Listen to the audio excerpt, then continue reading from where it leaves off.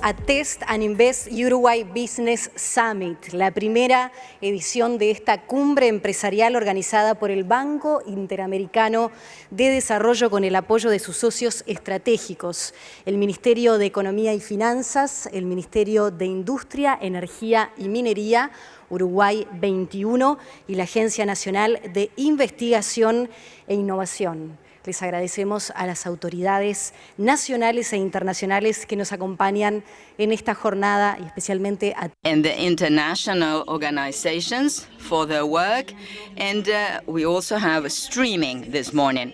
We'd also like to thank the companies accompanying us as sponsors: New Lab, Google, Meta, Cubo, Digital House, Microsoft, PwC, and El Observador, the newspaper.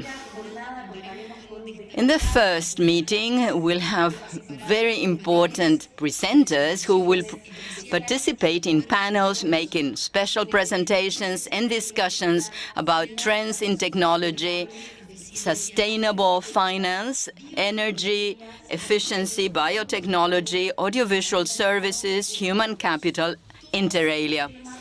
All these are cross-cutting topics interconnected to the two axes, innovation and sustainability, the two axes in this company. Tomorrow, we'll have a very dynamic and productive day where dozens of local and foreign startups, international investors, and representatives of the public sector in Uruguay will meet to explore potential business and synergy in matchmaking sessions that you will see on the agenda and to which you can have access already. There will also be training sessions about internationalization, entrepreneurship, and technology by the hand of international experts. I'd like to tell you that today, here, we have 1,400 participants who will be attending the meeting. 500 are foreigners from over 40 countries looking for investment opportunities as well as trade in Uruguay. That is why we trust that this will be a very fruitful day, a very fruitful event that will give rise to new business and strategic alliances that will be strategic with an added value. Before introducing the presenters for this first panel, I'd like to make some housekeeping announcements. We have simultaneous interpretation from and into English. You can already look for it. Channel 1 is English, Channel 2 is Spanish. For those who are tweeters, please post your comments and use the event hashtag #TestAndInvest, altogether one word. We are also broadcasting live through the official networks of the bank so that our friends from abroad can follow this event. And we particularly thank you if you can turn off your cell phones or silence them. And now, let us look at this video to start our event.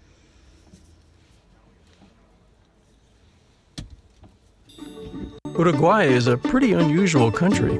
For starters, it had a rather unique beginning. Our national hero, Artigas, didn't really have the intention of there being a country called Uruguay. He rallied the people from the territory in a quest for freedom and proposed legislation that was very ahead of its time. But that freedom wasn't reached in a day. It can be said that Uruguay has been a long experiment in the works. At the time of its declaration of independence, there were only 30,000 people here and 8 million cows.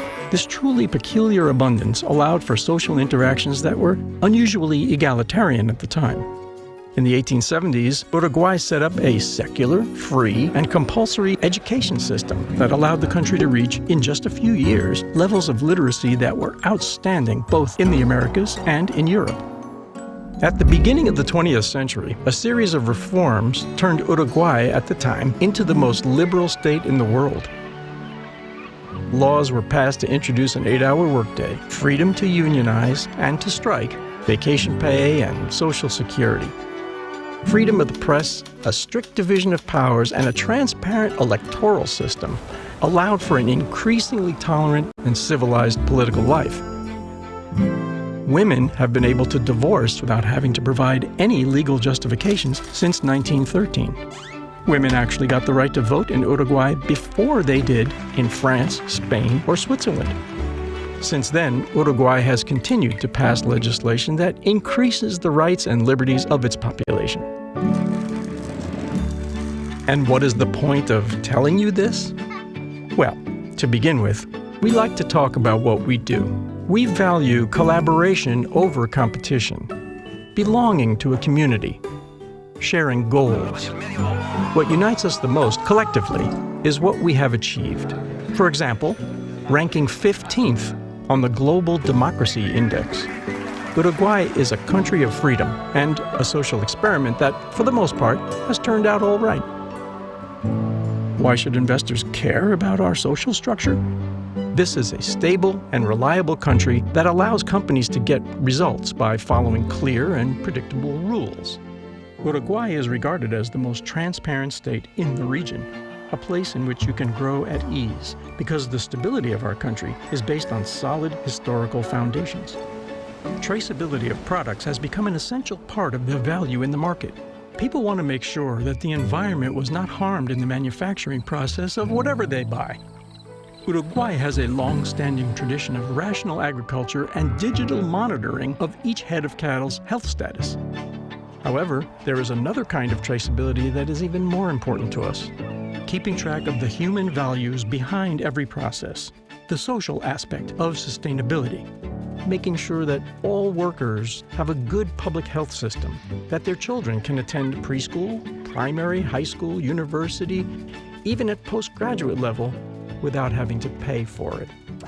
That every child that enters the education system receives a computer right from the moment that they start to read, and that they get free internet access in every public space in the country with the best connectivity in Latin America. We have a vibrant and creative society, a flourishing audiovisual industry, and a surprising number of artists, writers, and filmmakers. We are the country that publishes the most books per capita in Latin America and also produces many more films per person than the average of the 10 biggest film industries in the world. Uruguayan science and innovation have reached great academic relevance, even if we are still not seen as one of the countries with the highest technological potential. We are in third place worldwide in software exports per capita and the country with the highest e-government index in the region.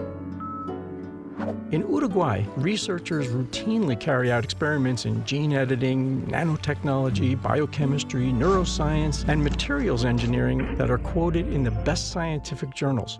However, investors don't always know about these achievements. Usually, people don't know that there are satellites already launched into orbit that were produced on Uruguayan soil, or that the country exports genetically modified mice to Japan, sells video games to companies in Los Angeles, or that it has become the largest caviar producer in the Southern Hemisphere. Does this mean that it is a country without issues? Not at all. There is still a long way to go in terms of equality. We strive to get a better understanding of each other. We need more innovation in every sense. And to achieve it, we also need good investments, good companies, more people with vision who are willing to set up their businesses in our country. But there is one thing that is becoming clearer every day. We are not interested in just any type of investment. In Uruguay, all these developments have taken place while the total extension of our natural forests has actually grown, and our native species coexist in harmony with agricultural production. 98% of our energy comes from renewable sources. We want to generate value from knowledge, research, and culture, and to put our creativity in the service of a more sustainable world. We are traveling to a better destiny, and we need the best companies by our side to get there. People and investments that seek to generate value, not only money. We are very few, only 3 million people, but we can accomplish great things. To learn more about our journey, please contact us. Here, there's a lot of uniqueness and experimentation to explore together. Test Uruguay. Unusual, free.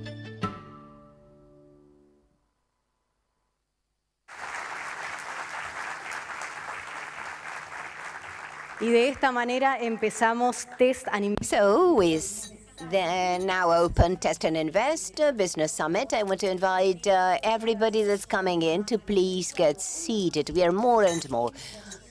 Today, there's going to be 1,400 people, 500 of whom are from abroad looking for investment and trade in our country. So if you can, we invite you to come in. I want to tell you why we are organizing this activity today, why IDB, together with the Uruguayan government, has chosen to organize this business summit to connect investors with startups and with business people to generate strategic alliances, potential business, and to continue to promote growth and development in the country. Let me tell you some characteristics that are internationally acknowledged. In Latin America, Uruguay ranks first in the democracy index, the first in low corruption, the first in civil freedom and internet penetration and landline broadband that is indispensable for developing business and increasingly so considering the characteristics of new business. Uruguay has the highest index of the rule of law. It ranks first in social mobility. The E-Business Development Index, according to the UN Quality of Life, Montevideo stands out in Latin America. And also, if we consider sustainability, and we're going to talk about this during this forum, Uruguay has a social, democratic, and political environment that is the best for a successful investment. Uruguay is a leader in e-government. The modern technologic e-government positions Uruguay in one of the most advanced. What is this summit about? Today we hold the forum. The first day, Uruguay's strategic partners visited the different clusters of technology businesses, biotechnology and audiovisual, both from Uruguay and abroad, as well as free trade zones and technology parks. This happened in Montevideo, and today we have the presentations by foreign speakers, international experts on leading issues on 4 axes that were defined as strategic: ICTs, biotechnology, renewable energies, and audiovisual services. So, as you may know, the activities will include matchmaking, business meetings, and as well as trainings.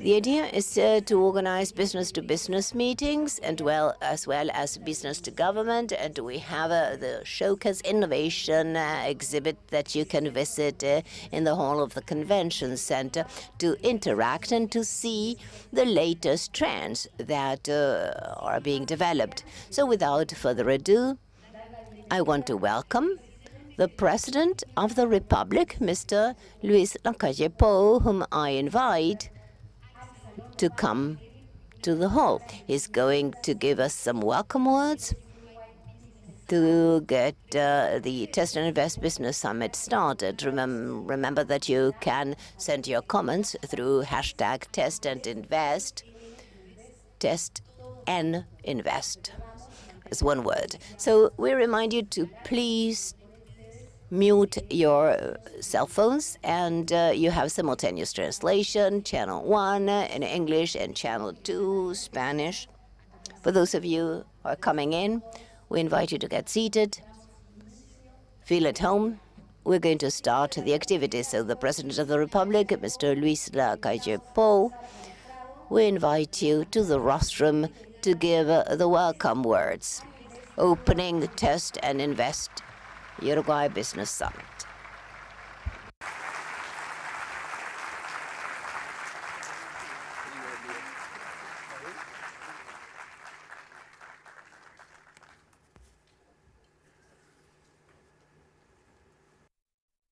Perfecto. Buenos días para todos. Good morning, everyone. First of all, let me thank the visitors coming from abroad. Thank you for coming to our country. I hope you are enjoying the landscape and the hospitality of our people. I want to thank the organizers, the IDB people, that have worked very hard to promote this event and pushing for this to take place in coordination with a number of government agencies. And they managed to do this. That is absolutely key for us. Our country has exported technology since the 90s. And today, we export software and services. We export $1 billion. And throughout all that journey, we've tried hard with an effort that we'd like to share with you. I'm sure that you already know it, but the government wants to stress this. The first and foremost is national talent. You can't replace that. You can do everything concerning infrastructure and networks, but unless you have a national talent, you can't achieve things. And some visionaries started to work hard on technology some years ago, working on technology and innovation. And then, as I just mentioned, the infrastructure has grown significantly.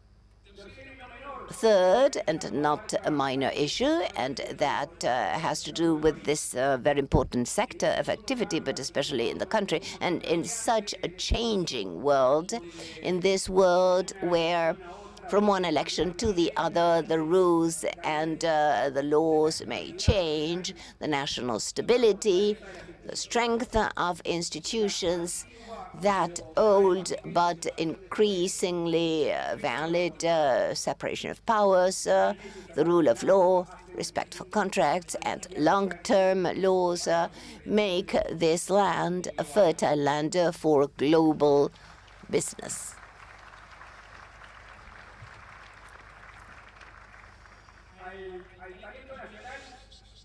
In addition to national talent, we have the people that have come from abroad, that have contributed with innovation, with different ideas and visions from all over the world, and have brought their best practices to our country.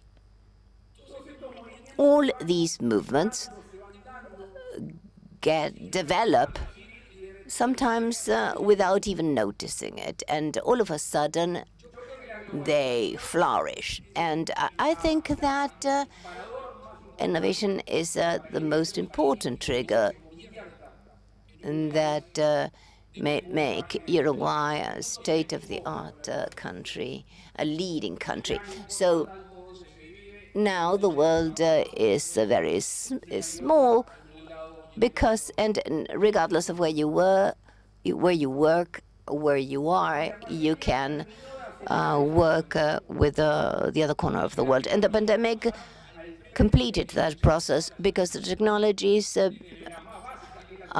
became prevalent in in all activities, from the most basic. There is relations between human beings, the way people get educated, and there Uruguay, under the slogan of responsible freedom, was very appealing, inviting people to come and to invest and to stay here and to work.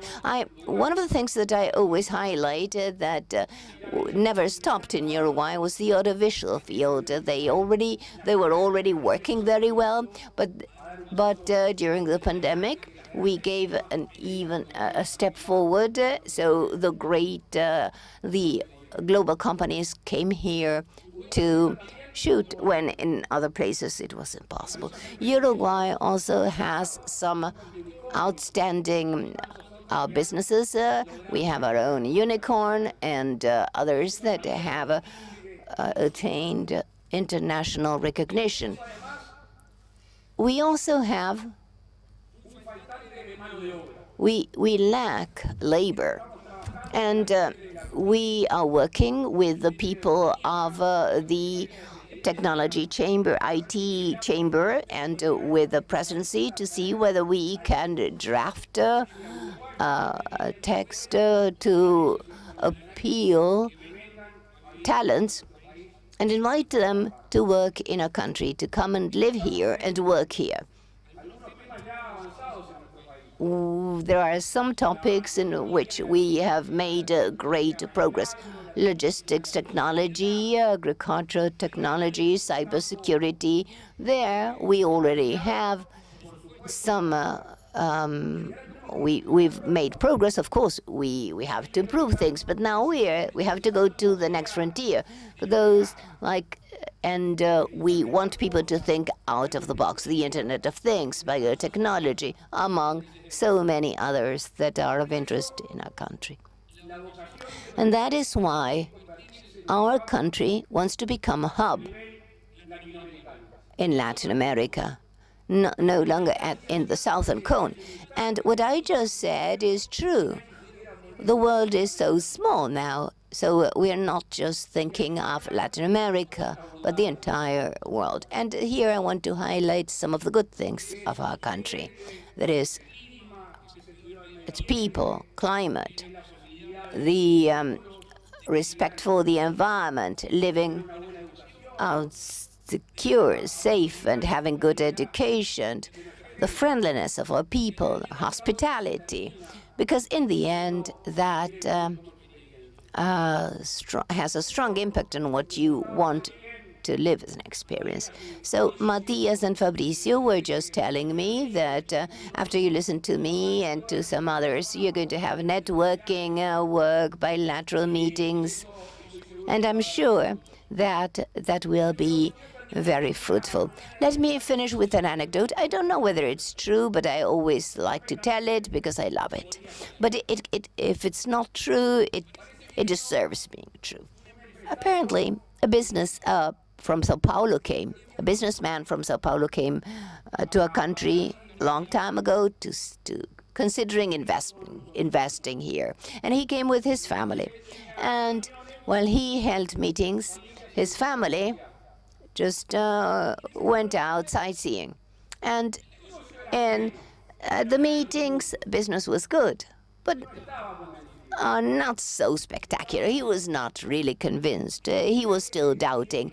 Now, the day they were leaving, he sat with his family, and they told him about the experience they'd had in the everyday life in our country. And that investor from Sao Paulo ended up doing business in our country, because in the end, it's all about human feelings. Even the most, the clearest business deal, the last decision is no longer rational. It's emotional. It comes from your guts or from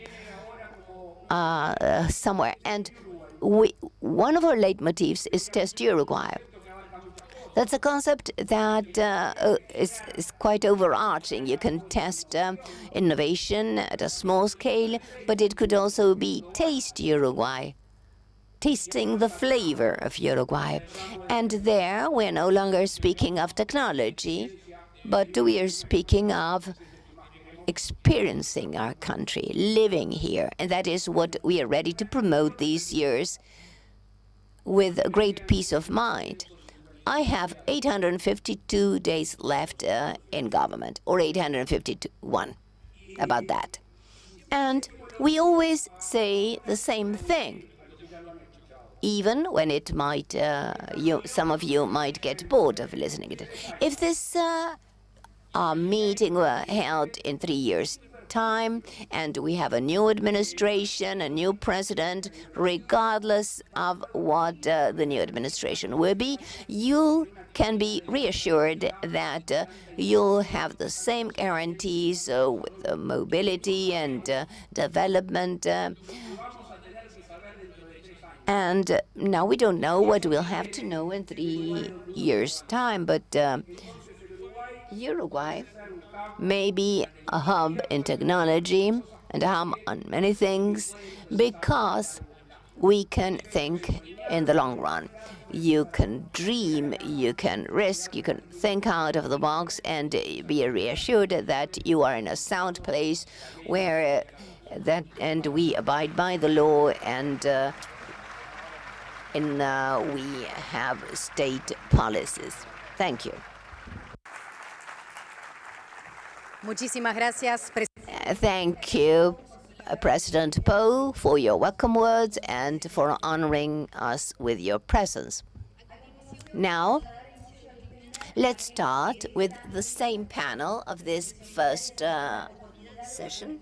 Opportunities of information technologies, disruptive solutions to drive international integration. When we speak of information technologies, we are speaking of agility, creativity, and innovation. In this panel, we will discuss the most recent trends in information technologies, one of the most dynamic sectors with the greatest potential of growth and present in the different fields of our economy. We start with a special presentation by the Ministry of Industry, Energy and Mining, Omar Paganini.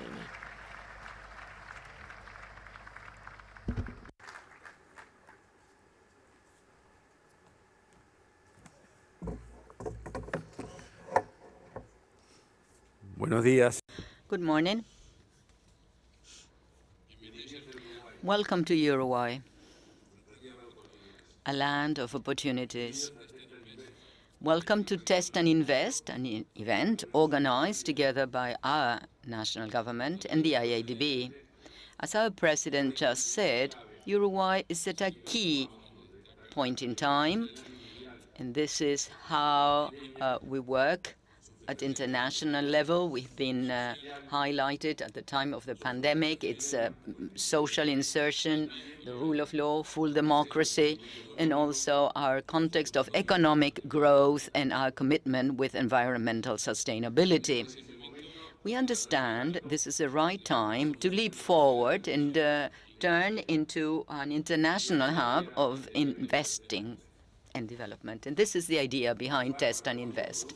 This is a country to test new products in unique living conditions, a place to develop innovating research work. We would like to start a new program. It's called Uruguay Innovation Hub.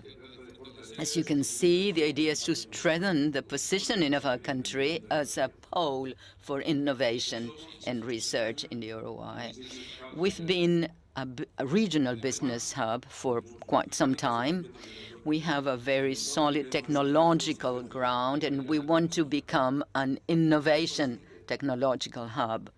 What does this consist of? It's a public-private program under the ANI umbrella, but it's an interinstitutional program with its own executive direction. I'd like to thank the people from the Ministry of Industry, supported by Uruguay 21st, and also another national institutions, as well as the IADB. We try to support our innovation, and we think that we can leap forward to become a benchmark at the region and at global level. We understand that our innovative ecosystem has a lot of merit. It's been developed on the mind of innovators, strengthened by a culture of innovation and supporting seed capital and startups. But we understand that we can add components to that public policy. And components could be such as a program to attract and develop startups and attract startups from the region and the world. A program on an acceleration contributing with technology and capital, supported by public and private funds. A second component of this program is trying to attract investment funds for our next stage after seed capital. To that end, we would like to have the best investment funds in the region through competitive programs that the government would leverage with public funds. The idea is to encourage open labs, strengthening national technology, attracting technology. And we have partners such as Microsoft, like Antel and UTE, and as New Lab. And we've already started implementing at LATU 5G and other technologies. We also want to approach scientists to the world of entrepreneurship. They have to be specific, allowing us for our human talent to move into the product and company development and the world of products. We think that we can all create this in the field of innovation. Uruguay has very many valid fields in the world as well, but we think that to have an anchor here is very valid. It's a very ambitious program trying to look for the internationalization, the attraction of startups from the world, and supporting our own entrepreneurship system, which has proven that it's already of age. And this is to leap forward and to reach the goal at a time where Uruguay stands out and would like to underscore our possibilities, our talents, and make it in line with our possibilities. We know it's going to be very successful and want to invite you all to form part of it. Thank you very much. Go.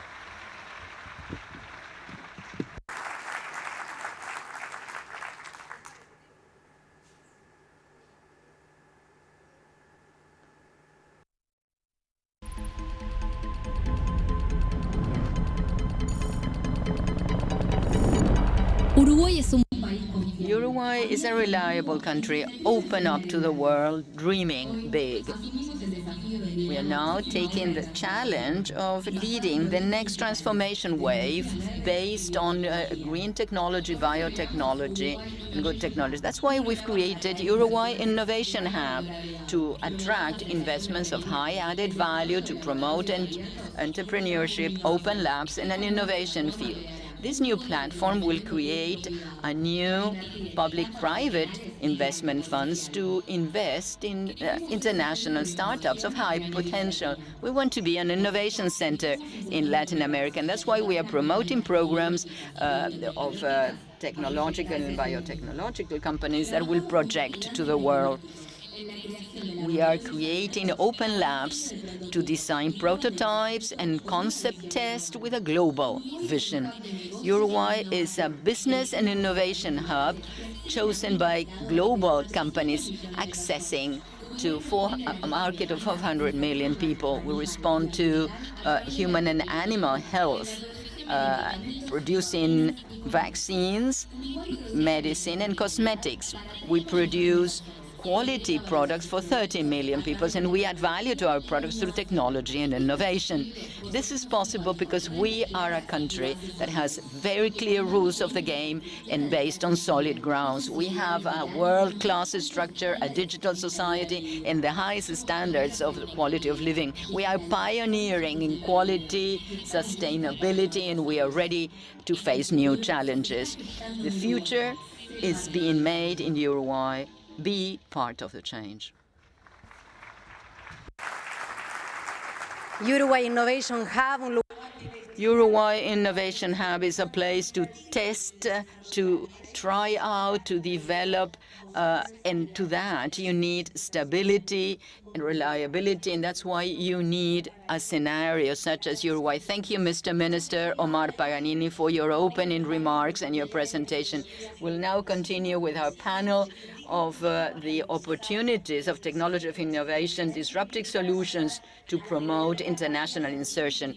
I'm going to ask Mrs. Gabriela Santini, coordinator and journalist of Telemundo Uruguay. Please come up front, and panelist Marco Stefanini, CEO of Stefani Group of Brazil, Karen Brook, Vice President of Strategic Initiatives of Trade, Mercado Libre in Argentina, Lilian Furcane of Retail and Telecommunication of Lydia, Brazil. Welcome, Juan Navarro, partner of Exacta Uruguay, and Maria Julia Diaz Ardaya, Director of Public Policies for South America and Spanish-speaking America. Thank you. Good morning. Thanks to the IADB for inviting me to lead this panel on information technologies, and thank you to all the panelists for taking up this challenge of talking about this disruptive solution, helping us to promote our international insertion, and thank you to all of you for being here. When I was called to form part of this panel and to lead this panel, I asked I pose several questions because we are journalists, and whenever we have information, we ask questions. Why is it that something we're going to be talking about is important? How information technologies are affecting the life of people, workers, entrepreneurs, the whole country. I think that even those of us who aren't specialists in technology, and I'm going to say this right from the outset so that things are clear, I'm not a specialist, but it's clear that for us IT form part of the devices that we use every day, our cell phones, platforms, computers, software, apps, internet services. And it's a much larger concept that allows us to do very many things. For instance, computing and IT, security, we can store data, we can communicate efficiently and process a lot of data that it's impossible for our human mind to process. And we can do lots of things. And there are interesting concepts that you will certainly develop, such as artificial intelligence. Why is this important? Because it's our daily life and in all sectors of our economy. This is a sector that cross-cuts all along the sectors of our economy. We can see this in banking, in financial transactions, intermediation, insurance. And there are other sectors, such as the industry and healthcare and agriculture, where the possibilities of digitalization doubled, just to give you an idea, in the past 3 years. It's covering in all the sectors of the economy, and it's a sector of our economy that is very dynamic. It's not only dynamic, but it gives you the possibility of growing exponentially. And a piece of information that the IADB shared with me is that the market of IT in this year is of $1.14 billion. It's very impressive, but the figure last year was 83% lower. So imagine the exponential growth that we're talking about. You may say that, well, last year and the previous years were pandemic years, and digitalization made a lot of progress. And experts say that during the pandemic, it made progress if it had been 7 years. It's a sector of our economy. It's very dynamic. It grows exponentially. And it also helps us to promote international insertion and FDI. You all know this, for instance, the internationalization of the software market, the cloud, and other services. You may also say that, well, I'm not in the world of technology. Perhaps here we have people who are not entrepreneurs, but also IT allows you to create jobs in highly sophisticated sectors with high added value. We're talking about disruptive solutions, agile solutions. It promotes creativity and creativity. That is why such an important panel as the one we have today is touching upon IT. And why are we doing this here in Uruguay? Well, I think that we've given you lots of reason. Mr. President mentioned a few, also the Minister of Industry mentioned others. But there are about 1,000 companies of software in Uruguay generating almost $1 billion in export. Uruguay is the world leader in software exports. The first video that you saw said we are few, but we can achieve large things, and that's our motto as well. FDI in 2020 increased by 40%. And guess what? Most of the projects, 37% of them, involved IT. So I asked myself all those questions, and I found answers. And if I haven't persuaded you why this is the first panel in this business summit, I'm sure that our panelists will do it better than me. So let's start with a round of questions. Malena has already introduced our panelists. I had the wonderful opportunity to meet them yesterday over the cocktail and a previous meeting. But let me tell you something else. As Madela said, Marco Stefani, he is the founder and the CEO of the Stefani Group.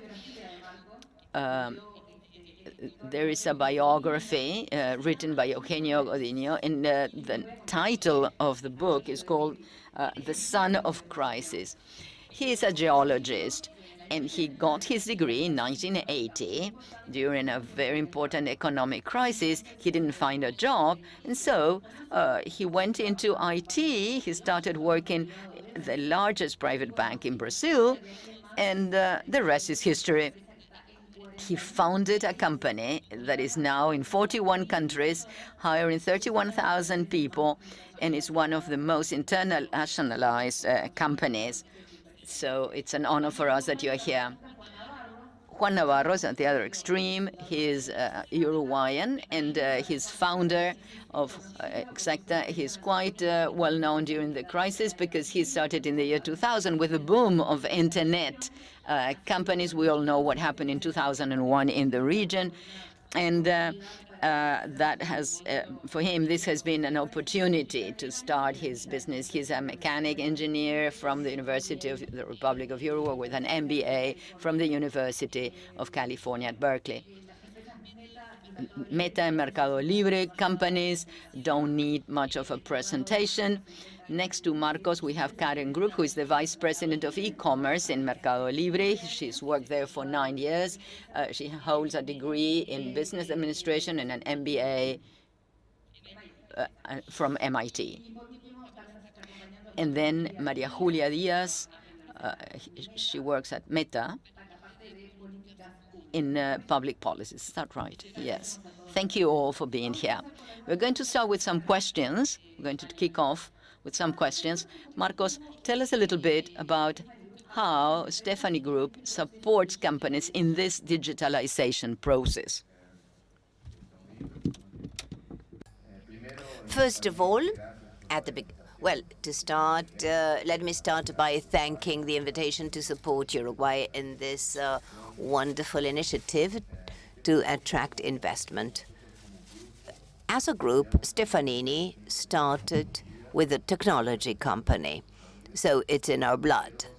But we know that digital transformation is a strong mix, including business model plus technology support. So we can, in addition to cultural transformation, we can change people's mindset. First of all, leadership, but then the entire team. And then to land, not just the strategic part of defining models and see how the company will position itself, but also landing the technology. So I'm going to give a very tangible example. And in this event, one of the noblest part of the technology transformation is fintech, banking. We invested here in Uruguay 11 years ago with a company of financial digital solutions. And when we speak of banking or other business services and retail, we are investing a lot on financial services and essentially in Latin America. Why in Latin America? Because in Latin America today is a huge region. There are many where there are many people not bank. The interests in Latin America are high, so it's a perfect initiative for that kind of initiative. It's not a top-pace business.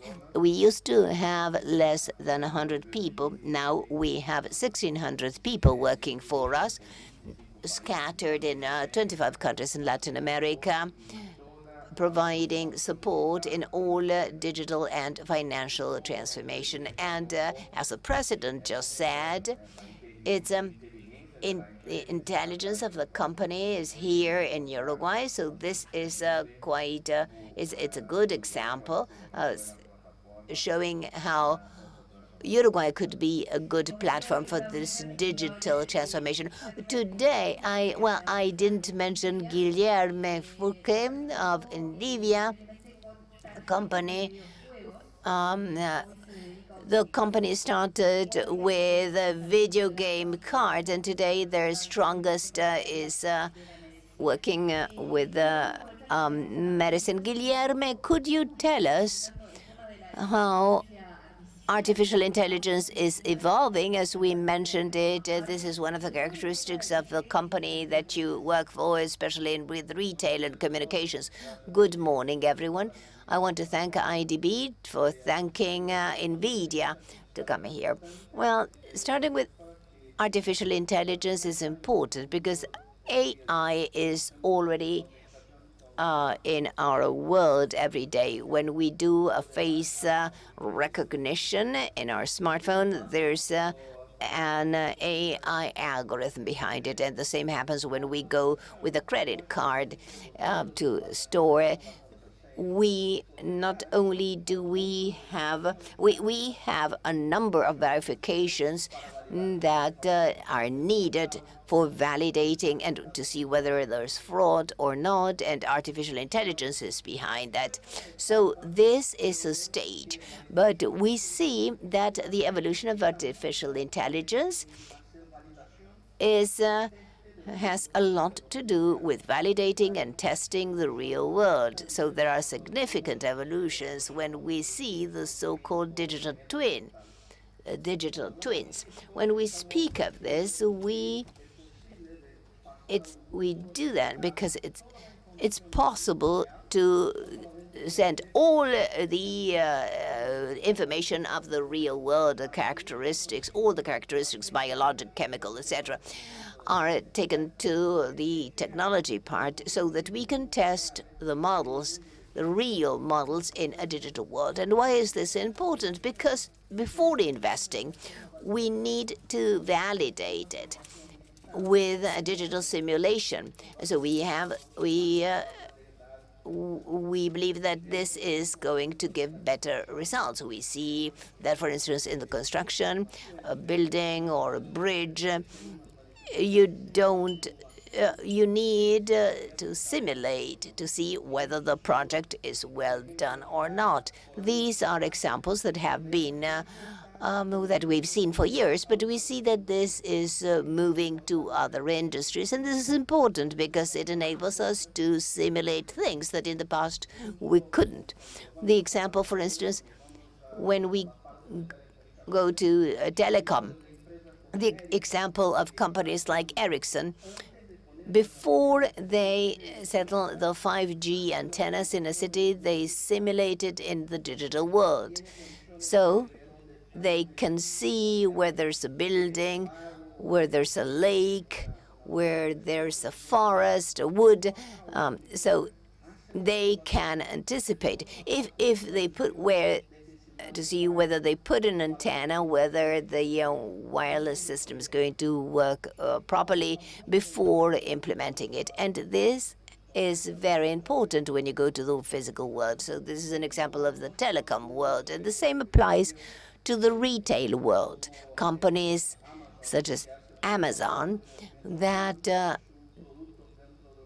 how they store their products and how they use artificial intelligence and the robots. And the same thing applies to the last mile, the end mile delivery. If you say, well, if I have to deliver it to Montevideo, to Punta del Este, what's the best route that I can have to save energy and all that? So these are examples of how you can simulate things in the digital world and how we can take this to the physical world in production. So this is an example of how we can evolve and what we can reach. Juan, what are the trends that are driving the growth of software development, and how's Uruguay doing in that regard? I would tell you that in general terms, when we think of the development of software in the region, especially thinking of software development in the region, to the United States, that's the market that we're all aiming at.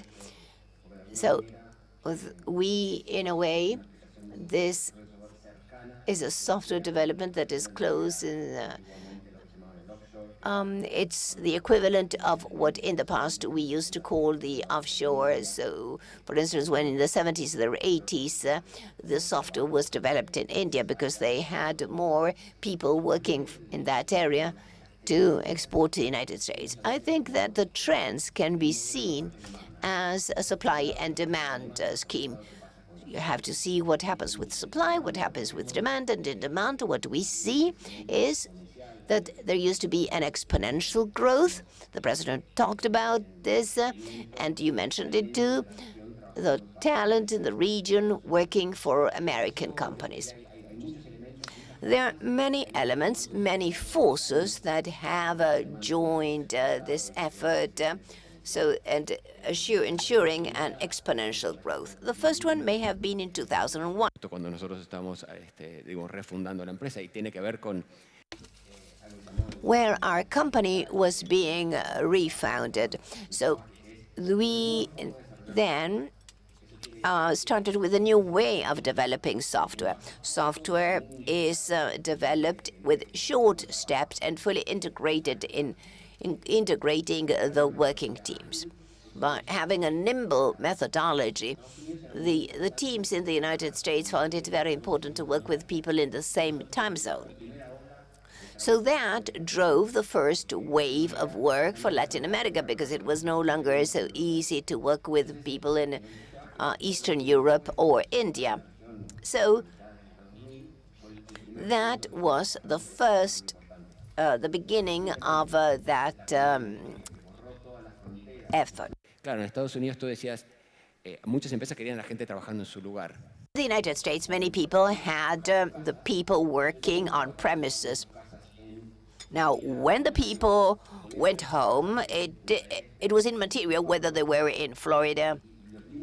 They could be in Punta del Este or in Sao Paulo, and the limits got more flew. So, and there the demand grew for our region. And now, with the war in Ukraine, all of a sudden you have a number of companies that have significant investment in Eastern Europe, and they feel in jeopardy because the risk in the area has grown.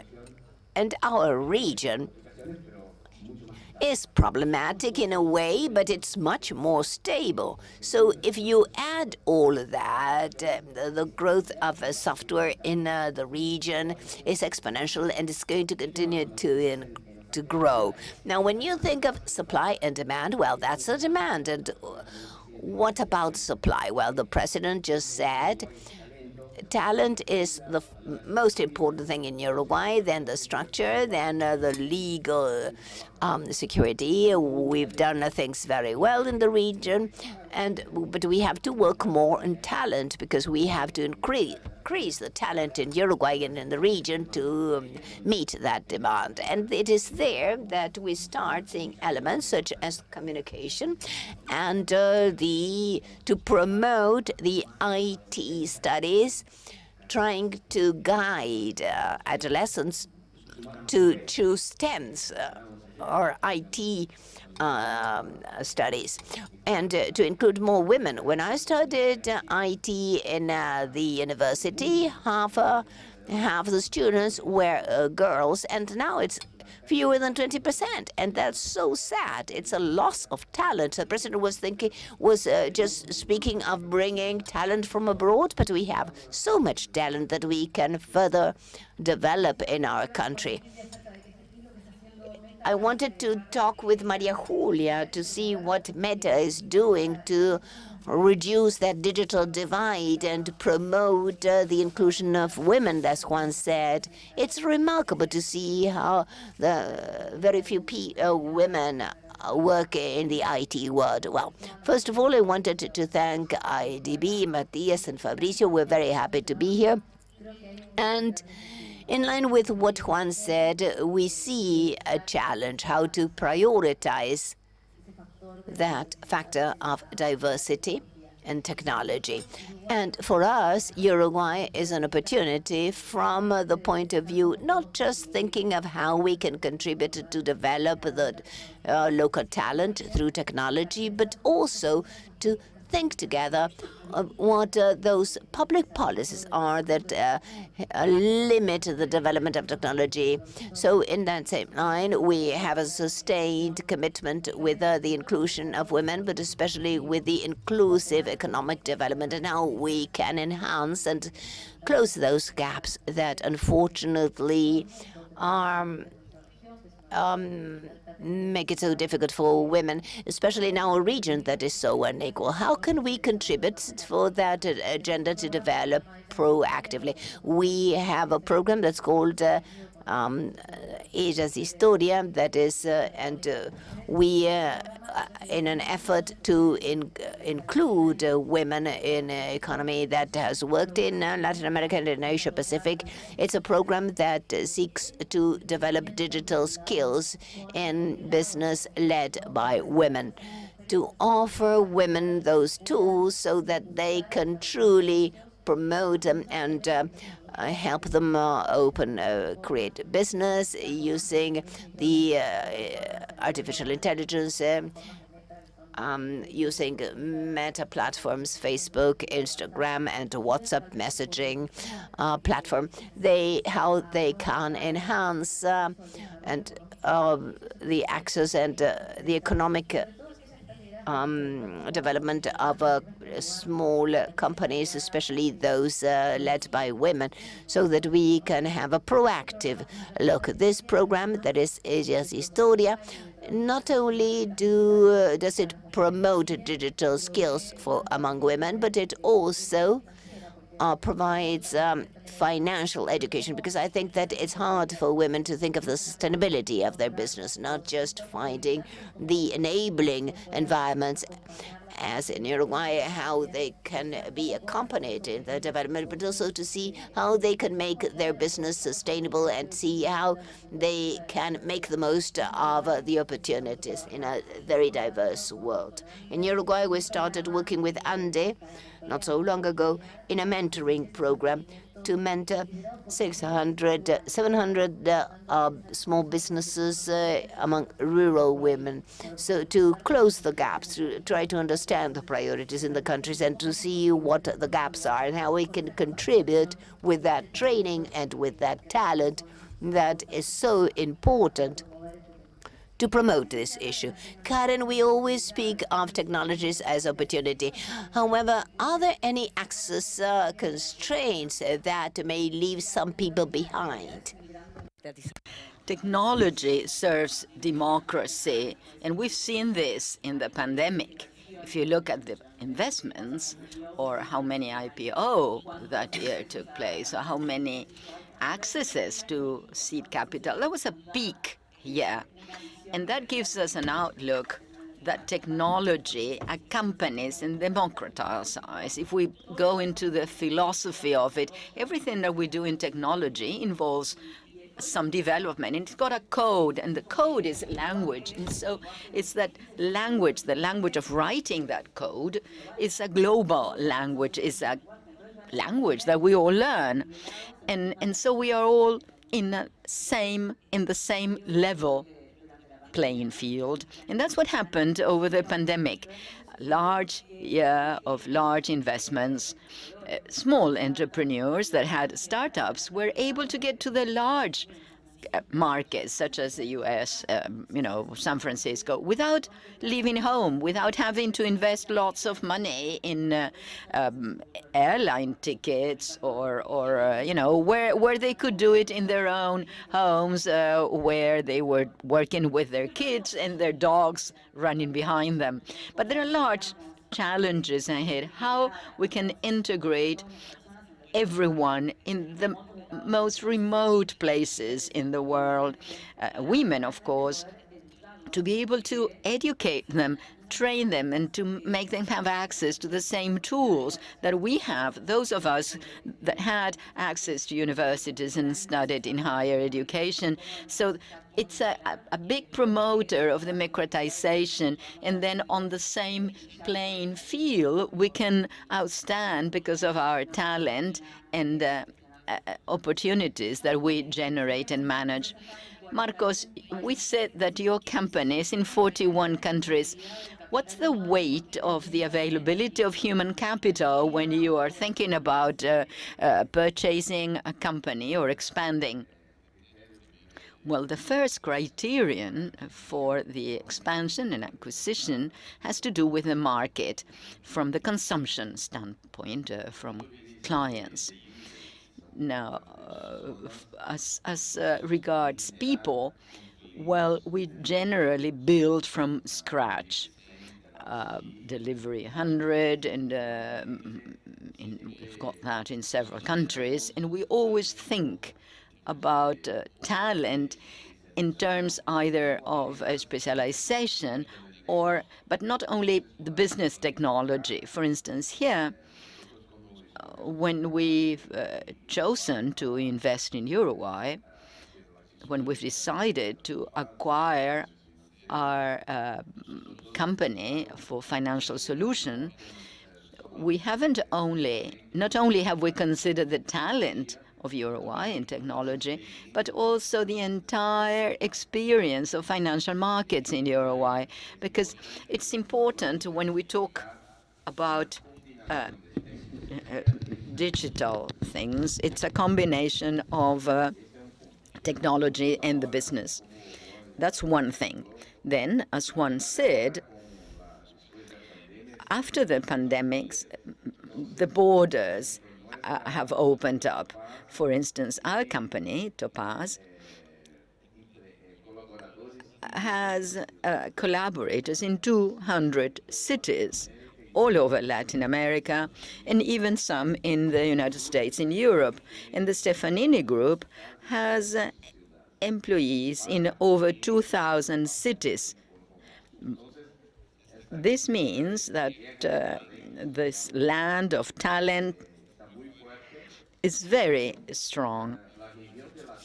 And even the region in Latin America, with all its difficulties, is the region that has the largest potential, because other regions such as Western Europe or Eastern Europe, North America, are in a position that is much worse than here in terms of war of talents.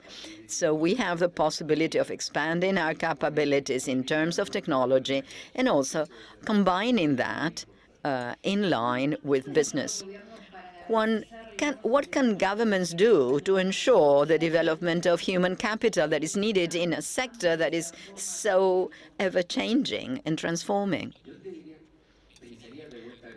I would think once again about this supply and demand model. We need a lot of supply, and I was Mr. President said it. There is an initiative of the government working together with Kuti, trying to design programs to increase the supply of talent. I think that the first axis must be communication. Yesterday, we said that you've got two brothers who are engineers and you're a journalist, and that you were finding out about our world thanks to this event. Now, there are many people, many teenagers, who don't know about the opportunities in the world of technology. So whenever they're going to define the future and choose a course and a career afterwards, they can't evaluate and assess the opportunities as we can do to make more money, to have challenging careers, to be exposed to the world, to work in an integrated manner with teams in other countries. So there is a question that has to do with communication. If we are able to get to teenagers and get them to see the world we see it, we'll have more students choosing IT. And the same thing happens with women. Women don't usually choose technological courses.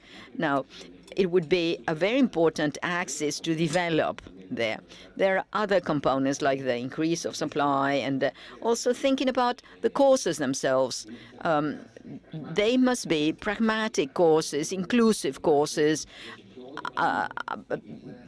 getting people back from other courses who can recycle themselves and in a short term be inserted in this IT world. So there is a question of studying opportunities and training that doesn't have to be an encyclopedic to be able to participate in this technological revolution. We have to be pragmatic and enabling. And something else that's important about supply is all the progress that Uruguay has made. And it's an example to follow, but we have to be able to export talent. Talent is global. I don't want to say that it's traded, but it requires capacities to be integrated into the global world.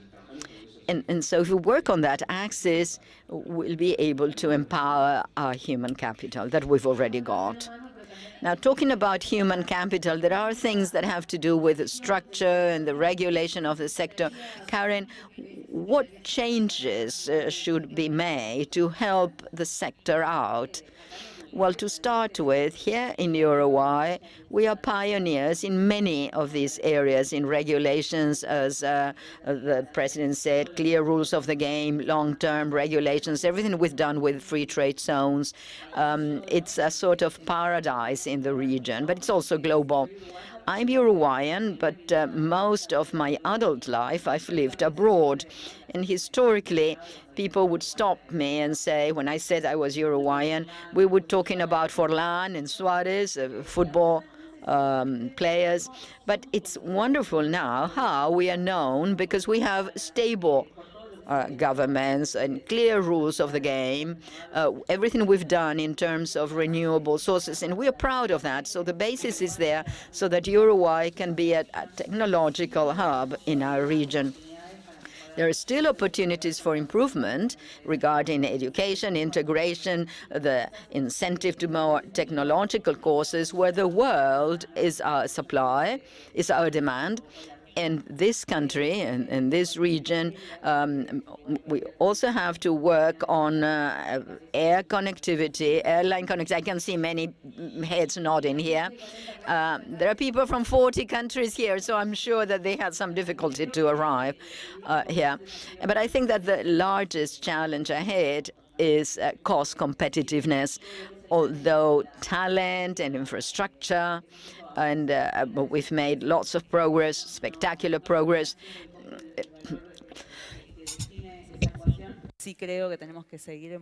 The cost is what defines this equation. We have to be more competitive, and we have to attract more talent. What are your thoughts about this? What things should be made to empower this sector? I'd just like to make a comment on what Juan said, to communicate to students. If we look at the new courses for lawyers, there is data programming, data science, and so on.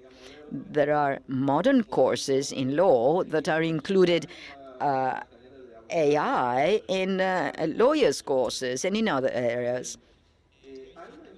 There is a survey that only 5% of data processing structure is accelerated, has an acceleration to process data faster. And the survey says that in 15 years it'll be 100%. And this is because the need of data processing, because of information demands and investment and so on, is pushing this because of two factors. One has to do with physical capacity, and the other thing has to do with energy savings. So we are talking about increasing processing capacity and a reduction of energy consumption by 10. In a tenfold. So we have to look as to how infrastructure can make this possible, because if you think that you have to process data for agriculture, for medicine, for healthcare, but then when you add up all the costs, whether this is possible or not, then you draw the conclusion that the project is impossible. And we have expression in Portuguese saying, well, we can't make it. And so it's important to analyze the fact that infrastructure must be good for practice. Maria Julia, we were talking about this growth and all the digital capacities that the pandemic accelerated. Now, what's the role that you think the technological industry will play in this technological recovery after the pandemic? I think it has to do with what we've been saying here. What's the role of this technology, and what's the role that each one of the players, we the players, have to play? How can we develop that ecosystem? And as you said, during the pandemic, technology was a big ally for the economic recovery, for digitalization. And from our company, Meta, we had an inclusive economic recovery campaign looking for accessible tools to be offered and reduce those gaps. And that could be an entry point that could be accessible and simple for people, and that could also offer this technological layer from an accessible place. And just looking forward, the world of metaverse that we're all so enthusiastic about, with so many questions involved, I think that there is an important and interesting opportunity to think how these new technologies will make a contribution not only for local development and the economy, but also for the development of new talents. There is a study made by Analysis Group, made recently, which looks into the weight on the economy of metaverse. And the estimate is that the contribution could be $320 billion to the regional economy. And that would be 5% of the regional GDP. Now, that's an immense opportunity for countries such as Uruguay. Creating these enabling possibilities is interesting. Thinking about how to develop this. Our idea is how we can contribute to have this virtuous meeting between enabling possibilities and public policies and closing up the gap regarding the supply. And last Tuesday, we launched a program together with the Ministry of Industry, Energy and Mining of Uruguay, where we are targeting what one said, attracting technology, making it accessible, not from a deep knowledge or programming, because these are talents that are difficult to develop, but adding a technological layer of augmented reality. And what we have to do is to try to develop that talent regionally so that it's people who build that metaverse. And what we can imagine, of course, it's not going to be an exclusive project of Meta, but of many companies that will build what metaverse will be in the future. It's based on the talent of Uruguayans, and that can be an opportunity so that that social capital is developed. At the same time, there are more exports of services. There is an ecosystem inviting investments because it has that capacity of providing that talent based on new technologies. I'd like to invite you to look at the Meta stand outside, a very interesting experience that where you can experience by yourselves how an artist or an architect or a designer can add a technological layer that will be more and more necessary to introduce technology for the development of technology and e-commerce and everything that has to do with the development of social capital. So there are very many opportunities there.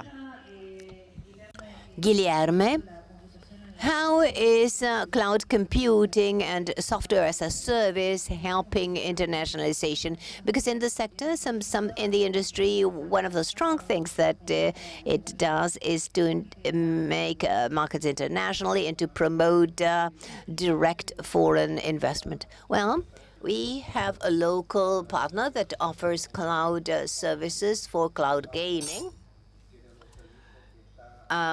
With the services here in Uruguay, in a data center of Antele, and they offer cloud gaming for the entire region, Brazil, Argentina, Chile. So that shows that there are no limitations. So putting the infrastructure where you need it, that's the important thing. So the app may be running in a hybrid way, partly in the cloud and partly in the company. So it will depend on the type of app that it depends on the latency and so, but there are no limits. So to give you an idea of how the big public clouds, Azure, Oracle, etc., how they offer the possibility of doing data processing for artificial intelligence accelerated by NVIDIA.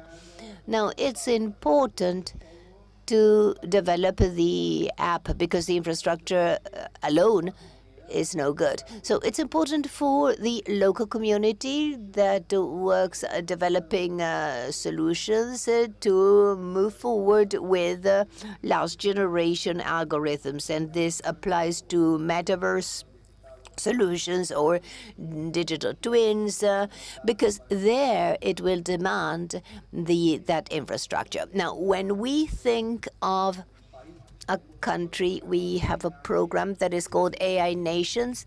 AI Nations are initiatives in NVIDIA to provide support to governments that have as a strategy to use artificial intelligence for the population. This can be used for transportation, education, health, but also supporting the industry that is willing to have access to technology, to IT.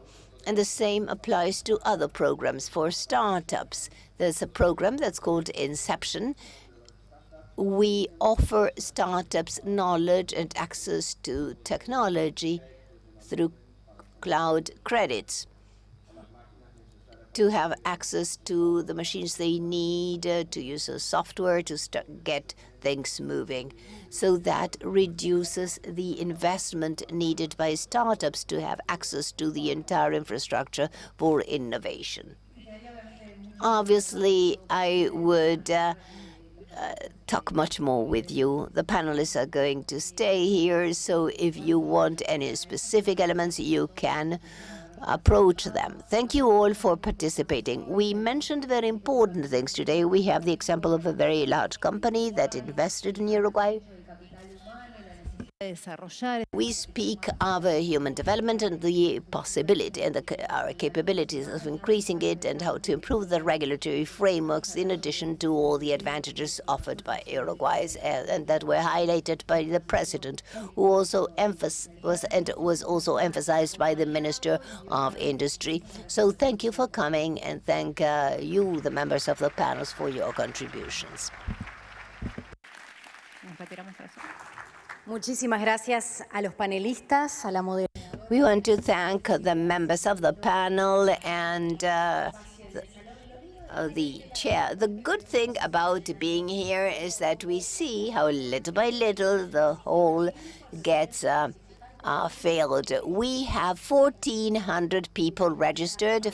500 of them are from abroad, from 40 different countries. We're going to now start the second panel that is called Global Startups, Ecosystem for Internationalization. Technology-based companies had their opportunities during COVID-19. That's no news. And what do I mean by having opportunities? Because the digital transformation got accelerated, and we've witnessed this for several years. It reached momentum, and it's that speed that demand a regulatory framework that may enable innovation, entrepreneurship and innovation, as well as the development of an ecosystem where startups may be created globally and internationally, and then to go internationally. Eleonora Rabinovich for Google Latin America will give us a presentation, a special presentation in this session. Thank you.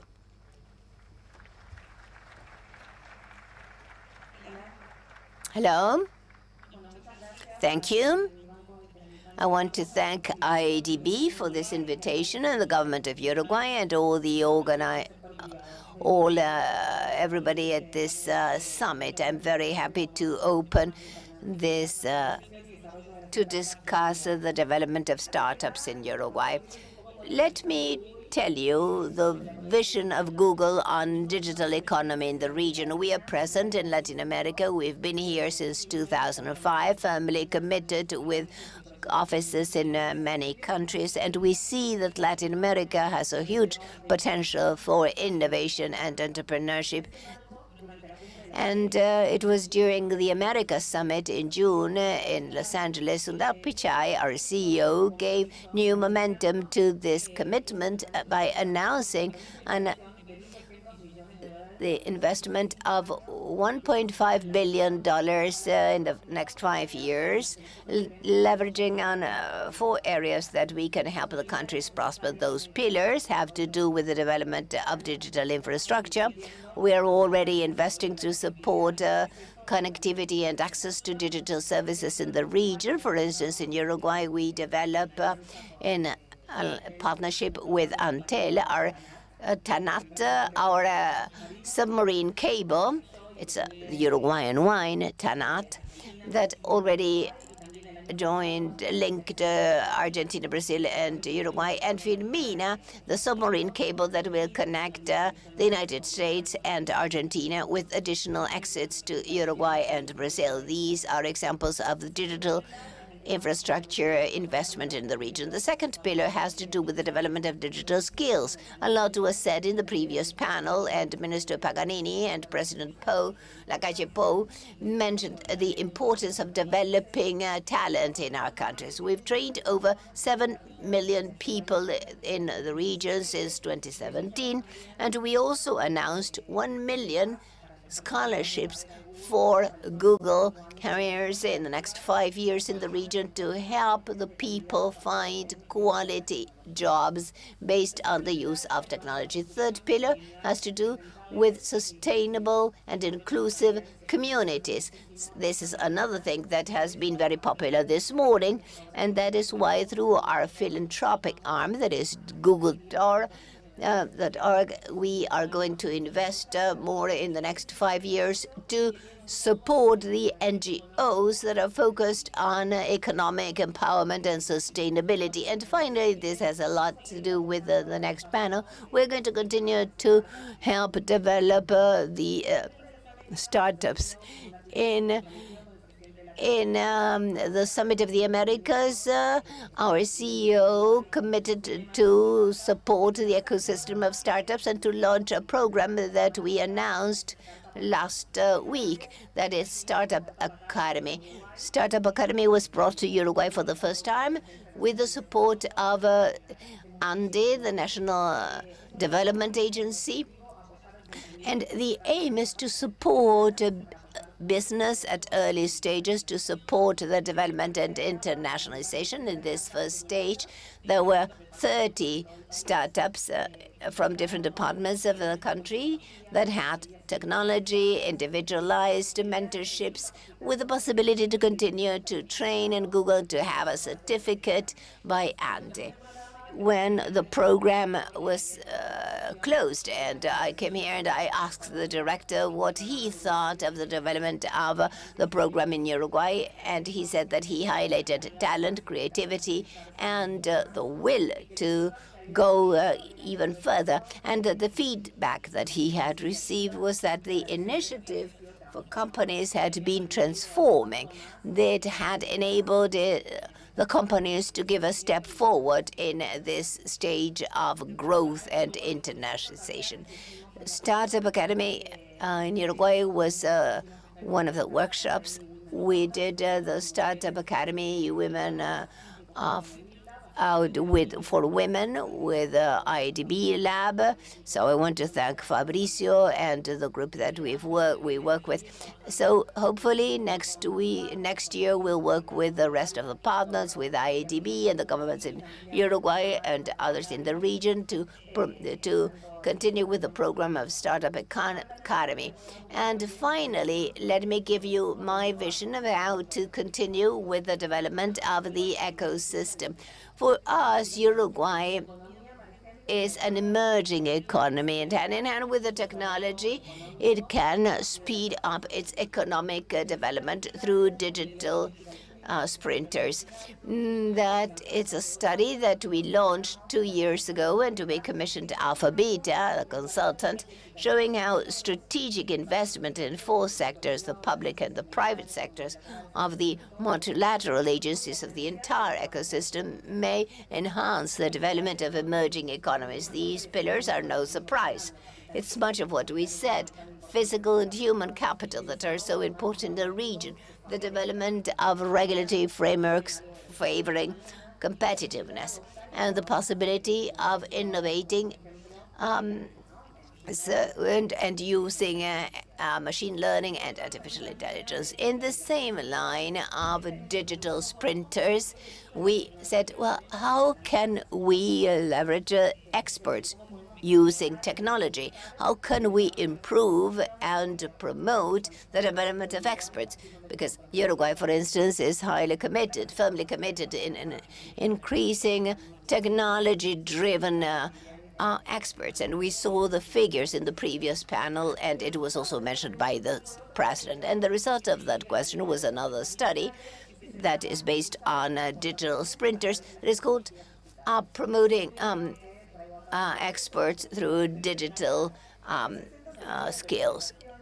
This document presents recommendations for 6 countries, including Uruguay, as how to take leverage of technology to continue to improve the exporting profile of the countries. According to this study, let me just give you a figure that shows how the opportunities. Uruguay is already promoting $1 billion. That is 7% of the experts, but for 2030, this figure could be increased by 80%. Huge opportunities. And How can digital products enhance exports? First of all, by creating new exportable products. An example is the video game industry that was already mentioned. How can we promote the apps and the video gaming industry that is growing also in Uruguay by reducing the cost of access to global markets and supporting the export process? We believe that Uruguay has a huge opportunity to be a digital sprinter. I don't want to add more because it's a country that has state policies promoting regulatory frameworks, among other things, with very positive results for the entire ecosystem. This is just a figure and a perspective of our vision to, as we envisage the opportunities for development in the region in Uruguay. And we are very happy to support the growth of the region in Uruguay as a digital sprinter, do it together with the colleagues of the public sector, the private sector, and the multilateral agencies, all together supporting the development of the region. Thank you.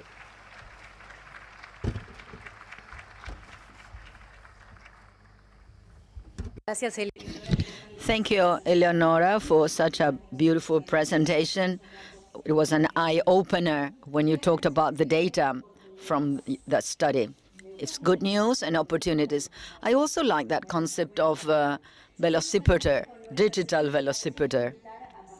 I'd like now to invite the panelists coming next. As I name you, please come up. Fabrizio Operti is the manager of the of commerce of IADB. Fabrizio Operti, please come up. He's going to be the leading this.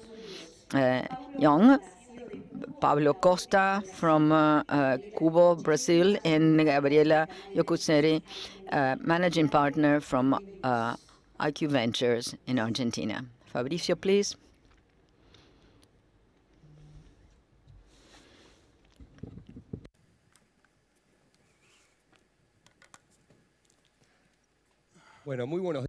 Good morning. Good morning, everyone, and welcome. And for those of you present and those in streaming, particular thanks to our partners in Uruguay, national authorities, Ministry of Industry, Energy and Mining, Innovation, Investment Agency, making this forum possible, this Test and Invest in Uruguay. It's quite a special to me, as I'm a Uruguayan, and I'm very proud of what's happening here. It's an important landmark, and there are two dimensions to it. It's a twofold event. On the one hand, attracting investment. On the other hand, supporting entrepreneurs. There are over 1,000 participants from over 40 countries in the world. So something is happening in Uruguay to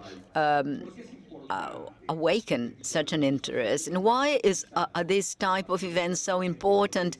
So we have to give it a context. It's not just presentations in the void. International trade of integration is an essential factor for the growth of any country. There was an IADB study that between 1990 and 2010, Latin America became more liberalized. It negotiated free trade agreement. It was a very intense time. Latin America and the Caribbean meant 40% of increase of the GDP per capita. There is an anti-cyclical policy in times of health crisis and international trade. So this is very important for the IADB. On the other hand, entrepreneurs, startups. We have Uruguayan startups here from Ireland, Israel, Europe, entire Latin America, looking at Uruguay. Those startups innovate, pose challenge to the big companies. They provide goods and services, and they create jobs. So we think it's fundamental to support them and to give them opportunities so that they come to Uruguay. And there is an important element related to all this, which is human resources in technology, in services, in added value sectors. All that is essential. And that's a challenge that our region has, that the United States and Europe and all the world have. We feel proud that here in Uruguay, the Uruguayan state is doing a lot of efforts. MIT is here. It's been here for 4 years. There are 300 graduates evolving during the pandemic. Many companies were creating. We created the figure of finishing school, that is private-public partnership, where the demand is by the company. And more recently, in the middle of pandemics, there was a program of scholarship for the New York Academy, and also a certified program of digital Globant and UTEC. And this is a challenge for human resources, but we are acting therein. And for the entrepreneurs who are here from the bank, we are quite entrepreneurs. We launched a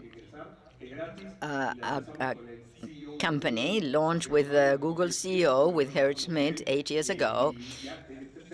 And there are 13 million users from 200 countries in the world. So if you want to do business and have context, that's very important. That's the context.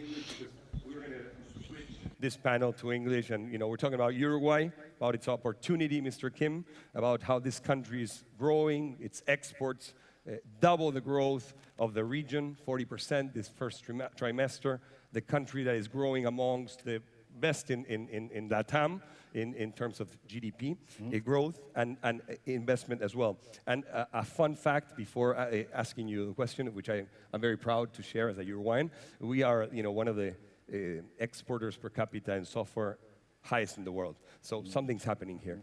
Mr. Kim, why is startup incubation a priority for the Korean government? How do startups contribute to the Korean economy? How do you do that process of selection? Tell us a little bit about your experience.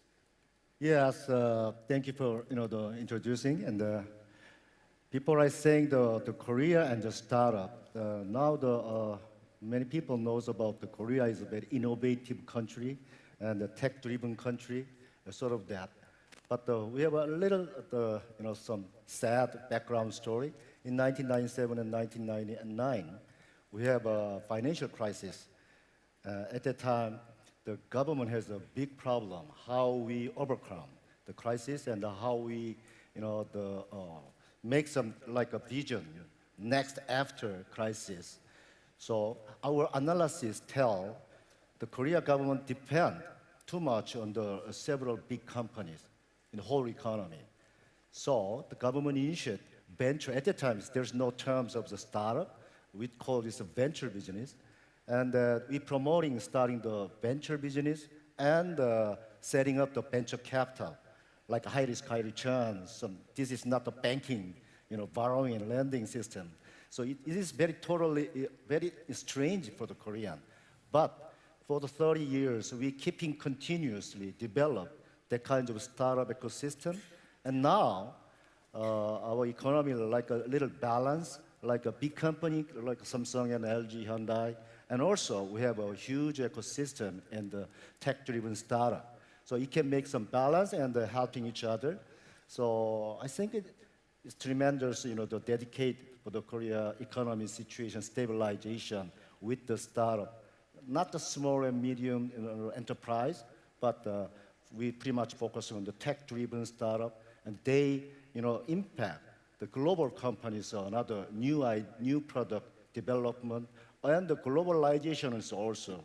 We tried from the 1997, we starting the startup globalization from the beginning. That's why my company name is Born to Global.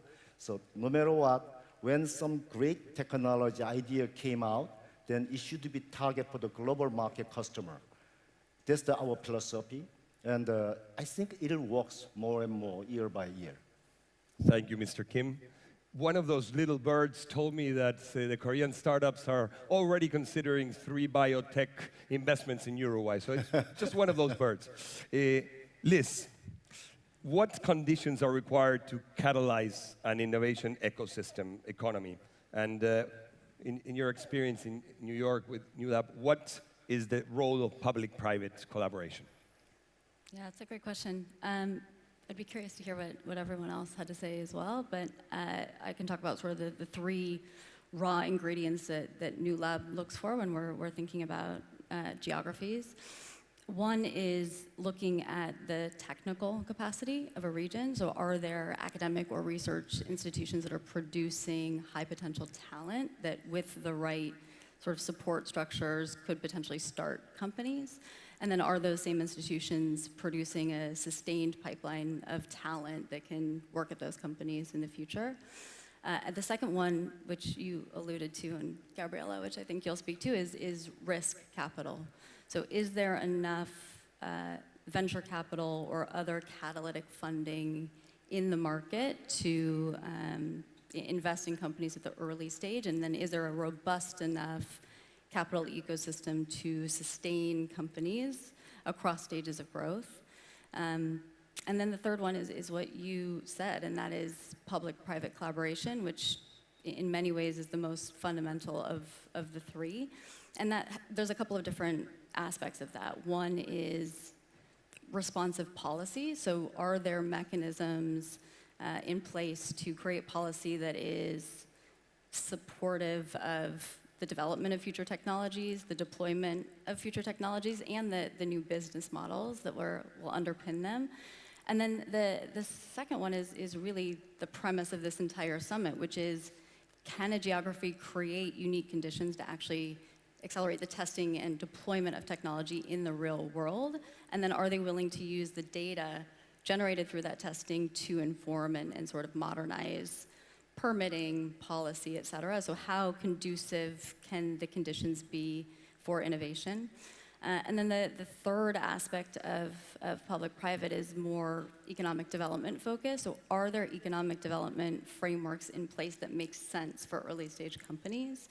Most of the frameworks were sort of developed for traditional industry. So I don't know, I'm Dow Chemical, for lack of a better reference, and I'm going to come and I'm going to create 3,000 jobs. There's very clear frameworks for that. There are less clear frameworks for the company that has 2 or 3 employees today, but could, in a matter of years, scale 10x. So those are the things that we look for. Great, thanks, Liz. You list quite a few policy recommendations there. Thank you so much for that. Paulo, is it important for digital startups to internationalize from the beginning, to be born global, like taking Mr. Kim's, or they have to hone their skills in their home country first? And how does Kubo support that internationalization? That's very important for us. Okay, so it's a pleasure to be here. I think the size of the market that the startups have born will influence the decision maker to go global. In the past, Brazilian founders used to only think in Brazilian market because of the size of the Brazilian market. So, okay, I have a huge market here, let's focus only here. But when the opportunity to go global and to go Latam shows up, was hard to turn the key, was expensive to turn the key to go global. Unlike the Argentinian and Uruguayan startups, they born global since the beginning. Also because of the size of the market as well. So, but since the middle of the last decade, we are seeing the Brazilian founders are changing their mindset. We have some great examples inside Kubo. We have 3 startups. One is GGB. GGB, they got at Kubo in 2018 with 10 people. They are low-code platform. And now, 4 years later, their headquarters is in Florida now with 400 people and many clients in the USA. And Rodrigo, the founder of this startup, since the beginning, he was thinking global. The same for AccountFi, the same for PipeFi. Those are founders that since the very beginning of their startups, they were thinking about their product to go global. So this is the opportunities there. This is all about mindset since the beginning. And how Cubo could help on it. First, it's about our, Cubo, it's a platform. So we have startups and we have big companies. We have 50 big companies. Most of them are multinational, and they are bringing their challenge into this platform. So this is it's a network effect, gonna influence the founders to think global since the beginning. The second is our investors network as well, because investors are looking for founders that are thinking global. So again, it's a network effect.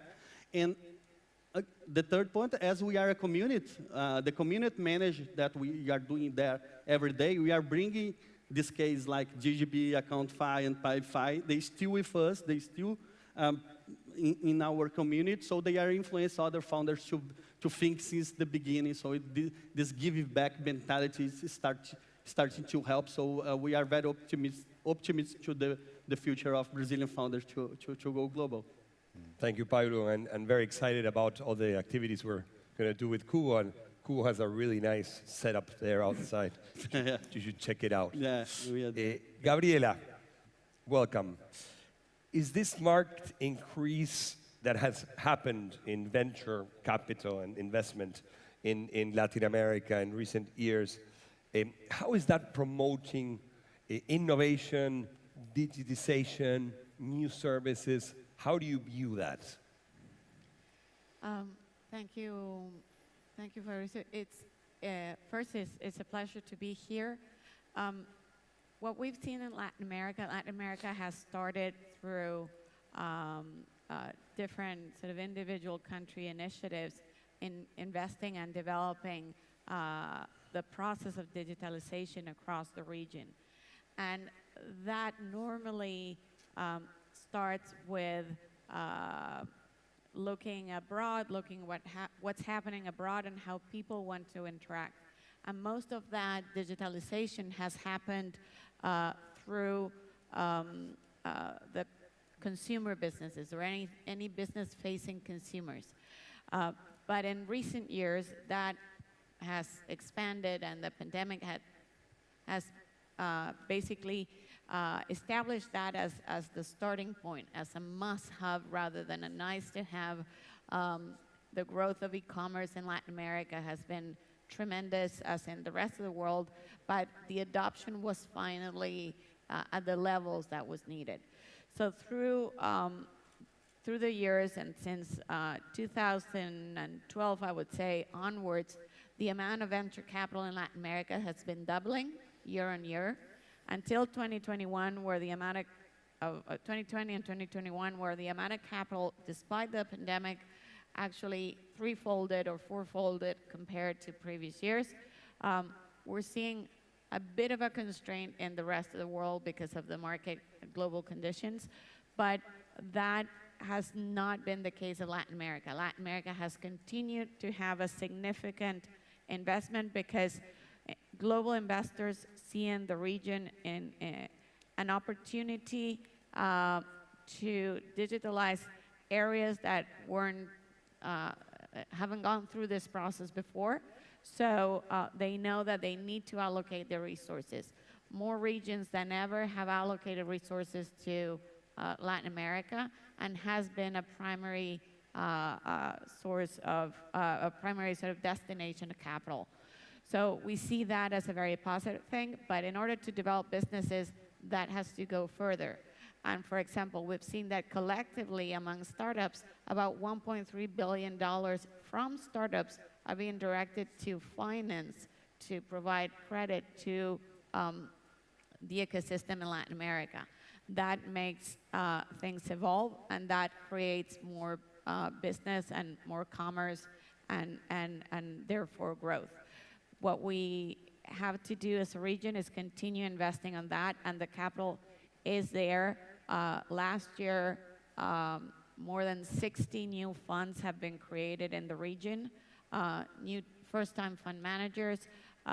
That is all very encouraging for the region and people working in the region. Before, international investors used to work with somebody, but now they're having people based in the region. They're really taking an interest. So all of that drives innovation. And what we're seeing is also the evolution in the types of industry we see this transformation. And those are the big bets coming forward. But I think that has to do a bit with my other questions we have, so I won't get into that. Look forward to the next sequence. Mr. Kim, back to you. Sure. And back to global. And back to Born Global. And I was there in Seoul. I saw that ecosystem of, there were Peruvians, Colombians, Thais, Japanese, Koreans, Americans. You have really a very cosmopolitan setup. And I'd like to, give the audience a little bit of a notion on how does Born to Global support that being born really to the world from where you are in Seoul? Before I starting your question to answer, I try to emphasize, the international trading, that terms. I don't think it works for the startup globalization. Because maybe 5 years ago, 10 years ago, it works. Some companies starting their own business in some local market, and if they success, then we bring them into the global market. It works for the last 30 years. But like through the pandemic, and before the pandemic, we have a fourth industrial revolution, some big event for several years. After that, everybody talk about digital transformation, and AI, data, something like that. From now that, there's no more trading. It should be a collaborate. That's the globalization. So in terms of that, we are selecting how capability to collaborate other countries' player. I don't say customer, because a startup develops some product or some solution to providing the like a customer need. So it should be involve some localization and a different type of the featuring, and the pricing is different. So one small startup cannot handle all of this. That's why we're looking for some globalization, collaboration, and the partnership, something like that. Based on that, we're screening with our global network, like the 300, include the IDB. The people help us which companies are good, qualified candidate who can collaborate, a global player like a startup ecosystem or big companies, okay.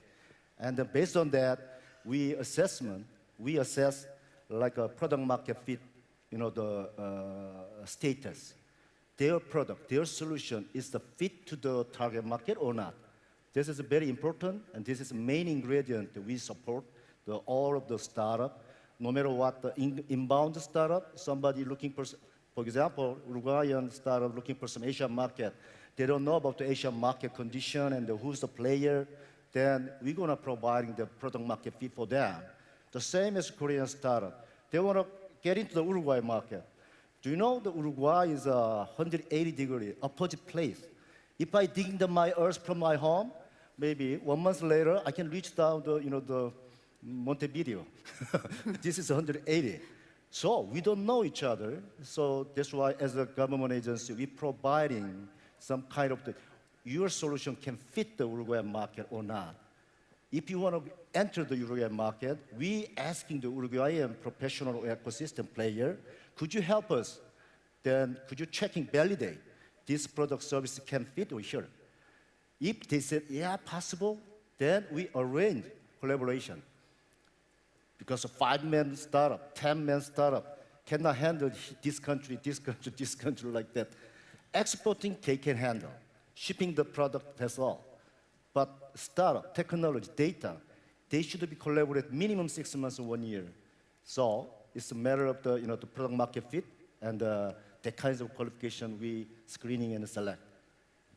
Excellent, Mr. Kim. And for the Uruguayan startups that are here, you heard Mr. Kim. If you want to enter the Asian market, book your meetings tomorrow. There's going to be hundreds of matchmaking meetings tomorrow, bilateral ones.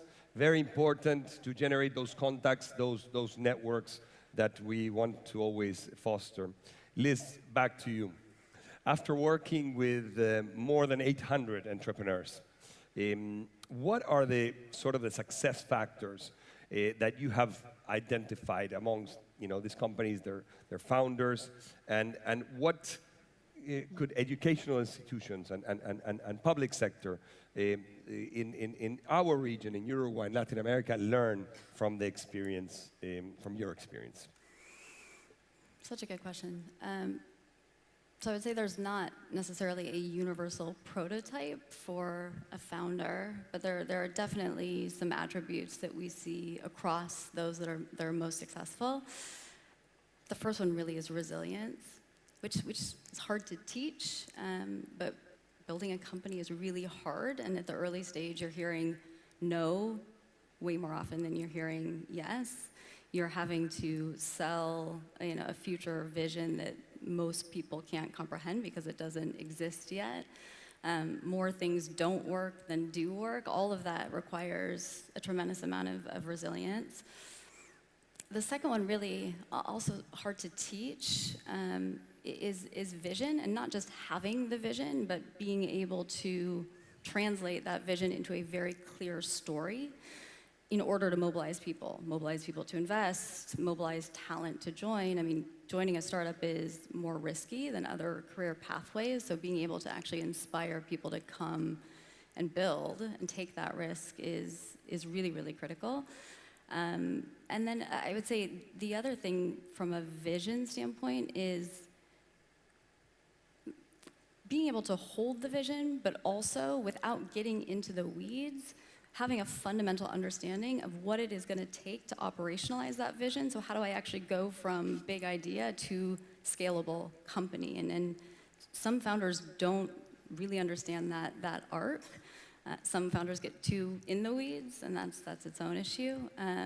So I'd say being able to hold the vision, but then being able to translate it into a clear story, which is something that is teachable, and something that at New Lab we've started to build programs around, because founders, often technical founders specifically, just aren't natural storytellers. They don't necessarily have the natural ability to structure narrative and sort of paint the picture that is required. So that is teachable. And then I guess the third thing I would say is there has to be a balance between conviction and coachability. So you have to have so much conviction because of all the things we just said. It's super hard. You have to convince people. So you have to have conviction, but you can't fall so in love with your own vision that you lose the ability to listen, and you lose the ability to take guidance and advice, and you lose the ability to be flexible. Like, inevitably, concepts will evolve, the vision will have to evolve, the company will have to evolve, and so, staying objective enough not to be too rigid, especially at the early stage. Great, Liz. I'm sure there's others. Thanks very much for your insights. Yeah. Things you can learn, things that you have to develop. Paulo, back to you. What can be done to make the startup ecosystem in Latin America and the Caribbean more inclusive of women, of youth, of rural, vulnerable groups? For the IDB, these are very important elements. Yeah. And Women Connect Americas, or Connect Americas Women, is one of the largest platforms of women entrepreneurs in the Americas. Yeah. We're very proud of that. But what can be done to do more? Okay. We already have some programs with BID Lab in Brazil, yeah, to foster the entrepreneurship actually in the northeast of Brazil. Our opinion is we have many hypotheses validated around the world that it's not about be cool or be hype anymore. It's about business. And we have many confirmations that once we invest in diversity in our business, you are boosting your business performance. So the talk now, it's about business plan, it's about business performance. It's not about, again, it's about hype. But we have a very hard legacy about our conservative mindset. We have it with us. So it's hard to break this conservative mindset in our region. So we need to force the curve. As leaders, we will have to be very tendentious and create the right opportunity to the minority rise and show up and show their work. And how we are forcing this curve at Cubo. We have many initiatives, as I said, many initiatives with BID Lab. But I will bring the example of AfroCubo. AfroCubo, it's an initiative that we have with our Black founders. We are a community with 402 startups, and only 15 are founded by Black people. So they organically, among them, they organize themselves, and now Cubo is fostering this community of Black people. And what we're doing there, it's first to develop the sense of belonging of the Black founders. And we are doing that. We create kind of a flywheel. It's not a linear mindset, it's a flywheel. So we are putting them on the spot, like bringing protagonism. As they are on the spot, they are great founders. They will be recognized by their quality, by their innovation. Then the sense of belonging will develop. They will create more connection. They will be more protagonists. So it's a flywheel that we are putting a lot of attention on it. And the second, it's the perspective, the future of the Black founders. We have to create an environment free of discrimination, of prejudice, of humiliation. So it is not a main event that we will do once in a year. We have to do it every day through education and through training. I have to train in my team. I have to train in my community because, as I said at the beginning, we have a very hard legacy with us as a region, as Latin America. So for me, as a leader of Cubo, I'm investing a lot of time, money, and people to change it, to be really strategic because I'm passionate about it, but also it's about business in the end of the day. So when we match passionate, helping people, and we are boosting business performance, is the best way to do that. Great, Paulo, and I can tell you're passionate about that. Okay. The bottom line, but the passion, both things have to be there to achieve great things. Gabriela, Kamai's investment model includes a broad ecosystem of mentors and advisors. How does this add value to the business, to the investors? How can that be replicated in the region? Tell us a little bit about that. Sure. Kamai's business model is a bit different in terms of we're a multi-corporate investment fund. We've been created, and our founding partners are Coca-Cola Company and the Arcor Group, together with the IDB and the support of other corporations that are coming on board. And the main thing here is the Latin American ecosystem, again, has been developing through incorporating universities, investors, the entrepreneurs, the communities, big tech players. But the players that were missing in Latin America were corporates, and how corporations can get into the ecosystem and what's their role. Latin America doesn't have deep financial markets, therefore the network of corporations that are present in Latin America not only have the need to innovate for their growth, but also the need to do it in order to elevate the quality of life and the way of doing business in Latin America. And their involvement was critical to that ecosystem.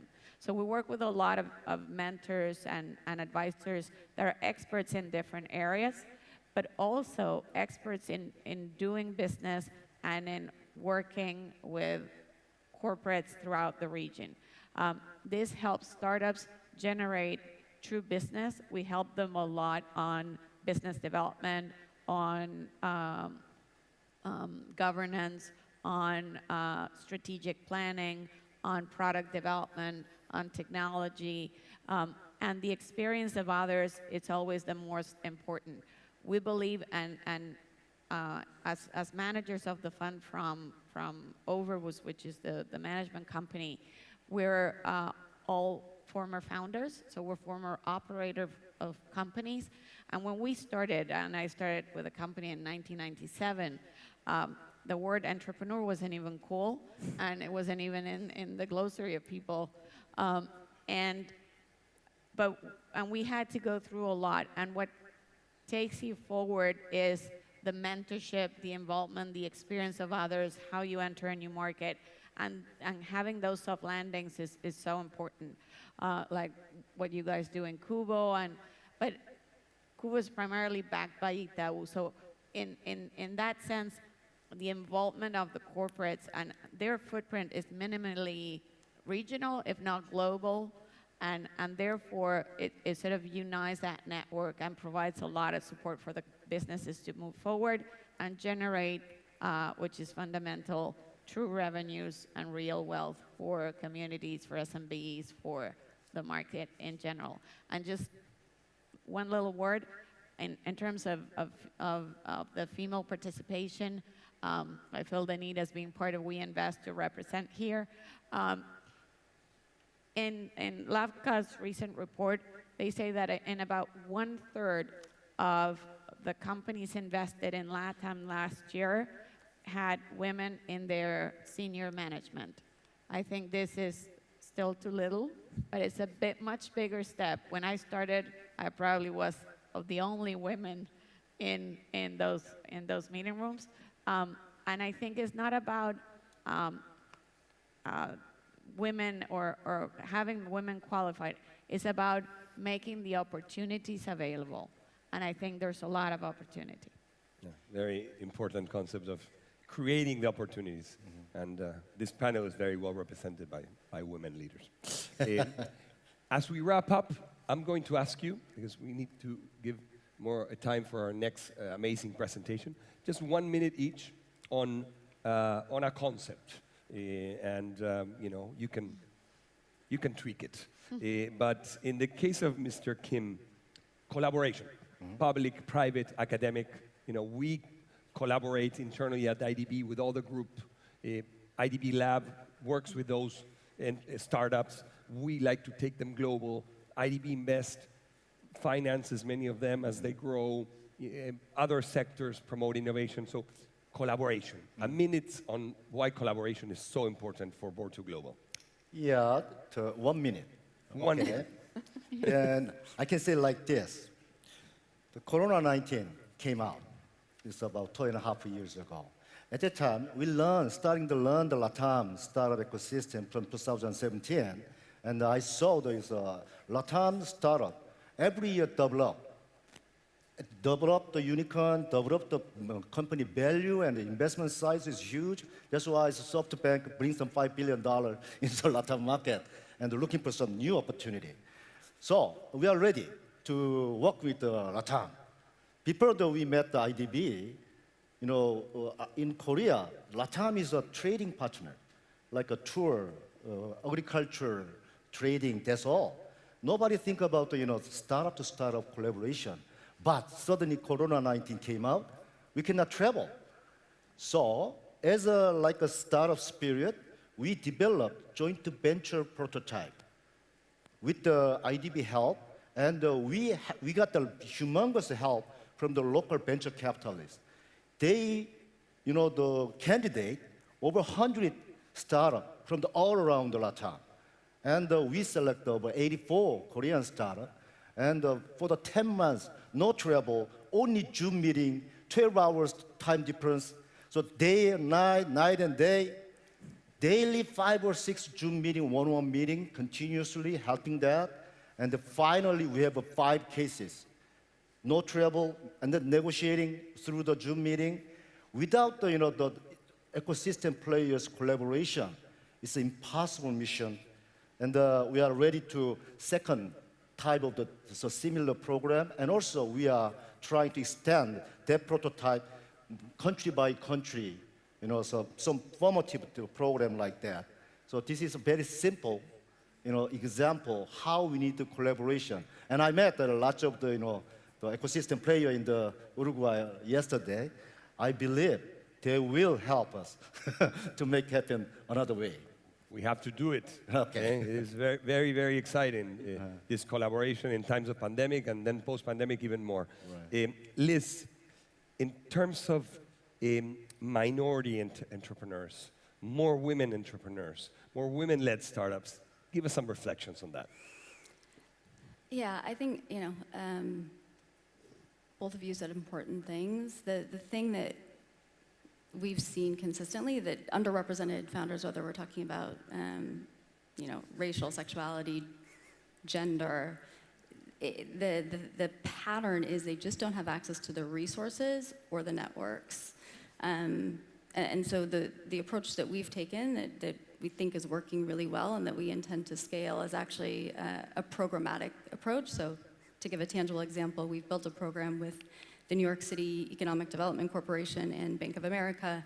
It's called Founder Fellowship. It is 100% focused on bringing together underrepresented founders in a cohort. So it's a time-based program.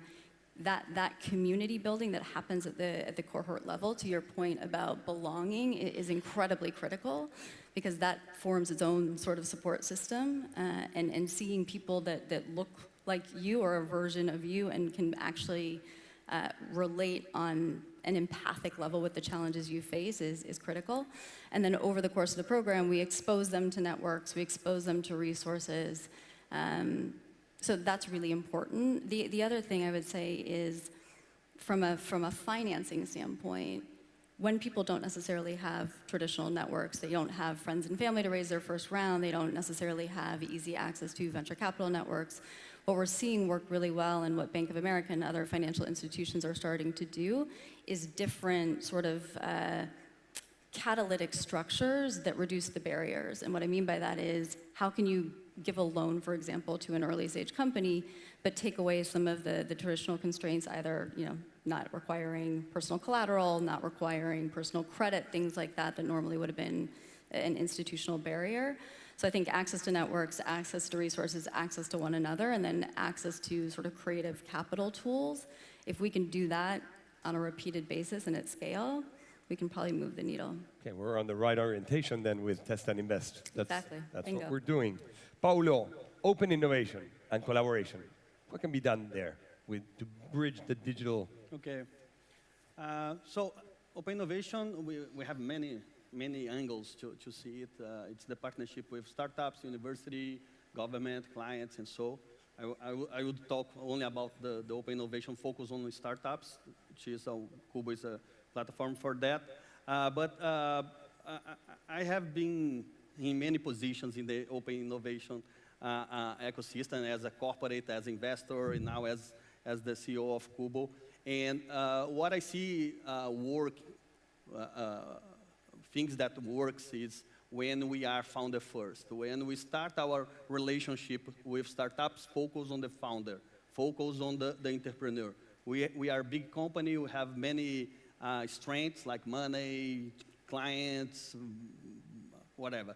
But the entrepreneur, they are rising. So we must be focused on their problem and how, as a big company, big corporate, will help them to grow. And not only trying to discover how they will help us in the very first moment. Let's change the angle and see how, as a big company, we can help the founder to grow. And if they grow, they will help us to develop better products to our clients. So, but the founder first mentality, I think it's very, very important to big corporate. In most of the time, the executives of big companies putting it on side. And okay, let's think about our metrics, next quarter, this year. But the right way to do it, it's focus on the founder, and things gonna happen better when we focus on them. Excellent, Paulo. And finally, Gabriela, the last one for you. FinTech and e-commerce. How do you see that evolution as finance goes digital? What can we do for more cross-border, trade? That's what we want, to export more from Uruguay to the world and from the region to the world. FinTech and e-commerce have been the drivers so far of the digital ecosystem, but I think the challenges moving forward in Latin America continue around three main spaces. It's still fintech, but in a different kind of fintech. More the how marketplaces can be the enablers for fintech products.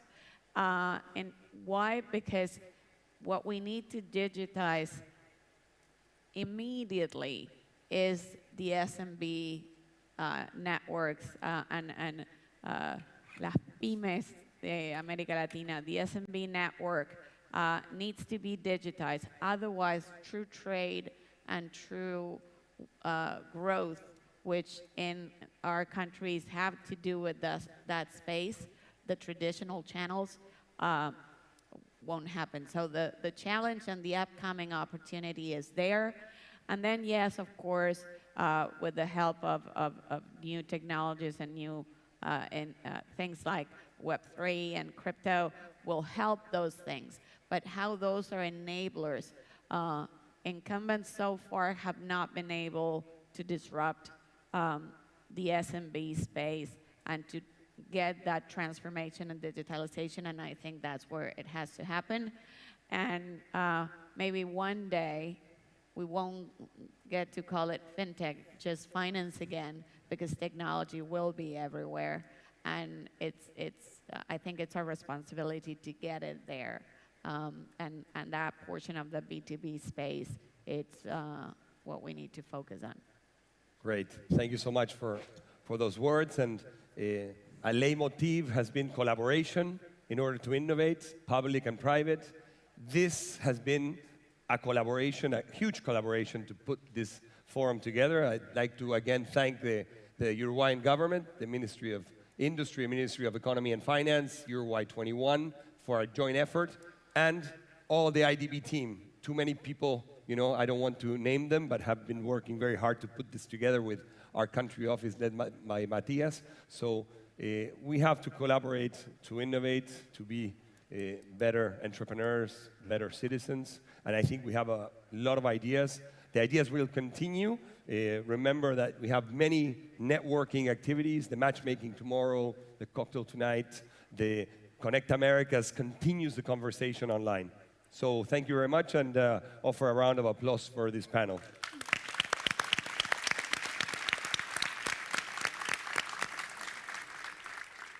Muchísimas gracias a los panelistas y también al moderador. Creo que todos nos llevamos apuntes de esta conversación, que fue riquísimo el intercambio, pero además me permito apuntar un aspecto que fue la transparencia. Porque, Fabricio, preguntaste de todo y de todo fue contestado, especialmente cuando se habló de los desafíos y de las cuentas pendientes. Muchas gracias a ustedes por la participación y aquí estamos. Seguimos con nuestro Test and Invest Uruguay Business Summit. Para concluir esta segunda sesión, quiero invitar a pasar al señor Moille Mana, presidente y CEO de Mana Common, quien nos hablará de las posibilidades de internacionalización entre Latinoamérica y Miami. Esta es una charla especial. Moille, adelante.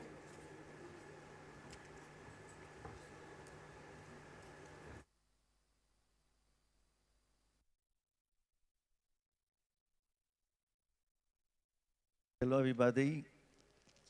Thank you all for coming. And I have 10 minutes or 8 minutes to summarize everything that I need to say.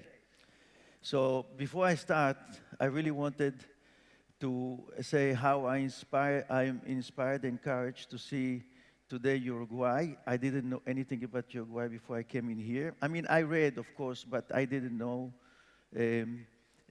much about Uruguay, and it's very encouraging to see a country like functioning Latin America like Uruguay.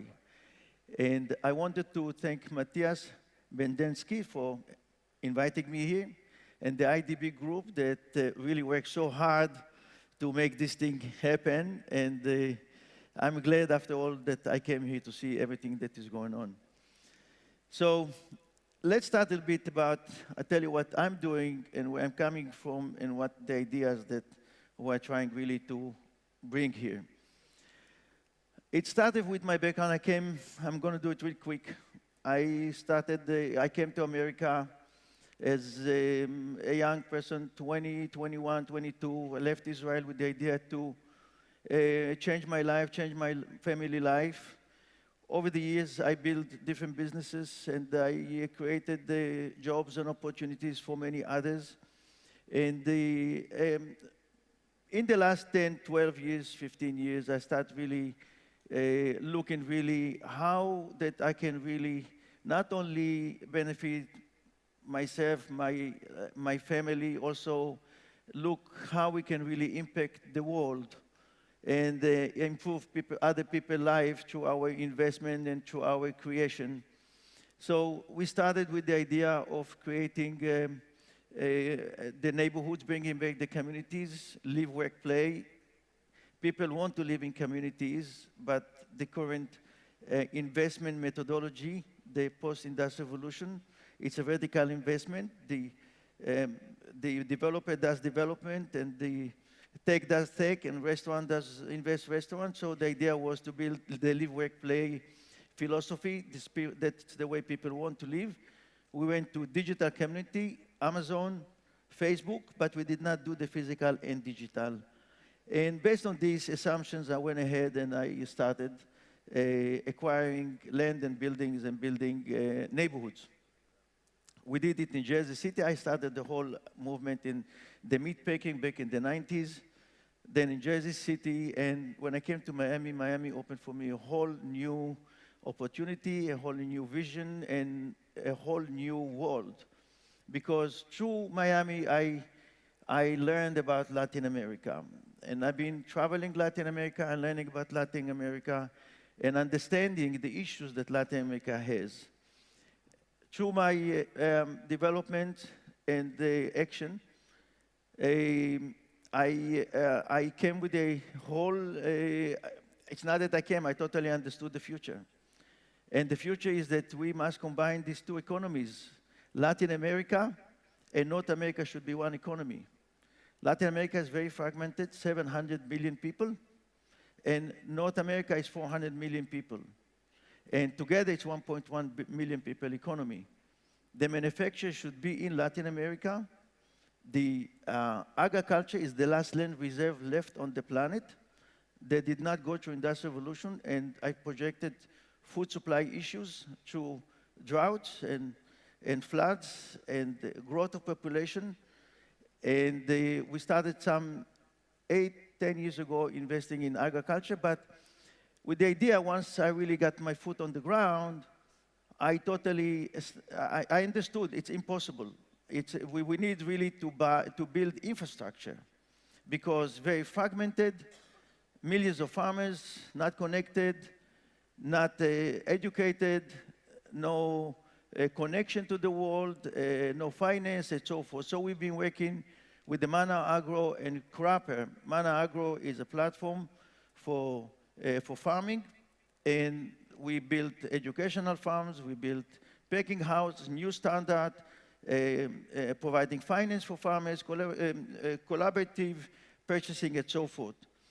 So I'm jumping, but I jumped a little bit to the agriculture, but what we're doing in Miami, really, we built an infrastructure to facilitate the vision. I went to a Flagler district, and I purchased 75 buildings to build the Silicon Valley of Latin America. Now you have to understand, we're not just like building buildings. We invest in the people, in the businesses, in the neighborhood, in the city. The vision is really to build the Silicon Valley of Latin America, because I understood that really Latin America, again, because of the fragmentation and the weak economies that Latin America, then people do not come to small countries to invest in technology. The only way to do it when we put all Latin America together, put the sales, marketing, raising money, connect these 37 countries to work together on one platform. So I bought the 75 buildings with the idea it was all dilapidated, the center of Miami. It used to be Miami, the center of the center was all dilapidated. And I did not buy them based on value. I did not ask how much the building really worth. I said, just buy it, you know. send me the contract. And I bought it based on this idea. I wanted to promote the idea of connecting Latin America to North America. And that's what we've been working with the Manatech, with Charlie Henstel, that in collaboration also with Miami base, we merged the two organizations to build the Manatech to provide soft landing for Latin American companies in Miami and help them wherever they are and connect the rest of the world to Latin America. Bring Israel to Miami instead of going to Silicon Valley or going to New York or going to Boston. I think Miami is much more natural environment for Israeli companies to work with and bring the North American countries to work together. This we started many years ago. The pandemic made it faster, expedited the whole idea that we've been working on. And it's a vision in the making. And I got a great team here to promote the Latin America, North America relations, meeting with government people. I must tell you, I met the president of Uruguay, an amazing guy, great vision, and really it's very encouraging to see a functioning Latin America where there's no divisiveness and everybody is on the same chapter to create a better country, create a better continent, create a better world. So this was very impressive. It was very straightforward, and I enjoy meeting him. And I think that Uruguay has a great future. Uruguay reminds me of Korea. It's Korea in the making. Korea, some 20, 30 years ago, was a manufacturing country. Now they do branding, financing, trades, etc., culture, and that's the direction that Uruguay is going through. And I look forward to work with the Uruguayan people, the Uruguayan businesses, Uruguayan people, and to make this thing happen, one America. This is what I've been preaching to the Americans, that closing your door does not make your home safe, and throwing your garbage through the window does not make your home clean. So the message very loud. I hope we can educate the politicians to start looking on a broader vision, look forward. Last few words. I got another 15 seconds, but I got to take maybe another 1 or another 2 minutes just to explain. Because many here, we are here doing technology and investing in technology. So we really got to ask ourselves, what's really technology was created for, and what's the purpose of technology? At the end of the day, technology was created to improve our life, our health, and make us better society and better people. But unfortunately, many people, some people, are using technology in the wrong way. And we should not let them use the technology that we're investing in and we are creating to use it in the wrong direction. And I'm going to go straight forward because I don't have much time. I'm going to just touch the issue of the social media. Social media must be monitored. There is no such thing not monitoring social media. Walking into this room and throwing smoke grenade, this has consequences. So we must monitor the social media. Social media is no other different than highway of information. When I drive on the highway, I have to obey by the rules. Certain speed limits, belts, helmet, and so forth. So all these people that want to be democratic, they are trying to destroy democracy, not enhance democracy. Because the tyrant is going to come from democracy. When democracy creates chaos, and when there's chaos, there was the tyrant coming saying, I'm me and only me can save you from this mess. So we have to be careful, and we have to stand up and say, yes, we do want to monitor social media, and this is not wild, wild west, and everybody can say everything he wants. And hold the people accountable for whatever they say and whatever they do. And with this, I finish because I'm running out of time. I promised them 8 minutes. I cheated you with 1 minute. Thank you, everybody. Thank you for coming. And I look forward to see you back again here.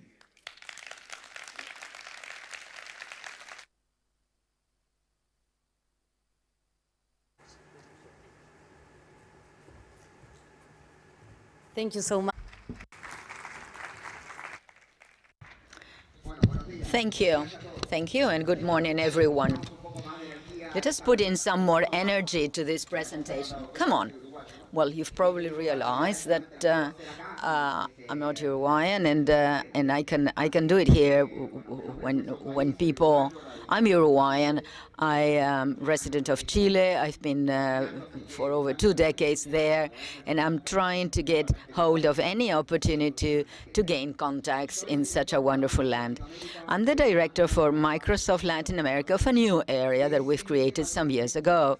It's native companies and digital ecosystems. I would like to call them the companies of the new economy.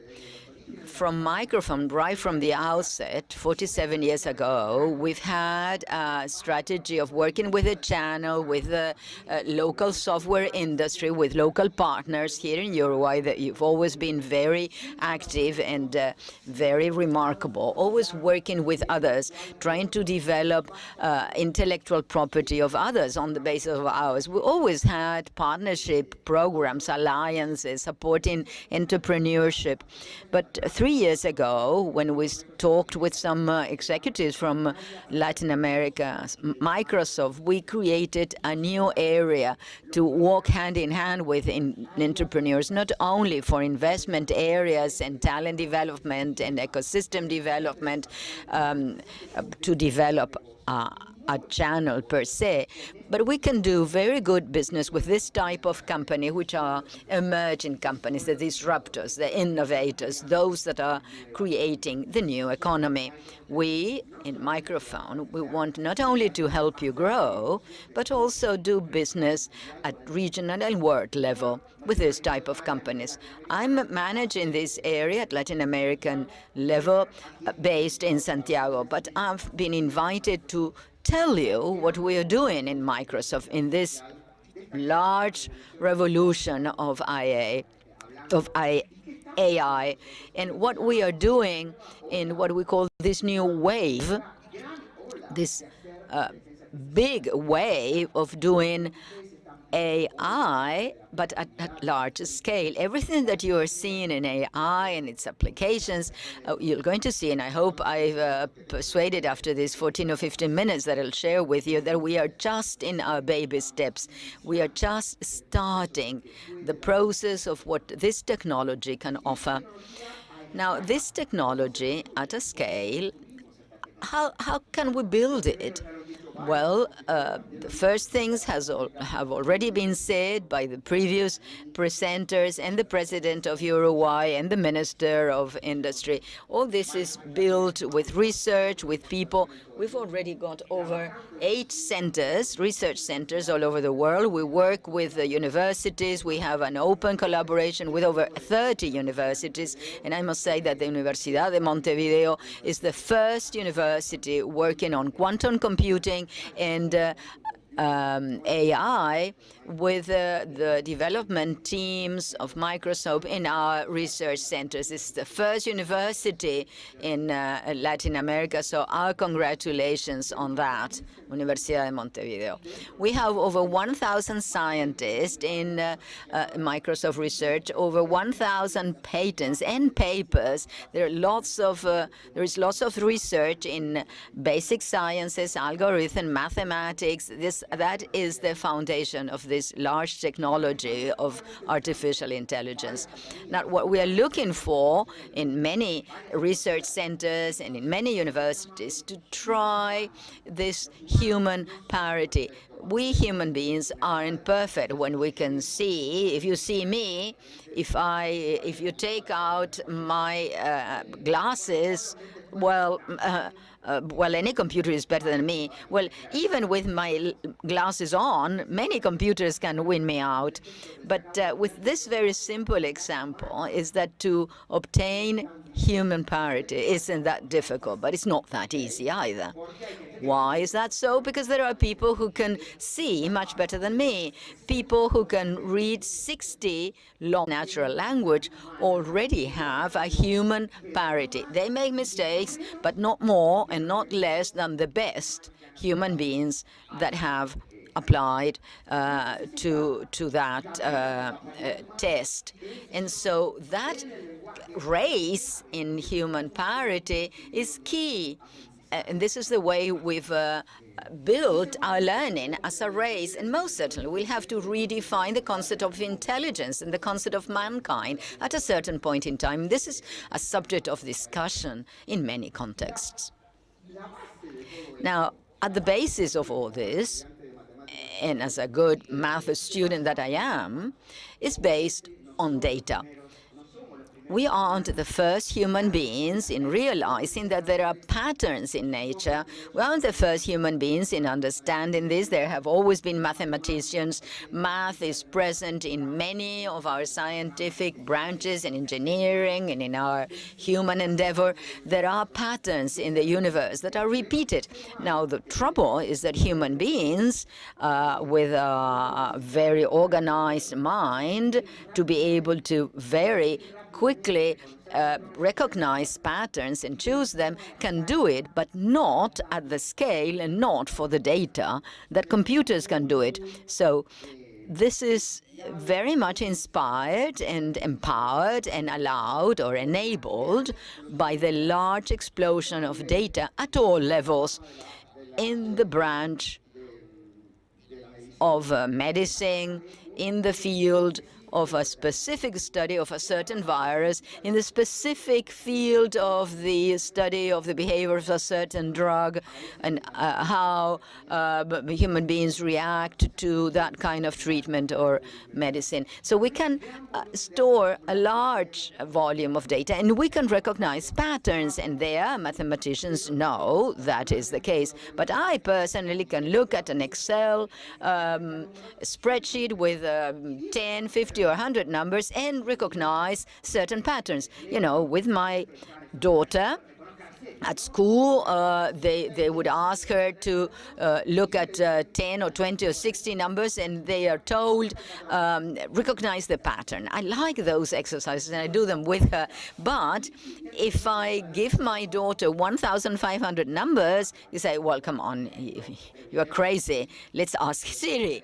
Let's ask Alexa. Let's ask Cortana.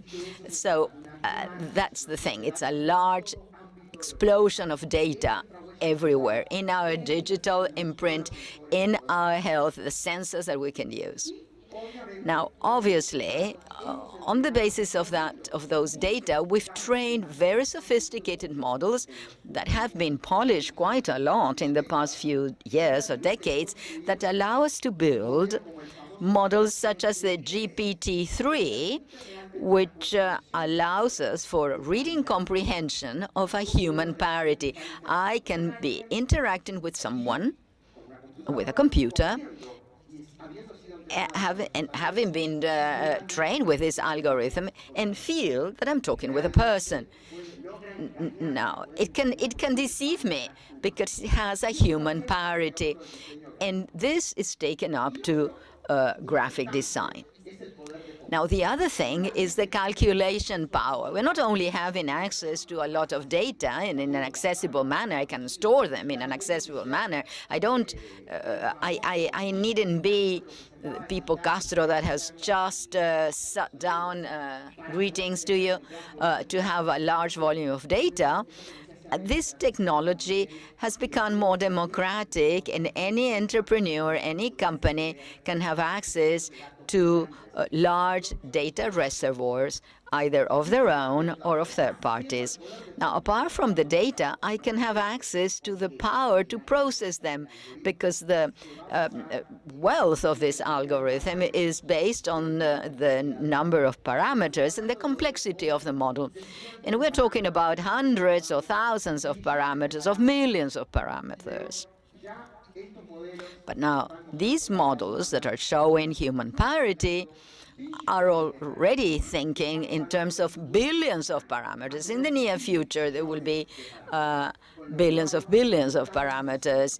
And right now, we are just in the baby steps of what this technology can offer. So those of you here who are saying, I'm already late, Microsoft is already there, Google is there, Meta is there, I'm already late, please believe me, you are very wrong.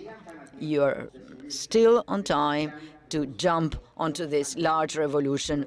Algorithms and models will continue growing insofar as costs to have access to data and store data will lower, and the cost of calculation processes lower. And that is the technology that enables these large technologies of cloud computing. And that is how we build these models. For instance, natural language processes, LG2, Turing, and the famous GPT-3, which enables us, the OpenAI Foundation, with which we've been working for quite some time. Along the y-axis, we have billions of parameters, and this has been progressing along the timeline that I show you there, and how there is a forecast that all these models will become more complex, allowing us for a better human parity and a better prediction of what we're doing.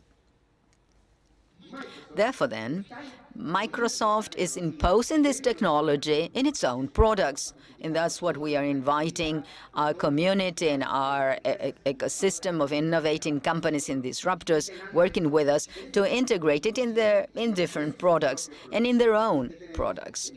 And that's how we've got companies focused on finance, on healthcare, on education, taking advantage of this technology that has already become democratic, that 5 or 10 years ago, I studied mathematics, but to be able to run these models, you had to go physically to the Max Planck Institute in Germany to discuss these matters with them. And now we are here in this conference doing technological business, and not only technological business, about this same thing. Technology is becoming more and more democratic, and I can include these technologies in my software of translation, of finance, of healthcare, and that can be done by an entrepreneur in Uruguay, in Argentina, in Chile, anywhere, paying for a very small calculation of what is necessary without having to become the owner and pay a capex to have access to it. Let me give you an example that will certainly call your attention, and that's becoming very conflicting all over the world. This is a question of ethics. Microsoft acquired GiftWrapped, which is a code reservoir, the largest in the world, where entrepreneurs and programmers would put in their codes and use them to manage the software development. Microsoft created a product called Copilot. On the basis of the code that someone is writing, and on the basis of the codes being written by millions of programmers for that same context, suggests developers, this is the code that you will write, or that you imagine. Just imagine, things are becoming scary. But it's just algorithms of AI that are very much polished, looking for patterns of 40 million developers in the world, writing practically the same thing. So have a look at how it works. The programmer is writing the code, and then Copilot is enabled and suggests the code to continue. Almost 40% of the code goes back to GitHub, and it's being suggested by this type of tool. Now, these tools are in beta, but they will be released for total consumption. The other thing that you may have heard is that I'm not only asking an algorithm to interpret a sentence, a female mannequin dressed in a black leather jacket and so on. I can write that. I can try and have a conversation about that. But we've already got derivatives of OpenAI program in this project called DALI, which is generating images on the basis of what's being interpreted. And here we have two very clear examples of how far we can get with this technology. We can also interpret and create art on the basis of the interpretation of a text. And let me tell you something that really touches my heart. I wanted to be an architect. I wanted to be a designer, an artist when I was a small kid. My teachers, my art teacher in Uruguay, they would tell me, "Pais, have you thought about this? Well, you can be a good engineer. You know, mathematics, you do well in mathematics. You have a future in mathematics." No, but I want to be an architect, teacher. I want to be a drawer. I want to be an artist. And I would do my drawings. And he had studied in France. He was a Uruguayan. He would look at me, and he would look at me as a teacher and said, "Pais, just think about it, math. Think about it." He never killed me. He never said I was no good, but he said, "Pais, turn the idea around. You're going to do better with mathematics." And he finally convinced me. I was very bad drawing, but I felt the need, as all children, to draw, to express my ideas in drawings.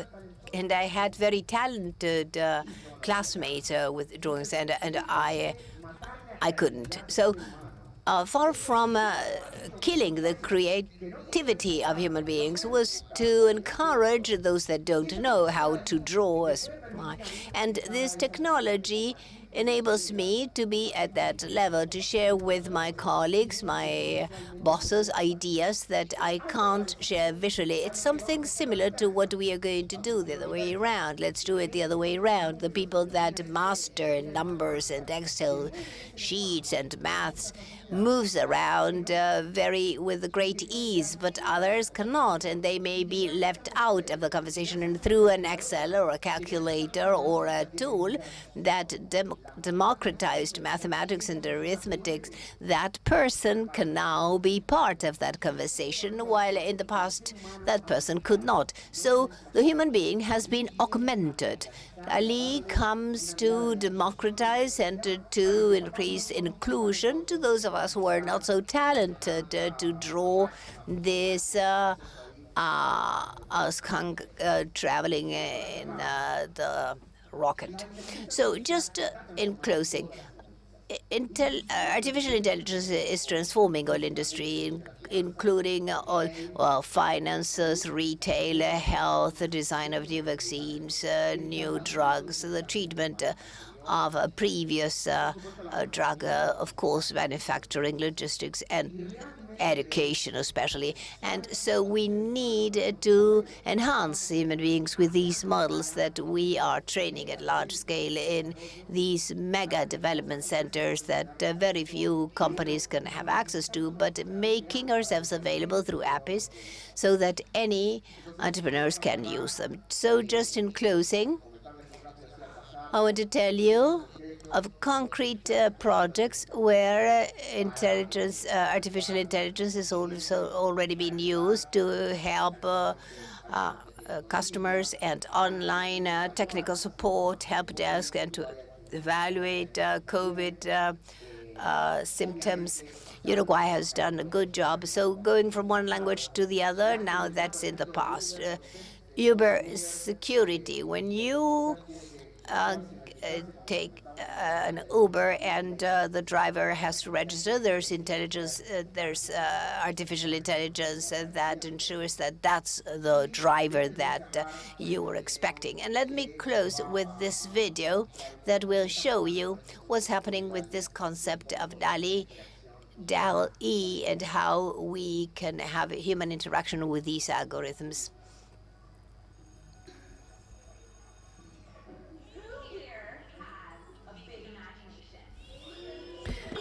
Today in class, we're going to get to think about how we use our imagination to solve some of the biggest problems in the world. Grab your marker, grab something to sketch with. Think about what matters to you and something that's going to do good for the world.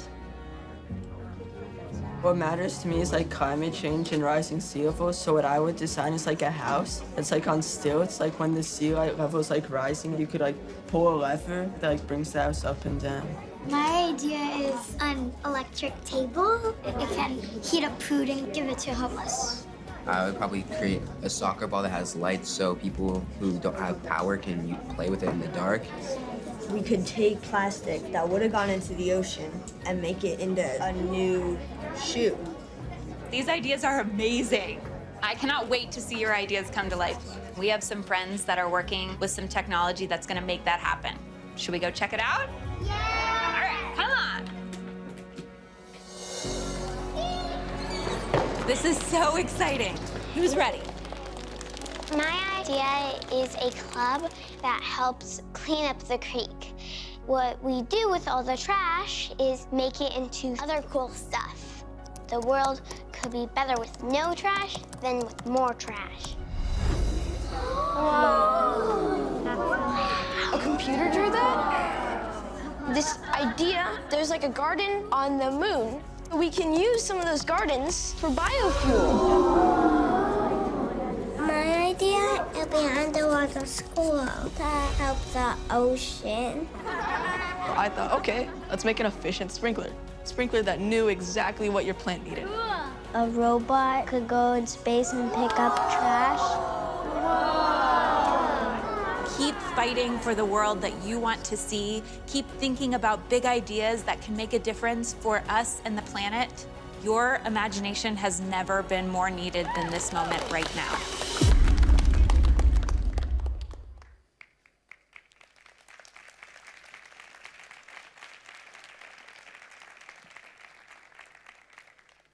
Disculpen. Bueno, fíjense. My apologies, but notice that that scenario, that's a current setting. It's happening now, not even the future. Technology is there for us to work with, and we have to define that. Technology is there to augment our human potential and not to annihilate it.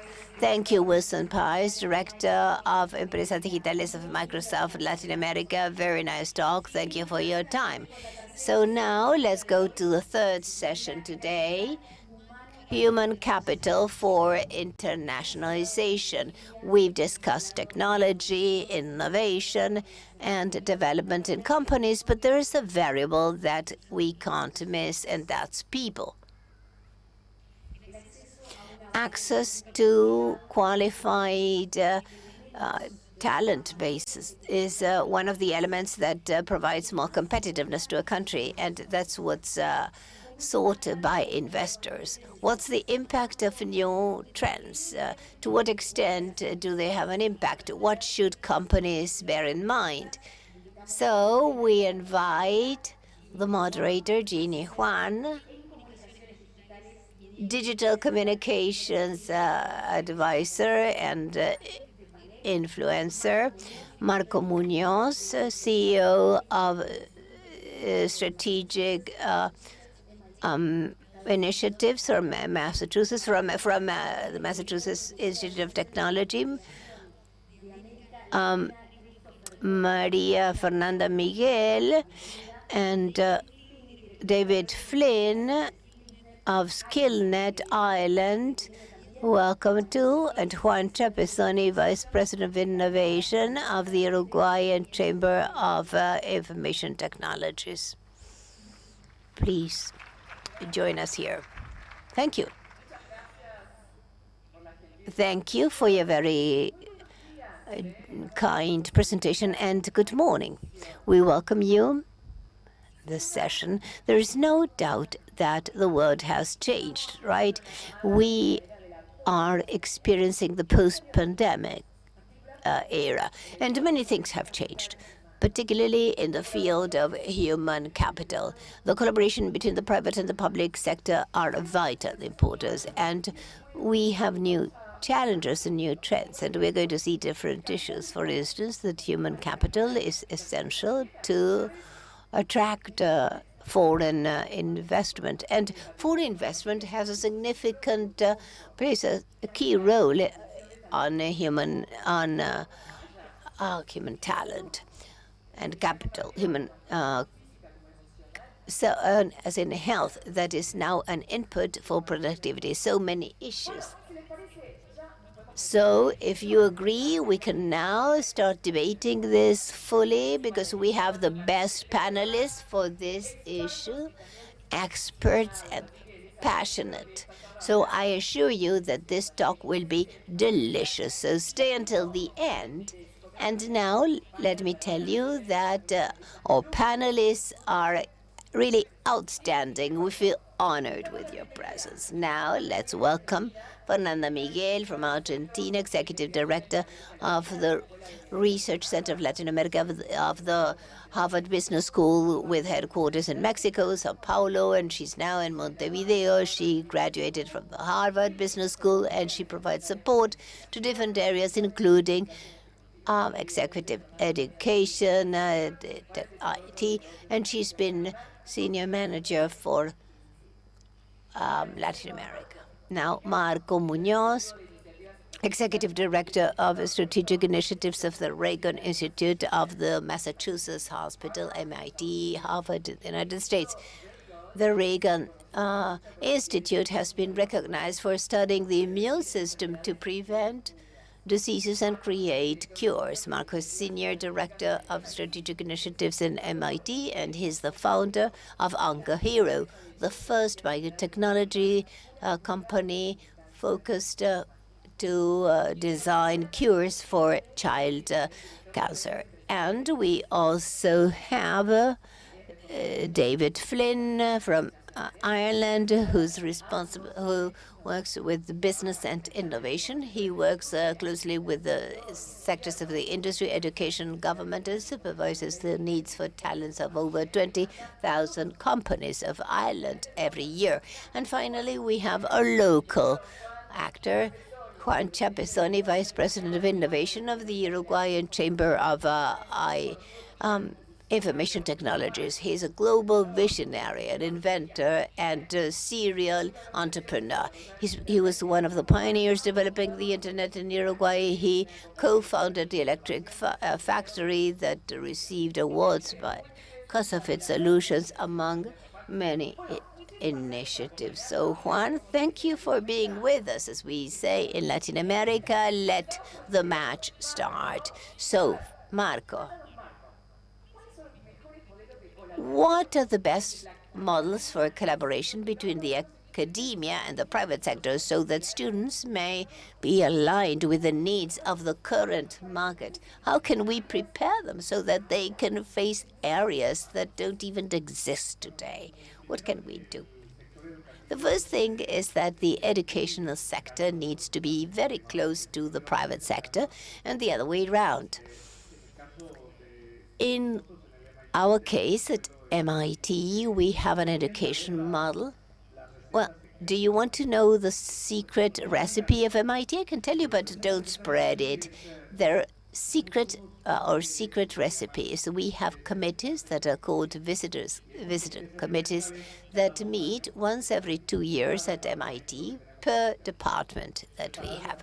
So to give you an example, the aerospace department that is #1 in the world. Well, sometimes Caltech beats us, but that committee includes the head of the aerospace department in MIT, and Caltech, who's our main competitor, and the president of Boeing, Airbus, of Harvard, Stanford, and we present all the curriculum of MIT. And if that group decides that what we're doing in education is not relevant for the world, that is, that it cannot be implemented in the production of the world, we need to change our syllabuses every 2 years of the subjects. So we move very quickly. We listen to the industry, and we hope that they can hear us. So what's the best model?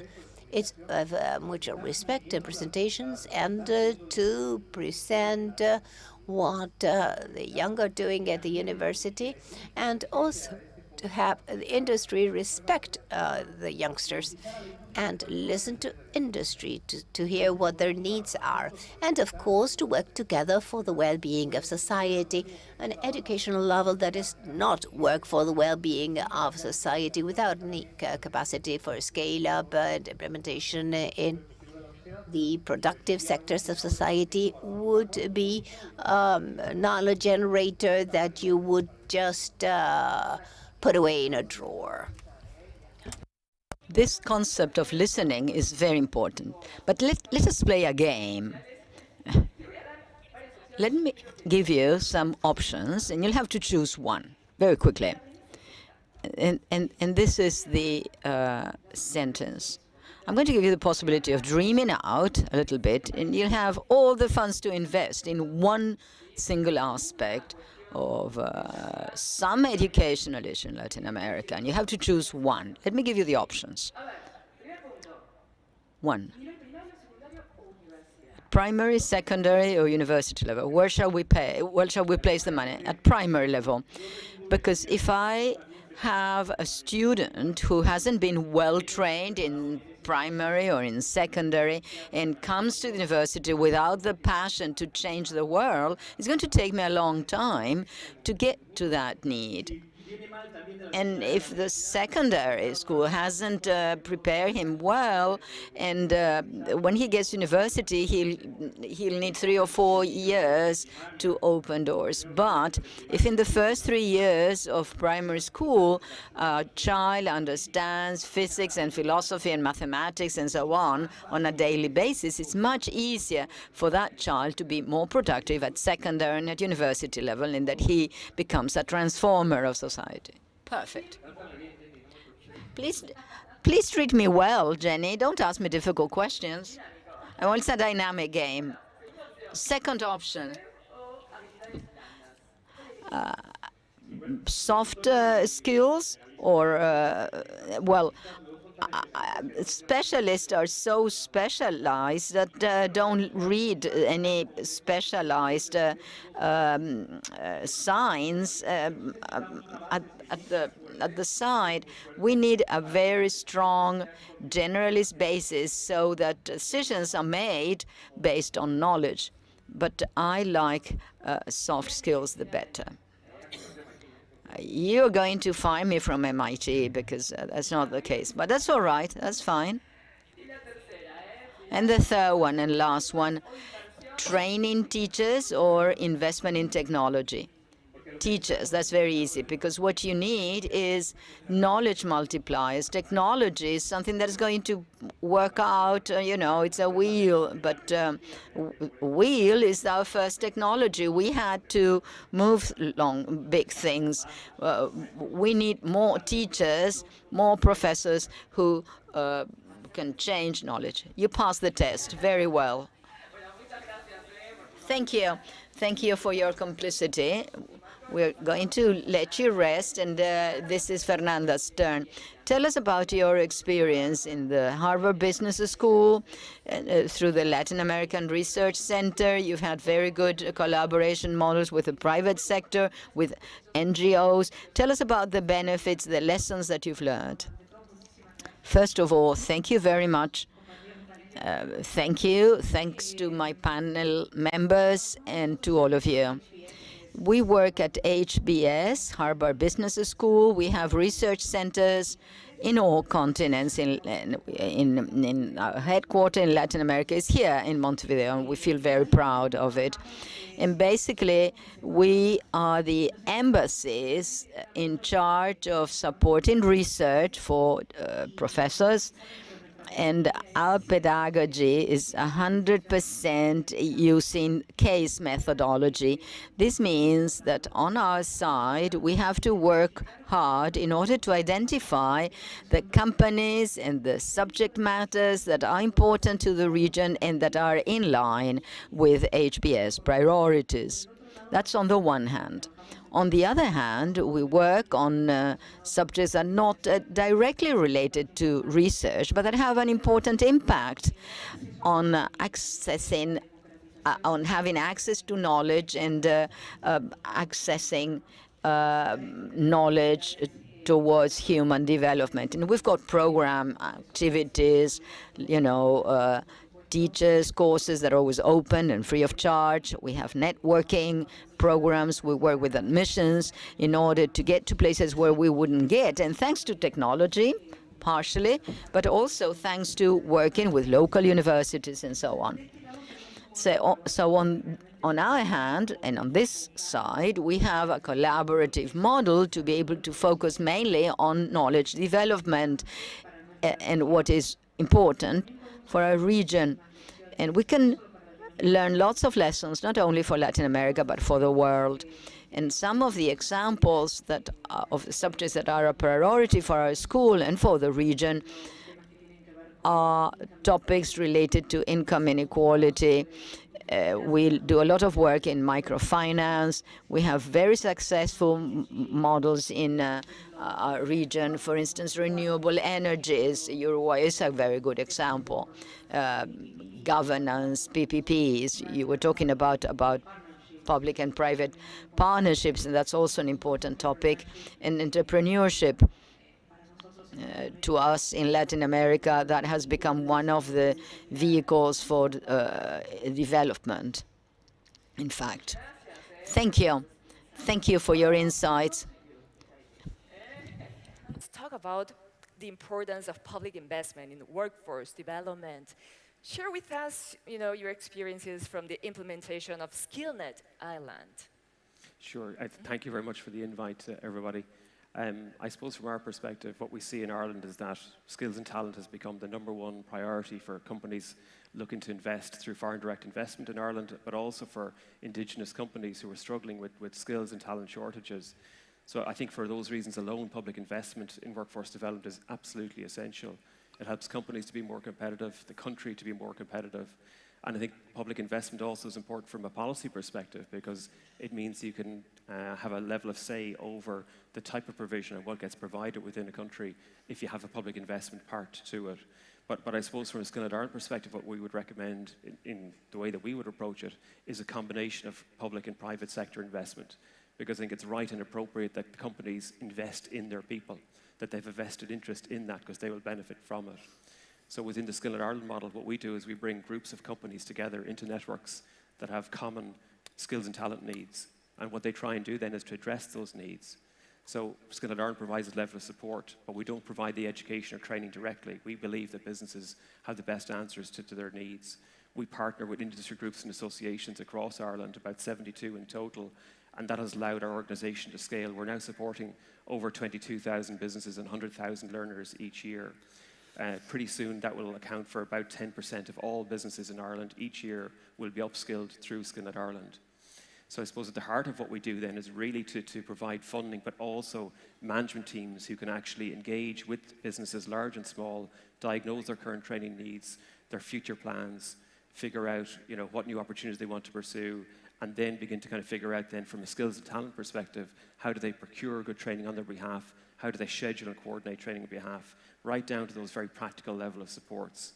So while as an organisation we also involve ourselves and support research and innovation projects, the heart of what we do is that core business support to businesses large and small. That's what we're known for. That's what we've been synonymous for within Ireland.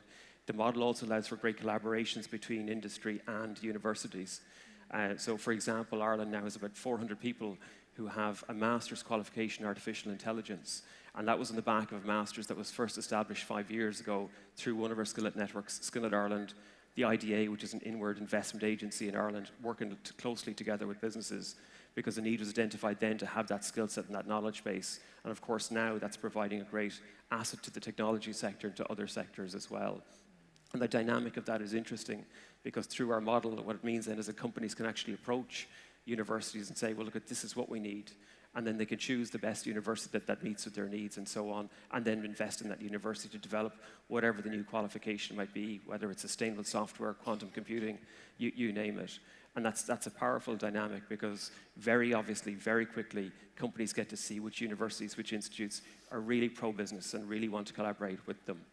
So I suppose just maybe finally in terms of the Skill at Ireland model, what I would also say is that it's an open model, it's network-based. I know that it's been cited by the ILO, the OECD, the European Commission as a model of good practice in other countries. I know that we're working with colleagues in Finland at the moment to see if it can be replicated there. And who knows, maybe there's the potential for that model to be replicated in Uruguay if there isn't a similar initiative or scheme in place in the country at the moment. Very interesting. Thank you for sharing with us. Okay, ahora volvemos contigo, sí, Juan. A ver, en esta... Now we come back to you, Juan. In this struggle for talent, Juan, what do you think are the keys to make a difference, to attract and keep talent? Well, thank you all. I'm moved by the fact that this is happening here in Uruguay. For a long time, we've always gone out to the world looking for opportunities. And for the first time, I can see a large opportunity for Uruguay. The world needs opportunities such as Uruguay. I can see full integration with national authorities. And we have characteristics and features that make Uruguay unique. For many years, I've always traveled around the world saying why Uruguay was the right choice. And now I can see and I can envisage a positioning that, thanks God, occurred along the time. We were hit by the pandemic, and the pandemic has changed people and countries. Uruguay is a human-centered country. That's what our president said. In all his speeches, we have this human side, the mindset. Once you come to Uruguay as a visitor or as an investor, you can't go back home and not share how good your experience was here because of how beautiful the place is, the way you were treated by the by Uruguayans, and this balance between your personal life and your professional life. Now, being small is good. You can change the world from wherever you are, and efficiency has become the most important concept for investors, companies, multinationals. You have to be efficient, and you have to look into the cost, and the private sector and the government are very much in line regarding this. So what could be best? What could be better than testing and trying and technologies that can be scaled up afterwards? And particularly to give a generalistic approach. And instead of thinking that you come to Uruguay because there are certain experts, they may come, it's true, but Uruguay offers lots of opportunities in terms of cost and infrastructure and industry, cross-cutting edges where technology is having an impact on different industries, and to be able to do research about what's happening in sustainability, agrotech, biotech. And that's very good. That's a very good feeling. And that's my feeling right now. And that invites to take action. And it's very much in line with the timing of the fact that companies must become more global when thinking about how to reallocate their investments and understand what Marco is saying, this multidisciplinary character. Everyone needs Uruguay as a first step. B2B and scale it to the innovation triangle. And the other thing I'd like to highlight very briefly is that feeling that Latin Americans feel that we have to go up to the first world to be closer to our dreams. And thus, we have to live in countries with a different culture, far away from our family. We always want to be with our families, particularly on Sundays. In other countries, perhaps they only meet for Thanksgiving. So the possibility that Uruguay becomes like an album of talent in Latin America to be close to your dreams is something very good. It's not just an input of innovation and for foreign investors that Uruguay is a gateway to the region, but also to get this Uruguayan and Latin American talent. Well, to work on the beach, eating a chivito, yes, or getting together with your family on Sunday eating raviolis. But, you know, the new leaders and the new companies focus on the purpose, and I think that the question of balancing your private and your labor life is very important, and they are intrinsic to our culture. So the world needs this. The world needs Uruguay. Thank you. Thank you for your time. Let's go back to you, Marcos. Please don't fear. Something easier. Imagine that a student comes asking you for advice and says, Marco, I'd like to change my course. I'd like to focus on technology. What would your advice be? In fact, what can we do for students to be prepared to work in these highly technical sectors, specialized sectors? What's your view? Well, in the first place, I'm against disciplines as islands. They're always there's always a movement in our institute that is called anti-disciplinary. It's very bad that you ask a young person to choose a course at 17 years of age. And please stop it. A student going into university is ready to receive tools, and if the student gets to the university or to our student to have a paper and to get a job, please don't admit him or her. They're not going to reach their dreams. If someone asked me if I recommend changing course, I would say change to something that you put your heart into, and there you're going to learn what you need to learn, and you're going to be offered that to someone who employs you. Please don't follow anyone trying to lead. I like what President Lagarde said. We can be regional, but why not global?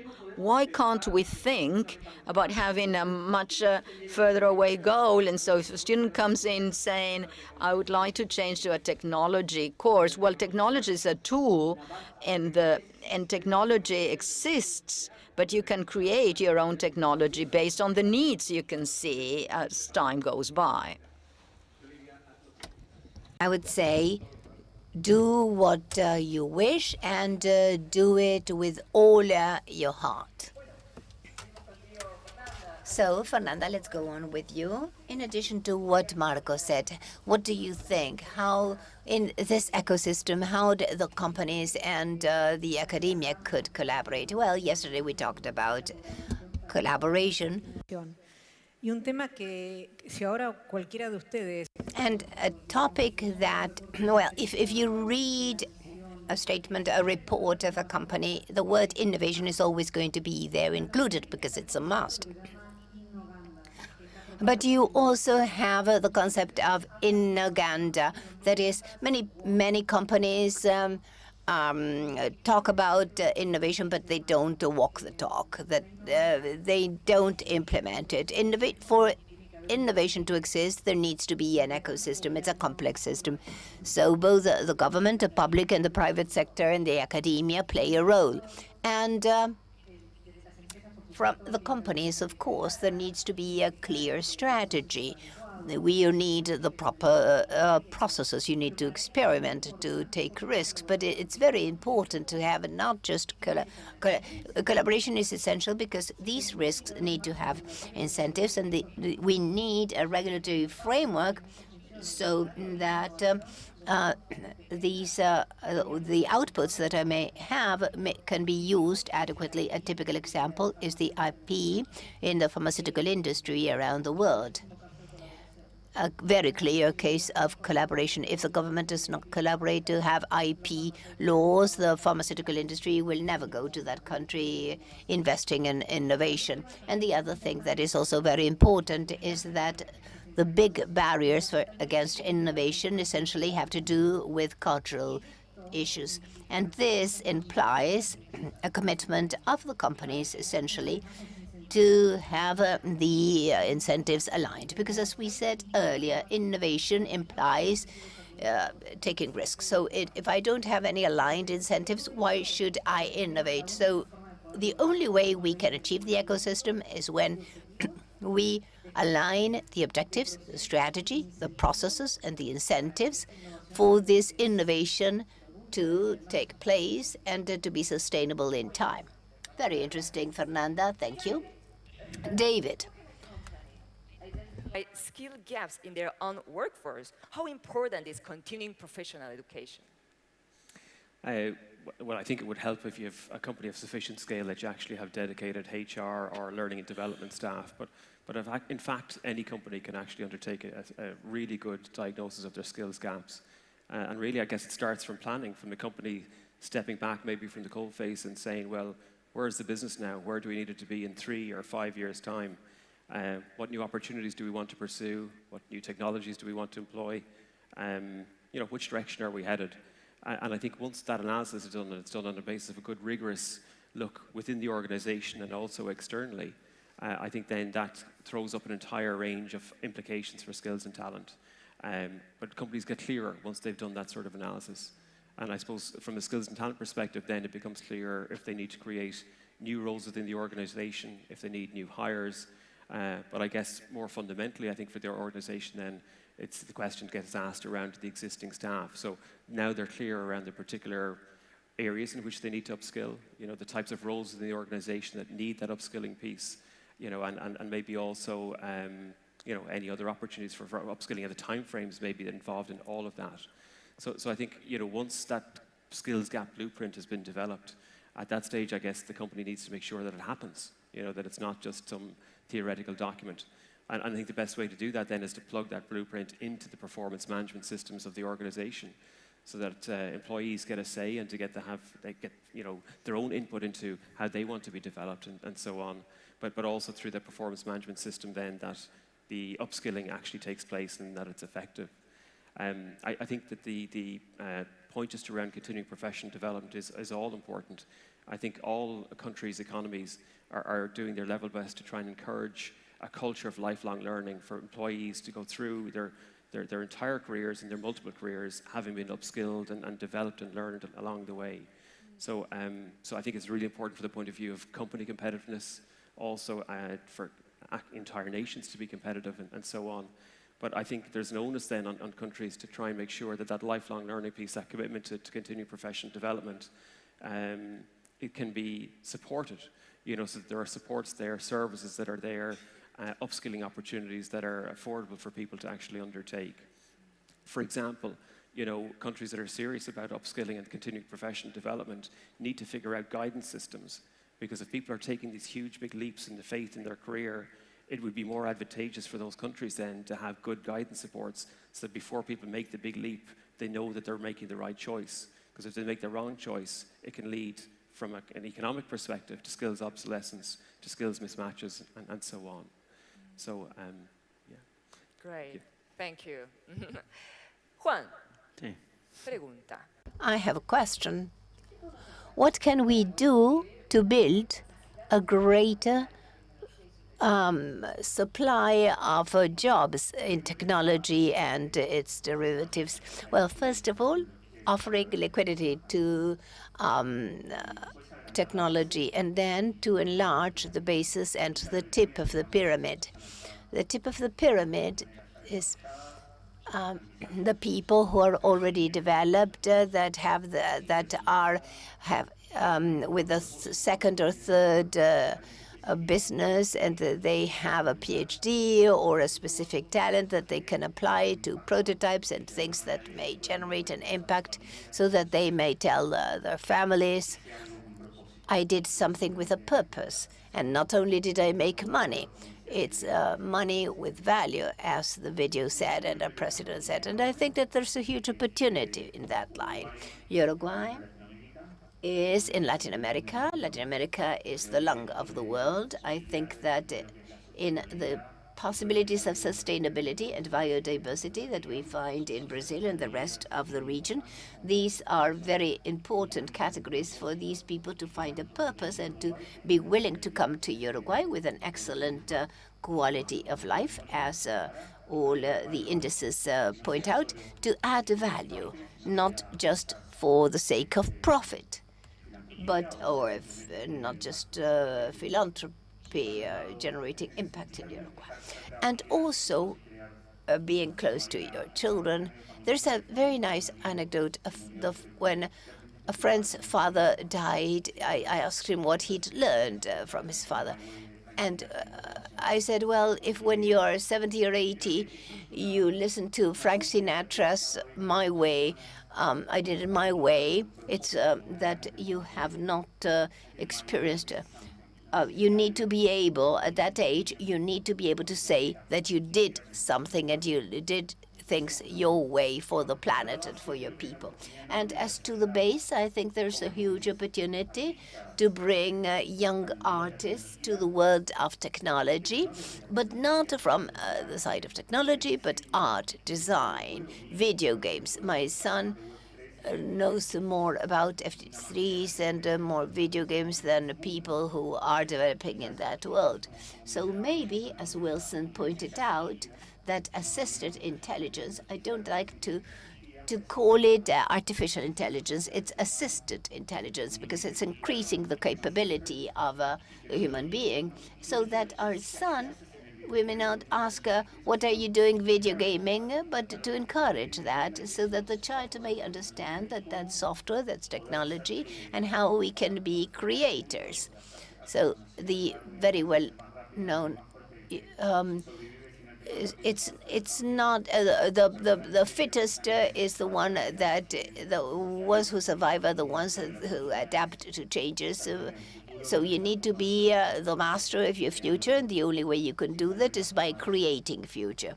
So it's the only way we can embrace change, being responsible for change, and I'm 100% convinced that for scale and good things it has, Uruguay definitely is a place to find change and define the future of mankind and the countries and industry. Clearly, you all are looking for doing things your way, and I'm sure that many of you here in the audience are exploring that my way. And yesterday we were very excited talking about this talk that we would have, and Juan was telling us that you never listen to the first the same music, and that what you feared the most was not to change. What is change for you? Well, there's Bruce Lee quoted says that you need to be in constant movement, and we are moving constantly. So you need not to get rotten, not to get stagnant. If the water doesn't flow, then you see that it gets rotten. So in my personal case, I prefer to know more as a generalist more than an expert, but I feel like embracing change and being more a creator than a follower or an adopter. So, and although we want to set macro objectives, things that we may see, visions that we may see as very distant, we need to explain other people that what they used to see as a distant vision is not so impossible. And going back to the post-pandemic, I'm absolutely convinced that the world needs Uruguay. We would stay here for hours, but here we have a timer that's telling us that this should be the last question for all. Can you teach innovation and creativity? Could you briefly answer that? Well, first of all, I want to clarify something very quickly because I don't want to give you the wrong idea what I meant when I say generalist. Imagine that children at the age of 7, we teach them quantum physics. It's very interesting, but the most interesting thing is that being in two places at the same time, and we can prove that through quantum physics. Now, what happens if I tell the child, do you know how to design? Why don't you look at the iris, look at the eye? That's an incredible design because thanks to that you can use these glasses, and then there's a retina that reacts to light and sends the signal to the brain through an optic nerve. That's design. We're going to design the world. So at the age of 7, the child understands how we operate biologically in mathematics and engineering, but a practical application. That's what I call a generalist. So that is having the core basic knowledge of how the universe works, more or less, but with that basic and pivotal study to use that for mankind's benefit. And we have a recipe.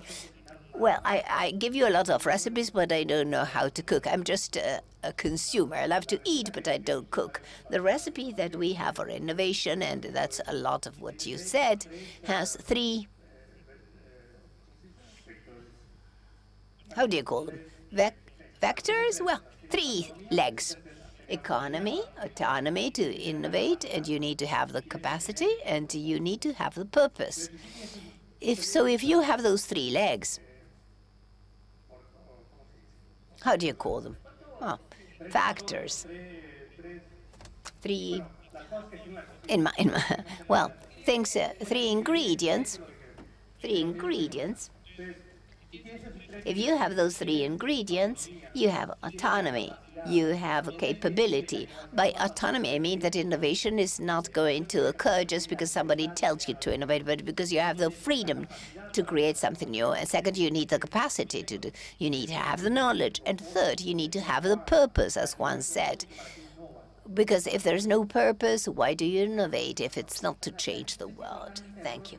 Yes, I fully agree that innovation can be taught, and I don't think that's the problem. I think the most serious problem is that there's not so much demand as there should be from governments and companies to train, to invest in developing human capital. And if you look at the budgets, for instance, the most successful companies, the investment in training human capital is much higher as compared to when you benchmark it to those that are not as successful. So I repeat, sometimes we don't see that human capital development is so important. I'm going to say something very obvious. In order for the things that we're going to discuss to succeed, we need to have the adequate human capital. There's no such thing as big investments of trillions of dollars. The most sophisticated technology, the best infrastructure in the world, unless you have the right people, they won't work. It won't work. I know it's obvious, but in practice, investing in human capital is not usually adequate, and that goes from primary school, that's critical, until the PhDs, and in the companies, and the in-service training. So I think that it can be done, but we are far away from doing it. I think absolutely we can, and I'm just conscious that I'm surrounded by experts on the panel here and in the audience who have greater expertise than I do in the space of innovation. But I suppose there's maybe just kind of three considerations that I'd ask people to consider. And I suppose the first of those is that, to what extent maybe have companies been outwardly looking in the last couple of years? So I think about the Irish experience when the COVID pandemic struck. A lot of companies had to be more inwardly looking because they were looking to cut costs and find efficiencies and so on. So I guess it's just now as important as ever for companies to be outward looking, to be engaging with a variety of businesses, in their field or in different spaces and so on, and to be engaging with customers and potential customers in the future. So that's an important consideration, I guess.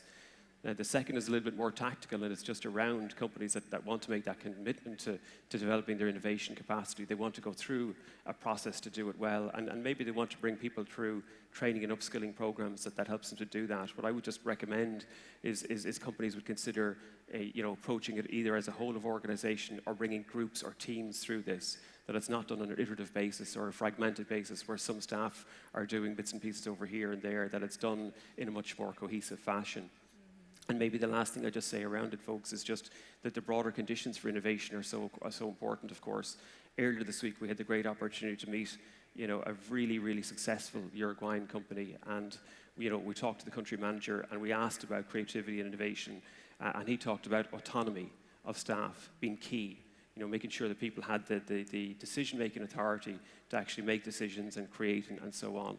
So that speaks to job design, it speaks to span of control, decision-making powers, it speaks to flat organizational structures, and I suppose much more fundamentally, it speaks to kind of core values around trust. So I guess it's just for companies that really want to instill that culture of innovation, just to be mindful of those sorts of considerations.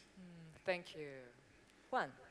En lo personal, creo que Personally, I think that there is a question that we should leave aside and eradicate from us as parents.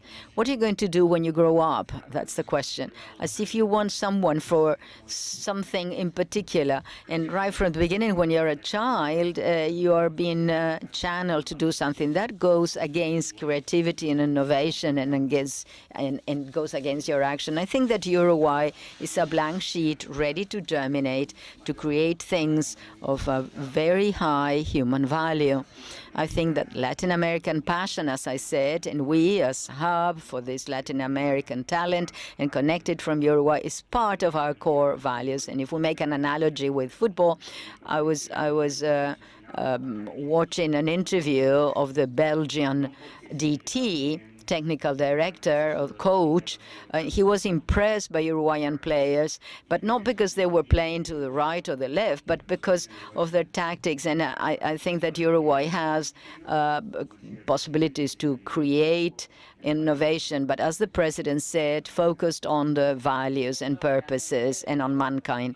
Following this analogy of football, thank you for wearing the T-shirt. It was good to hear your passion, and let's hope that this passion has been contagious and that the information that we have shared is useful in your respective realities. Thank you very much for your attention, and go on enjoying this wonderful summit. Thank you, panelists. Thank you, Ginny, for your moderation. This conversation has been very useful. We go on taking down notes to reinforce them later. Let's go on with Test and Invest Business Summit. We are in the social networks. You have the link there. Our next panel is called Sustainable Finance, Global Perspectives and Opportunities for Uruguay. And please be careful, Uruguay is the leader in financial innovation with a very clear commitment to sustainability. This is the confirmation of a recent global issuance index to climate change. It's a project that the IADB participated, providing technical assistance, and this is one of the strategic associations between the bank and Uruguay. To discuss this matter, we're going to invite the distinguished personalities and panelists to come up. Richard Martinez, Vice President of Countries of Inter-American Development Bank. And he will interview the Minister of Economy and Finance of Uruguay, Azucena Arbeleche. Very welcome. And Director of the Department of Sustainable Finance of Columbia University, Mr. Bose. Please be very welcome. While they take their seats, let me remind you to visit our stands at the entrance and go to Uruguay 21st, where we have experts that can clarify any doubts and answer any questions about Uruguay. You are very well invited. And now, very welcome. Hello. Thank you. Thank you for your presentation and introduction. Thank you for being here today. In the first place, I'd like to say it's a pleasure to be the moderator of this talk, where the distinguished presence of Minister Arbeleche joins us, and our friend Bose, who has shared his knowledge and experience with us. He's Associate Director of Columbia University. And of course, the Minister needs no presentation. Her role is remarkable. Uruguay has become a regional benchmark in sustainable finance, thanks to the work done for quite some time. 98% of its energy is generated from renewable sources of energy, particularly wind power and solar power. It's one of the largest investors in clean energies in relation to its GDP. It's not only that, but thanks to the first sovereign bond index to climate indicators from the IADB, we have supported it. There is a before and after Uruguay, showing two very important things. The first one is that the market is ready to compensate those players that take up risks to participate in the energy transition. And the second thing is that lots of efforts are made to monetize market. Uruguay is changing the way of financing for development. From the IADB, we are working on designing a tool that will allow us to provide resources to countries subject to the advance and goals of climate change. We are going to talk about this and many other things with the panelists. I would like to start with Madam Minister. And first of all, I'd like to congratulate you and all your team. I was talking to your team yesterday, and I said, it's the IDB. It's a very simple acronym, but there's lots of work.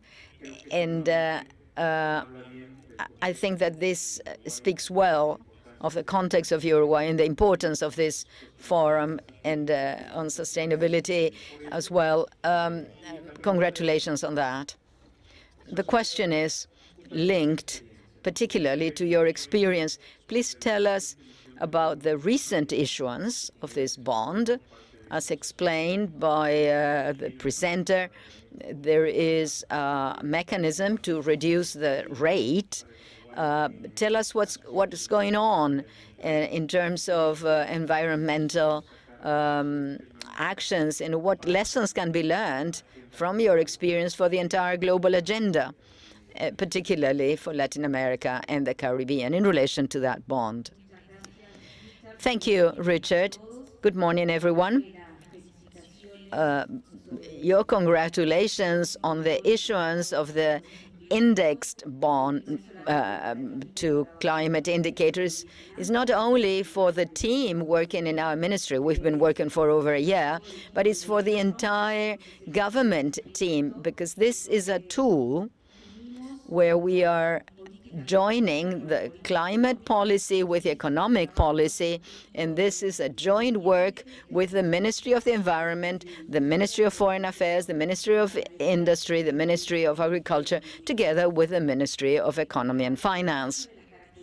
To tell you about the characteristics of this innovating product, this bond, it's good to have a context and see how ESG factors, environmental factors, and social and governance factors are affecting the world.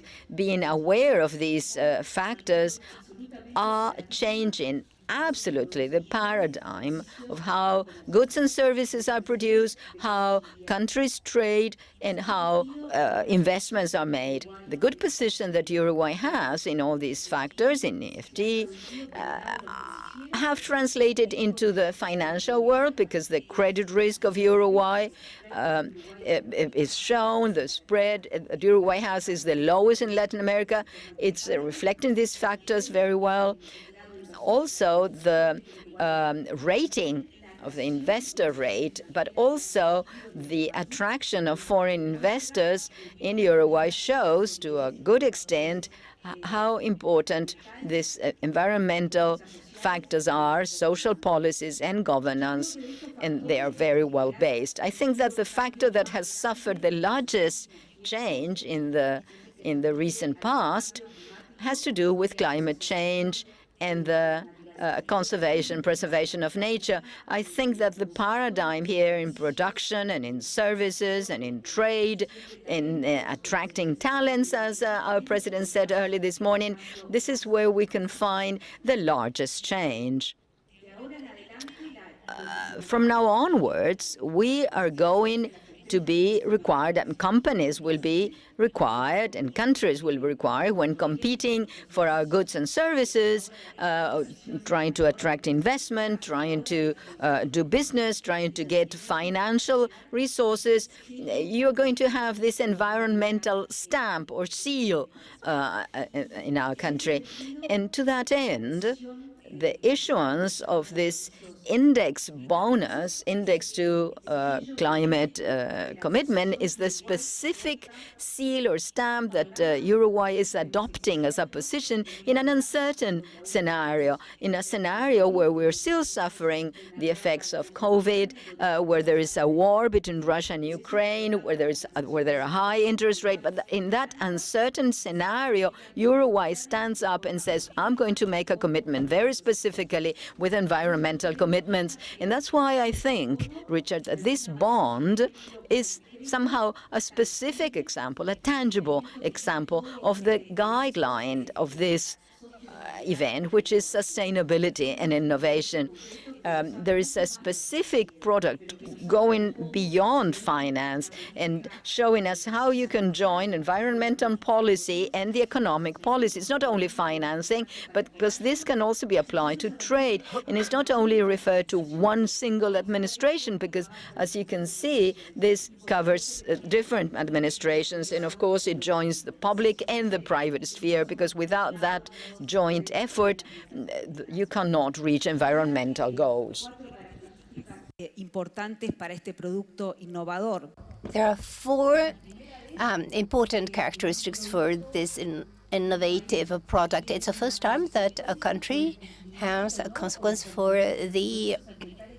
meeting the environmental commitments in the Paris Agreement. Uruguay, together with other countries in 2017, through the Paris Accord, presented a number of commitments. That is the determined national contributions.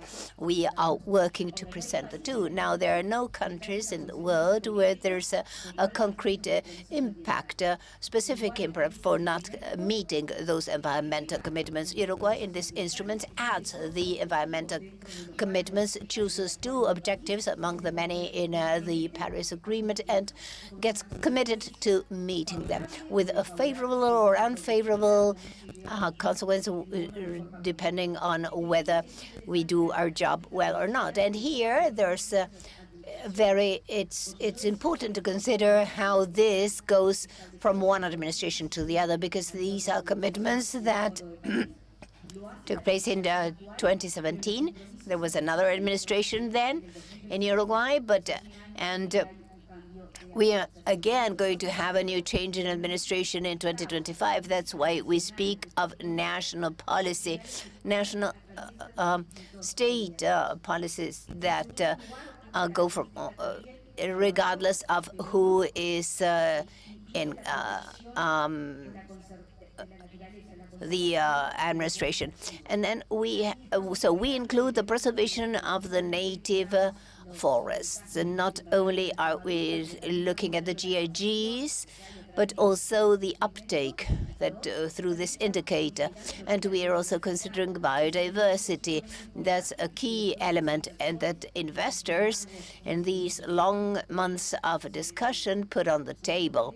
We believe that just as Uruguay is a foot-and-mouth disease-free country, this is an asset, and having no deforestation is also going to play a key role. The payment of interest is tethered to very specific environmental commitments. So there's a symmetric commitment where paying the coupon will, if Uruguay does not meet its agreements from the Paris Agreement, and on the other hand, the interest paid by Uruguay symmetrically will be lower if Uruguay overdoes its goals. So the investor was ready. That was the question at the beginning. Yes, was ready to accept a lower coupon to contribute to a global public asset that is taking good care of the environment. So let me finish with a fourth characteristic that led us to create this bond. This bond it is to have a process for verification, and there the UNDP will be the external verifier of our measures. Uruguay will start measuring things annually. We're going to measure it annually, and things are going to be checked the following year. As many variables are measured on an annual basis, we understood that it would also be required to be able to measure with a higher frequency what's happening with the environment. And with regard to the question of what next? Well, Richard, this is just the beginning. In this uncertain landscape, Uruguay internalizes the environmental commitments, and we're going to work in that direction to meet our goals. And this is important because we don't choose to issue the bonds and using those resources for any specific projects, but we wanted to look at two indicators: reducing GHGs in terms of product and the preservation of native woods, native forests. But to reach these two big indicators, the government needs to design public policies setting the proper rules and incentives so that the public and the private sectors may collaborate. And that's why it's so important for the private sector to invest. This is only the beginning. We're also working to presenting the NST2 that are going to include a macroeconomic model. That's the first time that Uruguay includes a macroeconomic model to measure this. So we are leading the way to aligning the behavior of the country with the care for the environment. Thank you, Minister. There are many. I'm going to summarize this later on. On the SLB bond and the doors it opens, Uruguay's debt issuance was immediately followed by an important an improvement of the country's credit risk by credit rating agency, R&I. But of course, we know that climate debt instruments involve complex due diligence processes and in order to achieve better completion outcomes. So the specific question is, how do we get all credit rating agencies to acknowledge this fact so that countries have more fiscal space to reach their climate targets? Okay, gracias. Primero, gracias por la invitación. First of all, thank you for the invitation. It's an honor for me to be here. This is my first visit to your beautiful country. I don't know your country. So, therefore, I speak humbly.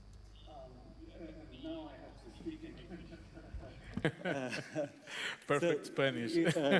Gracias. So I think your question is very interesting because we have one rating agency that has agreed and said that the credit risk has gone down because of the commitment and the verification process. And as the minister said, a process and a commitment to environmental management that spans administrations. The other rating agencies have not done this yet. However, in order to get them to do that, you have to use their own words. If you go and look at the Moody's policy, at the Standard & Poor's, the Fitch statements over the last 5 years, they very clearly state that credit risk and ESG are related.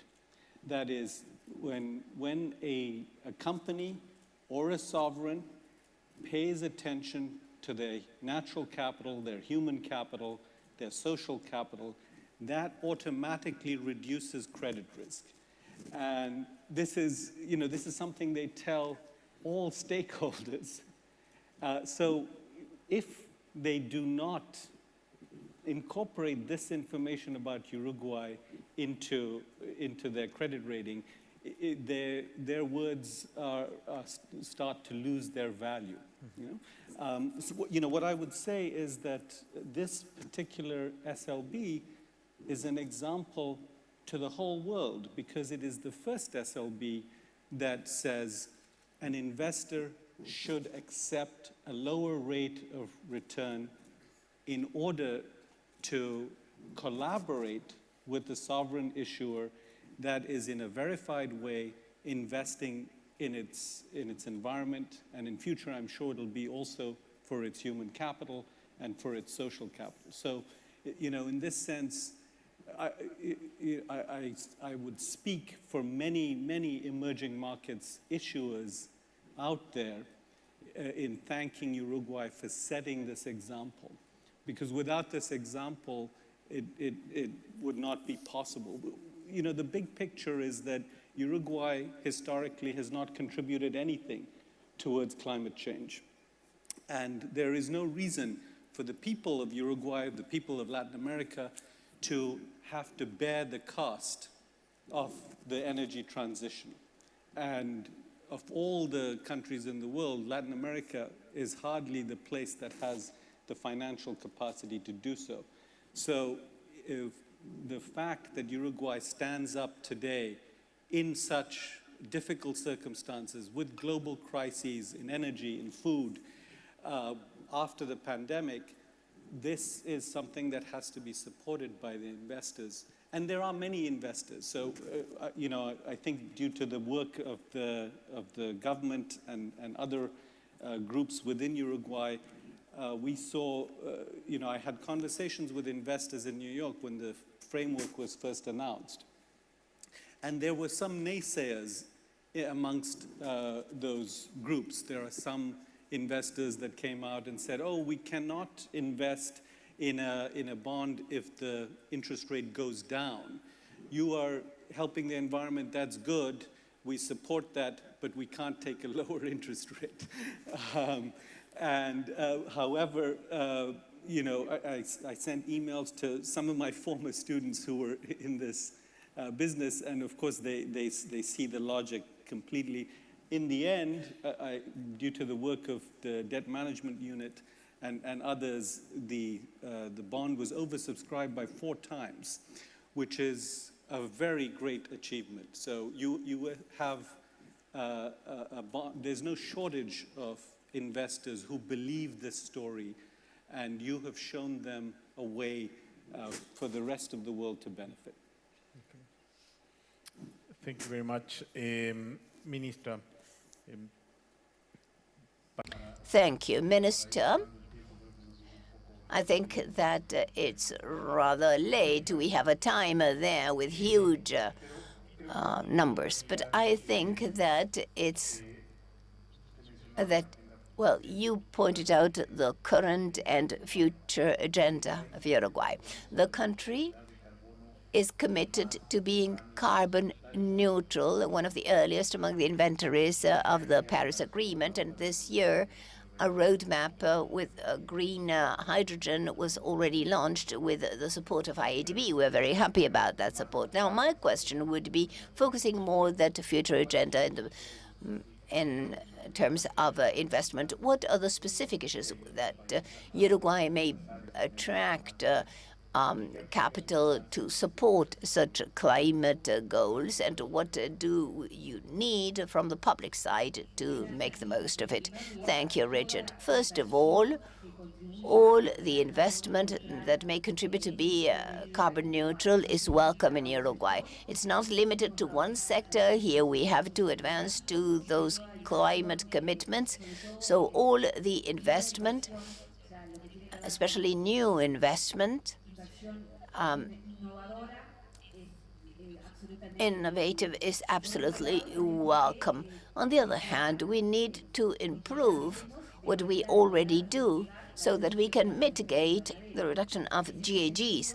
And in that respect, contrary to what happens in many countries, the greatest production of GHGs in our country comes from the cattle industry. So 75% of the GHGs come from livestock. So it's essential to have much more productive livestock. This is something that we have discussed with the Ministry of Agriculture and Livestock and Fisheries, and with the National Agriculture Research Institute, with changing the herds to produce less methane and with a greater uptake of methane. And in agriculture, we need technologies to increase the efficiency of fertilizers. We need to increase productivity both in farming, in agriculture and livestock. In the area of of transport. Uruguay is going to move to the electric mobility with in cities, and in the case of private cars, there are many economic incentives leading that way. Then we have the plan to move forward in the second energy transition that has to do with the route of green hydrogen. That won't give immediate results, but it's done in the long run. It's something that we need to implement today to see its impact. And as I said, the native woods, native forests. In our account rendering in the budget law, in our latest one, there are some articles providing fiscal incentives for promotion of native woodlands. The economic policy then must always provide the correct incentives in order to move forward in those sectors. Now, what can we do from the public side? Well, to provide the correct incentives to move forward, and it's the private sector that, through their work, will allow us to reach those indicators. Now, the other question is, what can multilateral credit organizations do? And we are always in a dialogue with a representative of the UNDP, and it's important to scale up this product of Uruguay, this issuance in the capital market that Uruguay made, and do it in other countries, not only in the capital market, but also to finance the finance that multilateral credit organizations can provide. As the professor said, investors were ready to accept a lower interest payment since we are contributing to this global public good, which is the environment. I think this is the right time for multilateral organizations to be willing to provide credit where the interest rate of a loan is tethered to environmental behaviors. And the question is, who pays for the difference? The difference of interest rate. We no longer have an investor wishing to receive less money. We have a multilateral issue where the owners are all the countries that will be receiving less money. So it's important for multilateral organizations to go out to look for concessional funds focus on environment to cover up that difference in interest, and its balance sheet shouldn't be the one accepting these lower interest rates. I think there is a large work to be done to order available resources in the world to be able to move forward in environmental matters. To that end, Uruguay has worked in the past few years not only on the issuance of this specific bond, but as a chair of the Development Committee of the World Bank and the IMF to promote this agenda and to be replicated in other countries. Thank you, Madam Minister. What supportive policies should Uruguay adopt to accelerate implementation of sustainable finance and make its economy more attractive for sustainable investments? Okay, gracias. So, Uruguay es un país pequeño y hermoso, una joya. Uruguay is a jewel, a small country, and beautiful. With a small country, un país pequeño a small country must always look to the outside, must always look abroad. SLB shows us that it's very important to look after the environment in Uruguay, the native forests, decarbonization of the transportation system. But even more important for the region as a whole and for the world is to use the example of Uruguay. Small countries, if you look around the world, small countries are at the forefront of providing services to the world. Financial services, technology services. Of course, if you think about the centers, you can think of New York, part of a big country, Shanghai, part of a big country. But think also of Singapore, Luxembourg, Seoul, Dubai. These are the countries that provide services for the region around them. And so Uruguay's role as a hub for IT, as a hub for finance, that destiny is tied to the destiny of Buenos Aires. It's tied to the destiny of Sao Paulo. But even more than that, it's tied to the destiny of the Pampas. It's tied to the destiny of Amazonas. It's tied to the rural areas within Latin America. So in that sense, we talked here about talent this morning, how it's difficult to find talent. That the Uruguay can be a place where the public-private partnership nurtures talent. For the region as a whole, Latin America has a much lower rate of investment in human capital than other regions, given its level of income. But Uruguay has the possibility, given its very advanced institutions, its high level of social cohesion, its already existing good educational system, its friendliness to investment in business, it has the ability to become the educator, the place of lifelong learning, skills-based development, market-needed development, and the investment in human capital for the region. So I would encourage, after having done so much on natural capital, I'd encourage the government and the private sector to think about investing in human capital and making Uruguay a hub in that area. Perdón, Richard, si puedo. Excuse me, if you allow me. I would like to interrupt here because Uruguay is making a very large investment in human capital. We are going through an educational transformation that is very important, and clearly that's where we are giving opportunity to the young people and will make a difference in our internal growth.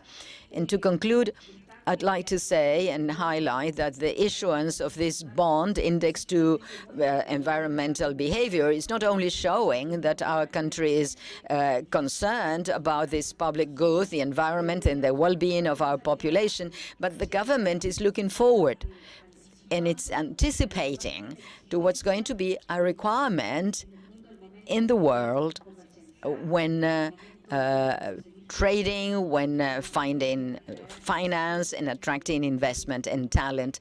I think it's important from the economic policy standpoint to have all this into account, and that's why we have taken this specific step. I to suggest that you were not investing, not in the least. So actually, what I should mention is that I have a very good collaboration with UDELAR, and part of why Uruguay was able to do this SLB first in the world is because of the human capital capacity here. But it is a small country. And so you as I said, Uruguay is an Oja, right? So it's a jewel that has to be shown to everybody else in the region. And you have to attract the human capital of the whole region and bring them here and help them to see and then spread that throughout the region. So your mission is amazing in Uruguay, but your mission is bigger than that. Your destiny is much bigger than just Uruguay. To conclude then, I am delighted to see how this conversation has been so fluent. I would like to leave with you some ideas that I think are important. To congratulate Sataid on his Spanish. His classes are performing well. It's good to think that what you said, that Uruguay is a jewel, and to project Uruguay to the world. And this event is responding to that interest, projecting Uruguay to the rest of the investors. Madam Minister said something very powerful that Satyajit also shared. This must be a multi-sectoral agenda from public policies and the organization for the tool itself. but I think it gathers all the elements that we can see in Uruguay: human capital, natural capital, social cohesion, democracy, all the items that Mr. President highlighted at the beginning of his presentation. We also have to think that this region and the world will be subject to a lot of financial stress, globally speaking, as Madam Minister said, and to be at the forefront with this type of tools, given an answer to those challenges, responding to those challenges that are also global, such as the environmental challenges coming out from Europe. And we, from the IADB, are very pleased because we can scale up this type of initiative in other countries in the region. Of course, we take down due note of the task that Madam Minister has assigned to us, that multilateral organizations have to be working on this, and we are, and so that we can provide good news soon. To conclude, then, I would like to congratulate the authorities on the right time to organize this event. We think it's a determining factor in line with the challenges that we're seeing in this region, because at the end of the day, as you may see, pose opportunities. So thank you, Madam Minister. Thank you, Mr. Bosse.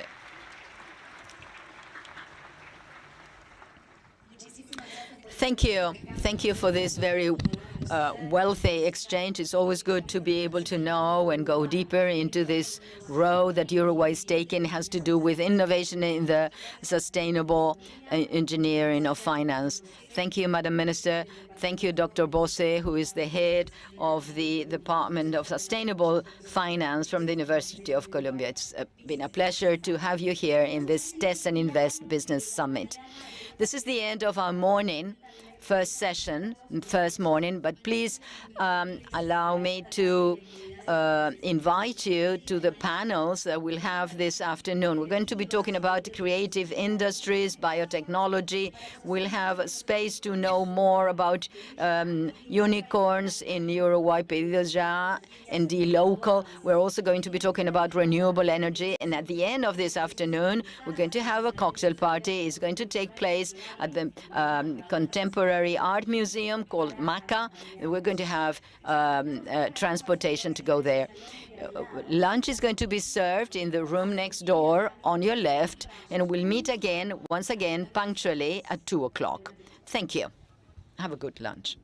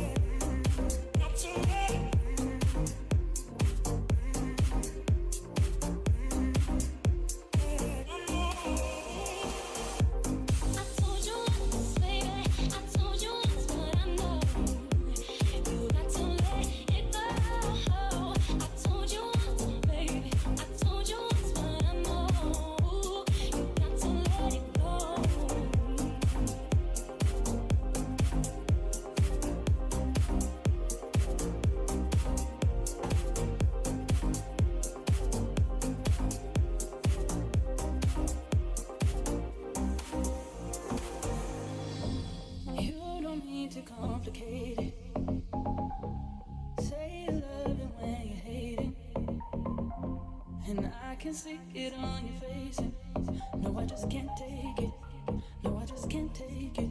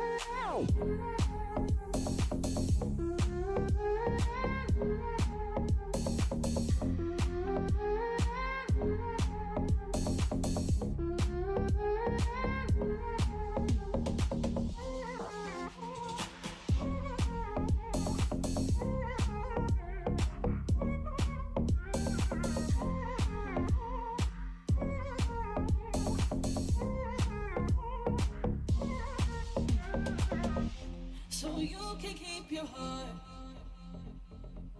No, you don't need to give it up, give it up. Now I see who you are. And maybe I don't want your love, want your love.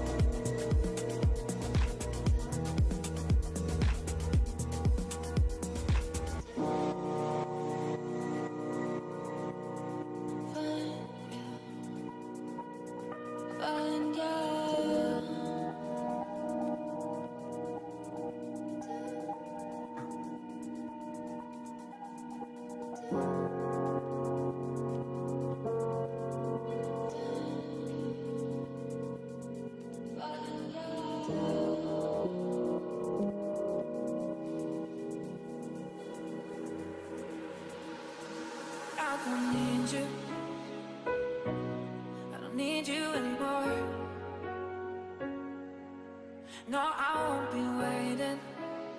No, I'll be waiting at your door. I don't need you. I don't need you anymore. No, I won't be waiting. No, I'll be waiting at your door. I don't need you. I don't need you anymore. No, I won't be waiting. No, I'll be waiting at your door. 'Cause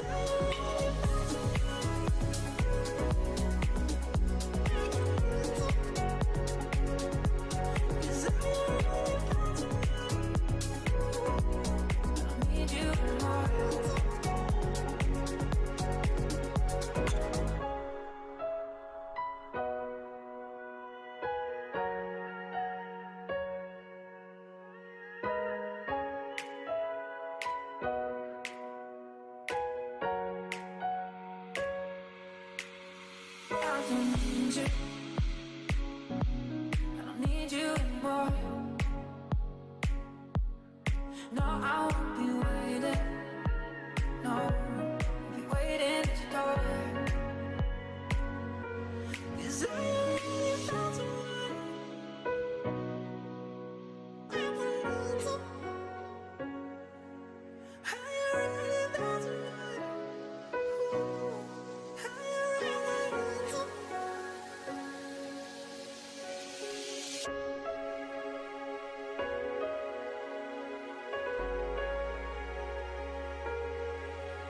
I don't need you.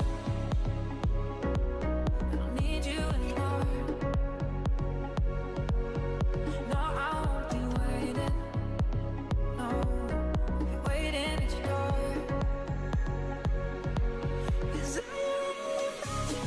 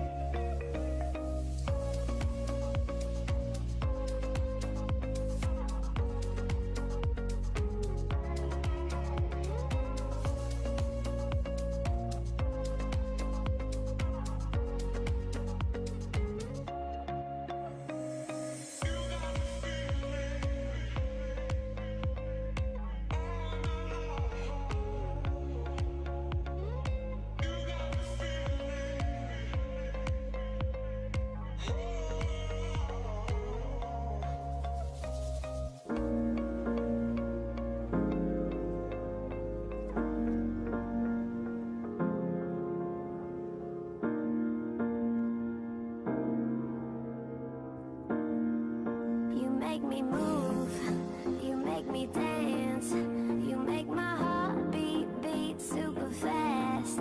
You lift me up, you make me laugh. Baby, you're the best I ever had. You're the best I ever.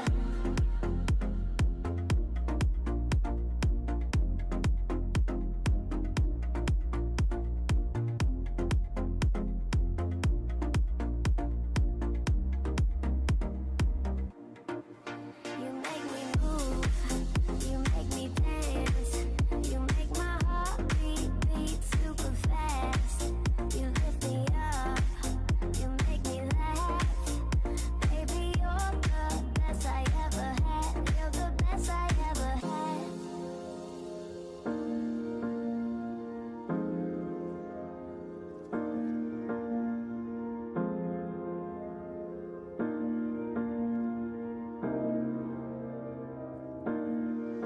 You make me move, you make me dance, you make my heart beat super fast. You lift me up, you make me laugh. Baby, you're the best I ever had. You're the best I ever had.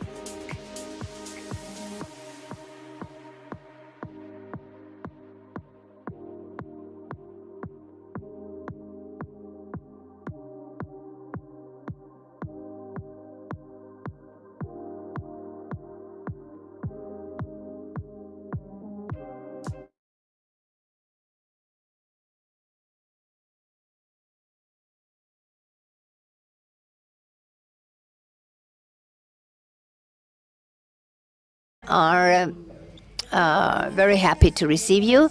Let me remind you that please to mute your mobile phones and to share your comments using the hashtag #TestAndInvest. Remember that we have simultaneous translation into Spanish and English for participants. Channel 1 is for English and Channel 2 for Spanish. Now we'll start the discussion panel. Creative industries, a big opportunity for job creation and international growth. These industries are a significant source of qualified jobs, are part of the cultural individuality of the countries, and we'll speak of the opportunities in Latin America and more specifically in Uruguay. We invite Emmy Enright, President and founder of Newton Street Public Relations, who will chair the session, and our dear panelists. And as I mentioned them, I invite you to come here. Michael Young, President and CEO of New York Film Academy. Welcome.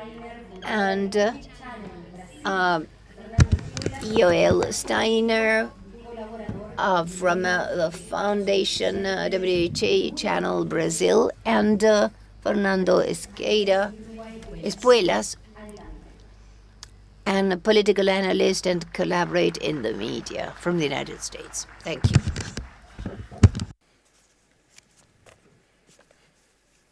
Fantastic. Well, thank you.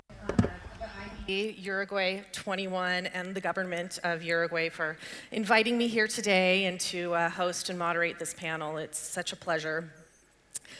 I've really been looking forward to this conversation because the stakes for global cooperation have never been so high.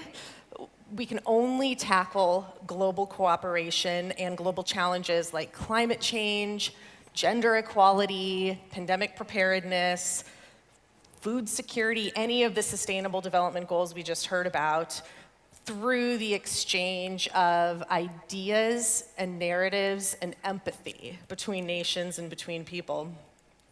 And there's no other sector that contributes more to the global exchange of these ideas and breakthroughs than through the creative industries. This industry produces $2.25 trillion annually and is projected to account for 10% of global GDP in coming years. It also represents 30 million jobs globally, half held by women, and greater youth employment and representation than any other sector.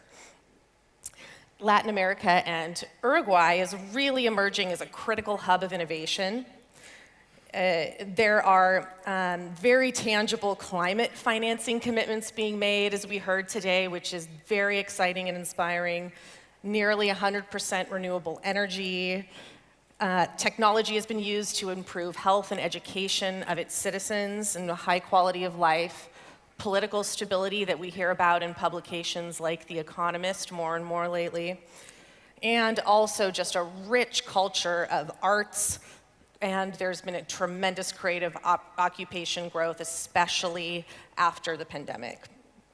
So what really makes this region a hub, and how can the world leverage its full potential for creativity? And that's the topic of our conversation now. And I'm joined by three influencers who you heard a little bit about, leading the way to tap into the region's potential. First here I have Michael Young, who is the president of the New York Film Academy. This organization has a global presence and a very hands-on learning curriculum, which makes it a critical partner to many countries looking to develop their talent when it comes to the film and audiovisual industries. He studied at NYU's Tisch School of the Fine Arts, and he was also a Student Academy Award finalist, and he's a National Endowment of the Arts and Scorsese Post-Production Award grantee. So congratulations. Then I have here Yale Steiner, the filmmaker and entrepreneur, who many of you know. She is launching the We multi-platform content with Samsung TV. She has been the CEO of the Center for Jewish Culture, and she's made important films like The Year My Parents Went on Vacation, which was nominated for Best Foreign Film by the Oscar Academy. And she's currently working on series like Las Brujas and El Mundo Invisible. And last but not least, we have Fernando Espuelas, who's had very wide-ranging media and entrepreneurial career. He was one of the internet's first pioneers for Star Media Network, which was the first IPO for a Latin American internet company. He's also produced and hosted top-rated programs at outlets such as CNN, Hearst, Spotify, Univision, and others. So welcome, everyone. Thank you. Fernando, let's start with you. You were really one of the first innovators to see how the internet would change life in Latin America and the world. Which new technologies do you predict will have the greatest impact on the creative industries in the year to come? And how will those innovations from this part of the world impact the greater world? Well, I think there are many technologies which are impacting the industry, of course, but maybe less technology and more distribution is streaming. The explosion of the streaming industry, which this year is calculated to be spending or investing about $100 billion in original content, is redefining how content is created, not just in the United States, but in the world. And as we think about what streaming means for a country like Uruguay, it means now that there is a gigantic market that never existed that is looking not just for English language content, but in fact is looking for Spanish language content and other languages as well. Because of the diversity of both production capability, but more importantly, cultural context, is really what's going to drive this industry. The streaming model has this merciless logic to it, which is that in order for these companies to maintain their subscribers, they have to generate fresh content on a weekly basis, if not a daily basis. And therefore that means that they are in the business essentially of funding content creators, again, not just in the United States, which has been the classic model where if a film was in English, it could travel internationally. If a film was in any other language, pretty much it became a foreign film or a specialty film. So I think, going back to Uruguay, this is an opportunity where we can leverage the incredible depth of creative talent, acting, writing, filmmaking, and so forth, for a much bigger market than ever before. It's an opportunity that I think Uruguay is seizing, as we heard from the president today, and it's an opportunity, I think, for everyone here as they think about business opportunities and career opportunities as well. That's great. So Yale, can you talk a little bit about your new platform and how you've worked to center the stories of women from Latin America? How can we really break through globally when it comes to these important voices and stories? Bueno, yo prendo acá la tecla SAP porque... Well, here I'm not respecting protocols because I've never been a protocol lover, but and it's funny because my tag says Brazil, my badge says Brazil. I'm married to a Brazilian, I have Brazilian children, I'm a Brazilian company for over 25 years, but I never became Brazilian. And listening to the president today, I'd like to come back because Fernando and Nico and Michael knows now. Are you listening to the English version? Right, okay. So, Uruguay, my soul speaks Spanish. And when we speak of women, I'm a storyteller, listening to the president and listening to everything we've heard so far in just these few hours. I already connected in these few hours. We are not speaking of women stories, but empathy and the world turning into a borderless a big platform where we all tell stories. And the idea is that in Latin America, because Brazil was always a hub, in spite of having over 200 million potential consumers and being a world in itself as Mexico or other countries, just because of language issues, Brazil is an island. And as Latin Americans, we want to expand those voices, and the common language is the soul's language. Authenticity, empathy. It's the language of being able to get touched and to reach Uruguay. As the anecdote of the president today, he says, I don't know whether it's true or not, but somebody came from Sao Paulo to Uruguay with his family to do business, and maybe the political part was okay, but he was not so convinced of doing business here. However, the family reported how empathic the Uruguayans had been.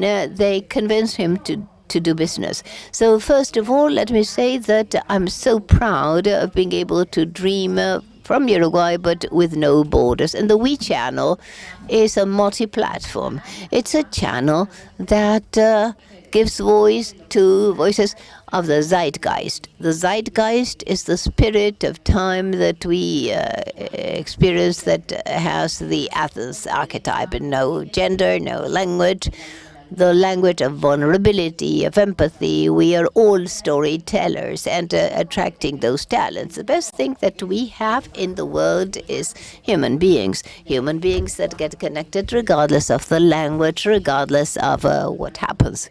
We talk a lot about the fuck-ups that are the things that connect us. Speaking of fuck-ups is much more important than speaking of events, because sometimes the events are have no soul. So it's important to be able to tell stories. But I don't know whether I have time, but I'd like to do something. They tell us that we can't exchange ideas with the public of the audience. I think that Joaquin from Endeavor is here. Do you remember that once I broke the protocol rules? It was, Monica, are you there? Yes? Monica, could you just tell us in 15 seconds, could you describe, we are all storytellers, that's the We channel. Can you tell me in 2 minutes how we met today? Sorry, she's not using a microphone, so we can't hear.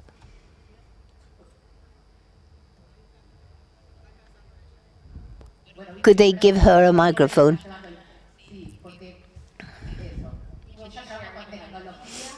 She works with technology. I went to the toilet and I saw somebody with a beautiful coat, and I said, what a beautiful coat, and we started a talk that would last half an hour. Yes, and she told me about her things. So I think that we should have an opportunity to establish connection regardless of gender and storytelling. That's a big amplifier. With no algorithms, no artificial intelligence can do any better.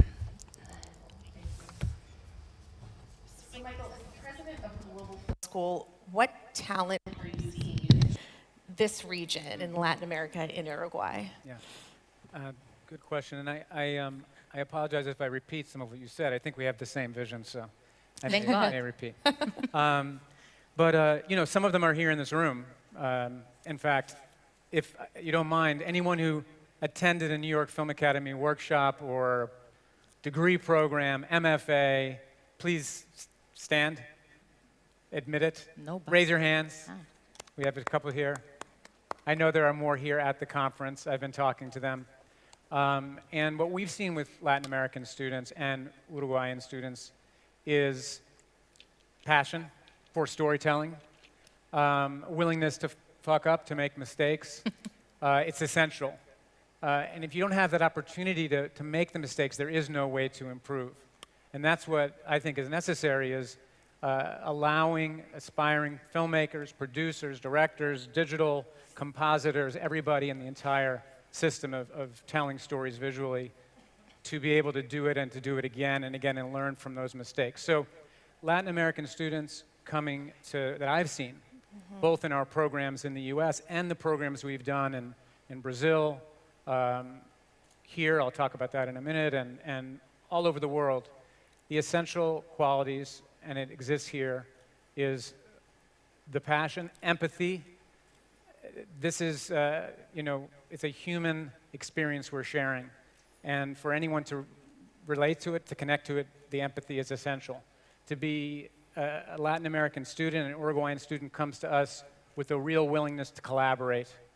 I think we got that even in the discussion about this country not seeing itself putting competition first, collaboration first, and that is absolutely essential to what we do and how one learns. You support each other in the learning. I'm directing this film and you're my cinematographer, and tomorrow I'm your cinematographer and we're rotating, and that ability to collaborate, to support the creative leader of a project, to contribute your part of it, that's essential. And I think my experience of Latin American students has been they come with talent, their own talent. A school does not endow someone with talent, but a school, an education, a training, and experience is a place where young artists and older artists can have an opportunity to connect, create working relationships with their classmates, develop their voices, and that is a cycle. It doesn't just end. You finish a program, whether it's a month or 2 years, and your learning continues, and you need to go back to that well, reconnect with people, reconnect to the community. So my experience of Latin American students, I actually taught a group of Paraguayan students many years ago, had incredible visual sense, understood drama and what you needed to do to get an audience to identify, and were just such incredible collaborators. And they continued working. The ones I'm thinking of, after they finished, went on to make commercials, shorts, and features together. And our students do that. They connect with an international student body. That's also critical to have the diversity. So here in Uruguay, my hope would be that this becomes a place, an in-gathering place for Latin Americans and international people to come together to learn, develop their craft, and to practice it in this emerging audiovisual industry here. I know there are very exciting plans for Punta del Este. We saw incredible things in Montevideo. We were shown by the 21 and IADB. So I'd be very bullish on Uruguay and Latin America for storytelling and visual industries. That's wonderful. Thank you so much. It's great to hear about the future and the future storytellers, and that collaborative spirit as a value is also what's critical to improving the world as a whole. Yeah. So very, very inspiring and interesting. Let's go back for just a moment to how do you think about elevating voices of people who may be underrepresented in media, whether it's women, people, diversity in all of its beautiful forms? How can we do more of that? How can Uruguay contribute to that? Primero, quería decirles que Michael y Amy están acá hace un día y medio y ya se quieren mudar con toda su familia a Uruguay. It's true? Yes. You're coming to Uruguay. Perfecto. Volvemos todos. Fernando también y yo también. ¿Verdad? Ojalá se realice ese sueño. Amplificar voces, cuando hablamos de ¿qué es los no representados? ¿No? ¿Qué es la invisibilidad de esas personas que no tienen voz? No tienen voz porque están en sus comunidades. ¿Y cómo conectamos a esas personas? No estoy hablando desde el punto de vista de tecnología, pero desde el punto de vista del lenguaje del alma, que es que puedan contar sus historias a partir de tan local para el global, ¿no? Que es lo que siempre decimos, cuanto más local, cuanto más, no es solo de empathy, pero es de belonging, ¿no? Saber de dónde venimos y así nos conectamos con todos. Entonces es simplemente una manera de generar oportunidad, que es los núcleos creativos latinoamericanos, las posibilidades de amplificar voces, y hoy en día todos podemos tener una voz si nos conectamos desde ese lugar de la empatía y del lenguaje sin fronteras. Entonces hoy, a partir de la posibilidad que yo veo que podemos a partir de Uruguay, con todo lo que es ese hub de experiencia y que tan human talented, ¿no? Como se dice, orientado, que no importa si vos tenés todas las herramientas del mundo, la plata,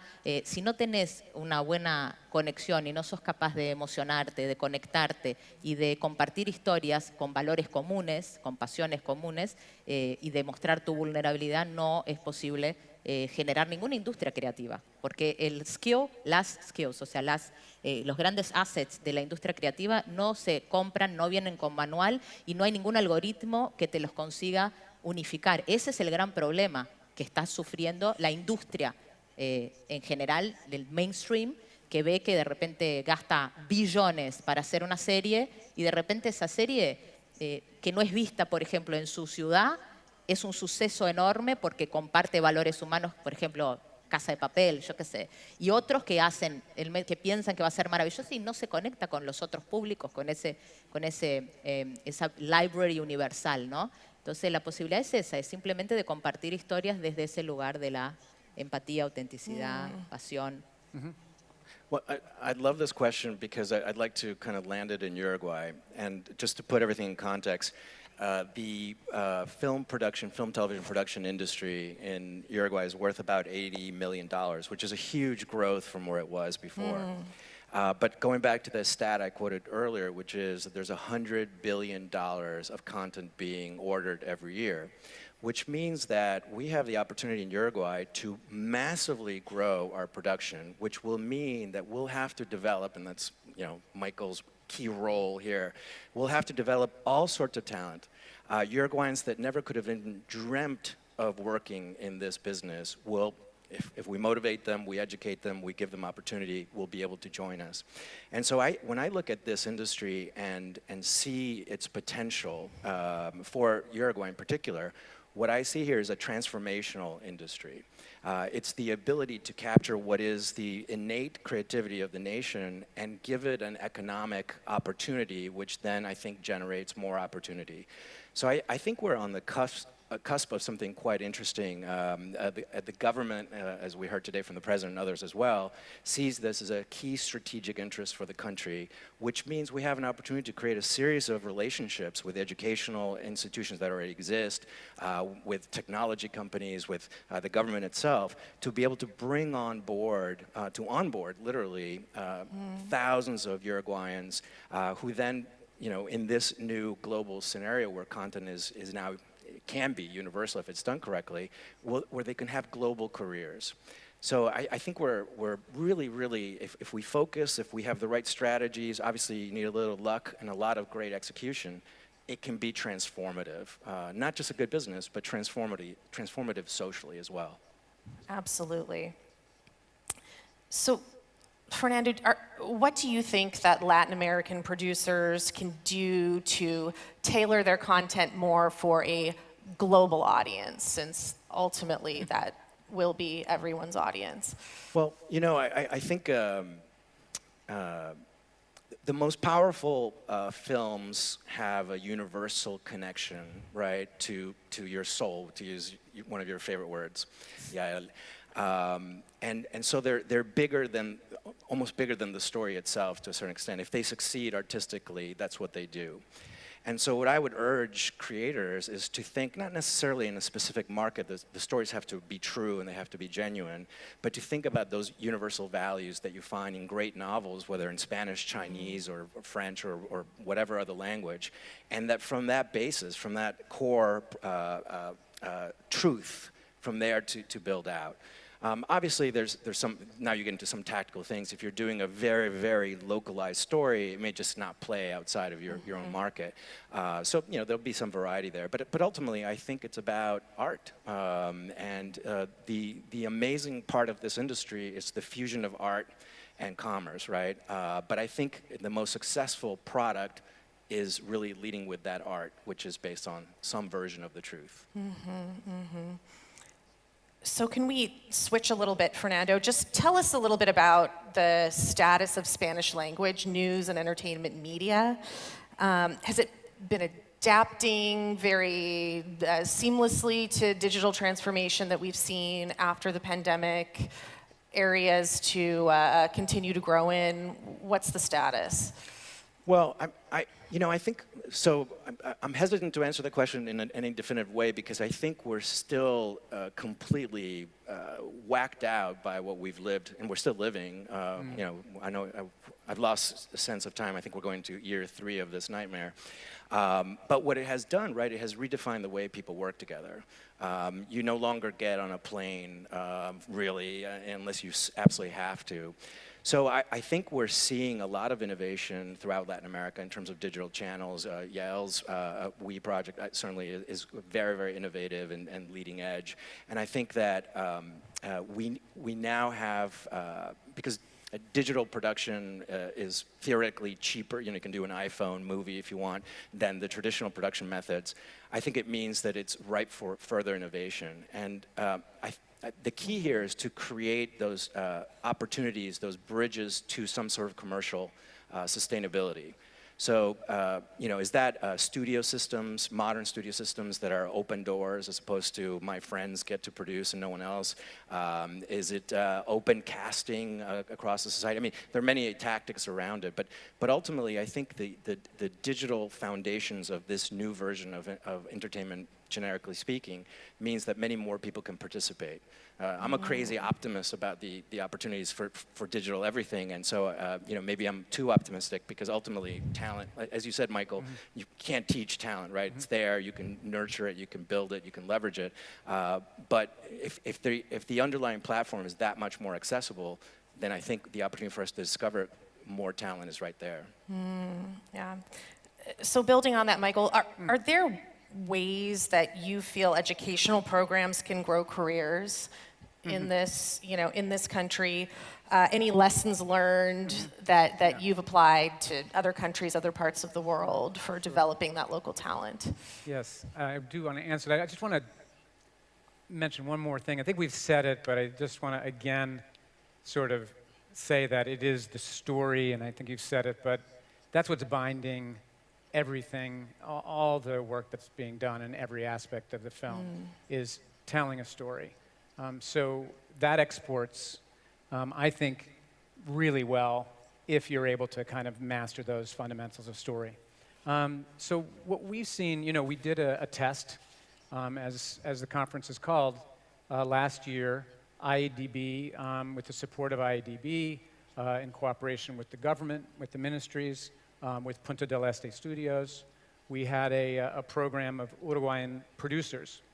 They were both beginners, aspiring producers, and established professionals who were both interested in a training, either a refresh or an upskill or an introduction to the subject of producing films. And so we did that, and it was because really pandemic determined. Our teachers stayed in the US and taught remotely to the students here in Uruguay, and it culminated in the students coming together in person to do production together and to have a group experience. In fact, one of those teachers, Krisan Katsoulis, is here in the conference. She taught in that program, and she's doing a master class tomorrow and in film financing. So I've talked to her a little bit about her experience of doing it and what she got, and she was, as you will see, so enthusiastic about the students and what their futures are as international producers. So what about career? I think I was talking to someone here earlier.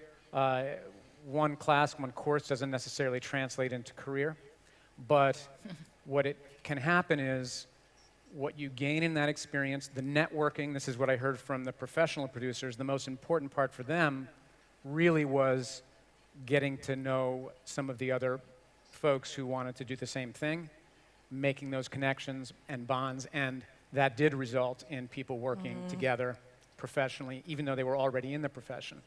For beginning students, what we've seen in that program, but in others, is when they get opportunity, they're walking into it with a level of confidence, understanding how it works, able to understand what they are supposed to do. But on many of our programs which focus on directing, editing, cinematography, acting, we see students create, there is, because of what's happened over the last 15 years, an opportunity for students and kind of emerging filmmakers to have their work seen I was just talking with a parent here at the conference who said his child watches all YouTube 8-minute things all the time. But our students, our graduates, I have an example.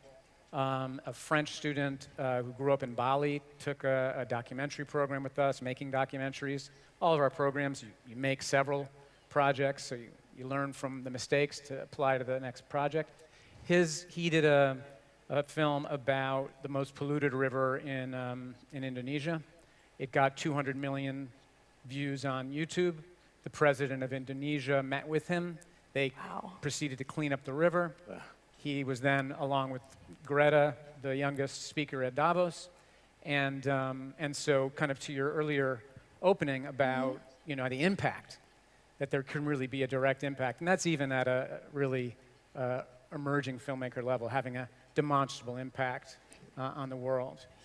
So anyway, there are many different pathways that we've seen. And I think the key is, again, developing a creative community, bringing talent together, allowing them to network, and again, cross-culture, cross-background, cross-orientation, cross-language. That's, I think, the future of the industry everywhere, not just in Uruguay. Yeah, that's very exciting. It's a lot of things converging at the same time, the democratization of media, and it's very exciting. I think I just want to say, just if I may respond, it's kind of, there have been gatekeepers in this industry, and one of the things our place has done is really try to open the doors to create access, to give elite training, but not to be elitist, not to decide in advance, oh, no, you can't do it. People need that opportunity to try, and you find sometimes it isn't always the most talented who are able to, because of their social skills, their ability to work with people, who often emerge really being able to succeed. So I think you need that proving ground, that greenhouse for artists. And Uruguay is really so well set up for it with all the important things, the tech, the tolerance, Absolutely. Talent. Conectando. Yeah, please go ahead. Sí, conectando. Yes, and somehow connecting. It's interesting to consider that experience now. Speaking of the pandemic and post-pandemic, Uruguay was always a little country that tended to be a hub of human experience. It's funny because Uruguay, we're all connected with many people. I see Cesar Charlone very frequently. He's a filmmaker. Now he's Uruguay with Drexler, who's an Oscar winner. He loves to come to Uruguay. So living in these worlds, that we see that the pandemic gave us opportunities. I was fortunate enough during the pandemic to come and do scouting, and for a month I was at the hotel, coming and going, seeing locations, and there were hundreds of there was an HBO production from Argentina, one from Mexico, and there was another one at the hotel. It was the only hotel that had been opened for that. We were producing for HBO, for Amazon, for whatever, because at the time it was a safe place with a marvelous experience. It wasn't any cheaper at the time because we had to pay the tests every 3 days, and that made it expensive, but the experience for the team was marvelous. So Uruguay is the place that always gave you that setting. We always loved to come back home to eat the barbecue. And the pandemic gave us that opportunity to produce art, storytelling, or putting technology for the and uniting it with art and with the many manifestations of art, including movie making. And Uruguay has that potential. It's like living in a big Truman Show, but with a soul, and with a huge opportunity, a huge possibility of producing talent. If today you tell any big actors, come and we're going to make a movie in Rio de Janeiro, and or come to Uruguay, to Punta del Este, to Montevideo, to have the experience here. The other day we were talking with a marvelous Argentine director who said, I don't want to go anywhere else Well, I'm interested in Uruguay because I cross the river, I film, and I have experience with my family. So the digital, we can sign and we can film and we can have produce the content. That's the most important thing. Having the content to share with the world and multiplying it exponentially. Gail, very quickly, are there any sort of incentives that the private sector, that government can or is putting in place to stimulate the industry more? And then I would also love to hear from you, Fernando, after that about technological infrastructure and capacity of this country and the region as a whole. Yo, en realidad, estoy muy vaciada en el mundo brasileño. Well, actually, I'm based in Brazil. We experienced chaos for 4 years, and it was very complex because the public sector used to be very encouraging and used to be big incentive. There's a tax that was available for artists, but they stopped it for some time. And unless you promote, you inspire and educate, all that is culture. So in the public part, what I know of Brazil is that there are many co-productions with Uruguay, with Latin America. The idea is from Uruguay to generate a single voice of inspiration. That's really feasible. Now the private part, we are always ready to receive investment. If we would love to have people willing to share stories and that make a lot of money, because the potential of the market of storytellers, I'm sure that all of you are storytellers. It's a pity that we can't tell each other stories here and do pitching. I don't know whether you know what pitching is, but we could do it together. And there's another interesting thing that is important in Uruguay. The other day I was receiving mentoring for your channel, and there was somebody that was specialized in the law of time and said the future is immaterial and ancestral. And for me, that summarizes what we said about the technology show. That is the immaterial future and the ancestral future. So it is from there that I think that we have big opportunities for the creative industry worldwide. I'll concentrate my remarks on Uruguay. So sometimes I think that Uruguayans don't recognize what the country has built. There's a really terrible tendency to downplay both the achievements and the potential. There's a lot of talk in this country all the time about being small, and there's not a lot of us. And just for a little frame of reference, Singapore is roughly the size of Montevideo, and they only have 1.5 million more people than Uruguay. No one in Singapore is saying we can't do it. They're taking industries from other countries, they're developing new industries, they're in the leading edge of crypto, they're the leading edge of many, many things. And so, why am I saying this? Is because this country, roughly 20 years ago or so, decided to digitize itself. And one of the most dramatic things they did is they gave every school kid a PC.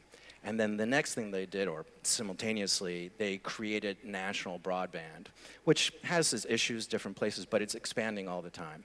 What that means is that for a modern economy, Uruguay is perfectly positioned to compete internationally.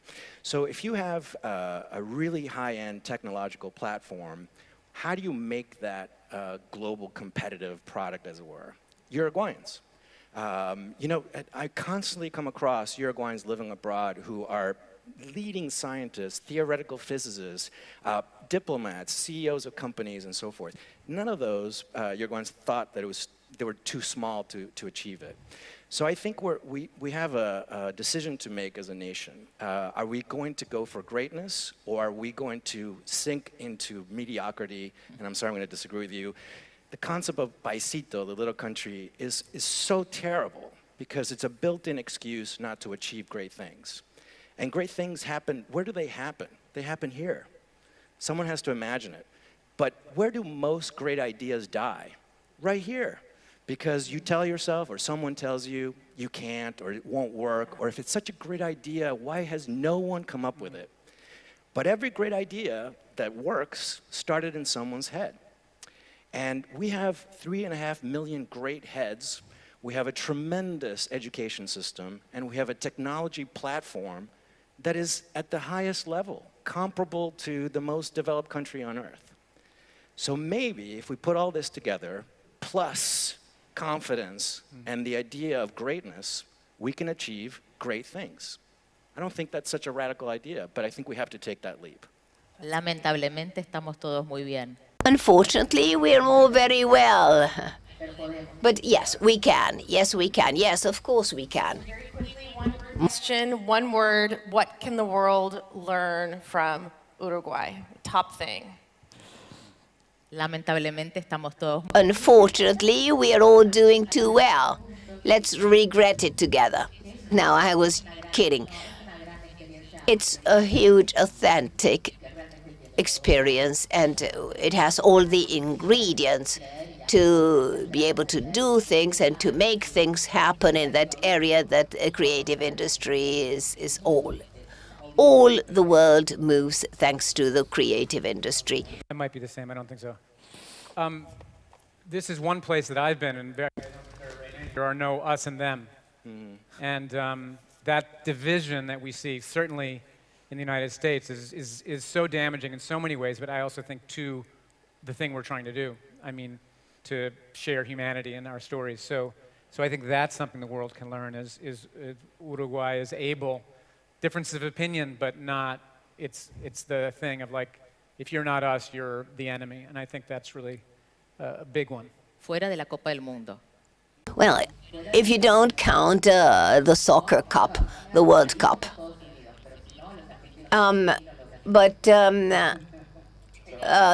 Soccer divides us. Yes. Well, thank you. Size is not. Thank you so much, everyone. I've really, really loved getting to know each of you this week. It's been such a pleasure getting to know the country. Clearly, the world has the opportunity to leverage a very, very special exemplar here when it comes to so many different issues. So thank you. Thank you, Amy. Thank you. Thank you, Amy. Muchísimas gracias a los cuatro por su participación en este interesante panel. Los I want to thank you all for the panel. I want to remind you that we want to thank our sponsors for trusting us organizing this event. New Lab, Google, Meta, Cubo Digital House, Microsoft, PwC, and El Observador. Thank you for supporting us. So let's go on with our summit. The next discussion panel is called Biotechnology as an Innovation Engine. Advances in biotechnology contribute to the economic growth and especially social development by articulating innovation, production, and healthcare. That is what the next panel is going to be about. We invite Dr. Carlos Battiani, Executive Director of the Institut Pasteur in Montevideo, please, and the distinguished members of the panel that are going to be with him, Matias Peire, co-founder and general manager of Grix Argentina, and Josefina Correa of Septiva Therapeutics Uruguay, Graciela Sichia, of the R&D director of the subgroup, Hans Pieringer, founder of FaceLab Chile, welcome, and Gabriela Couto, founder and president of Innova Market Plaza and Biogerentes Costa Rica. Thank you.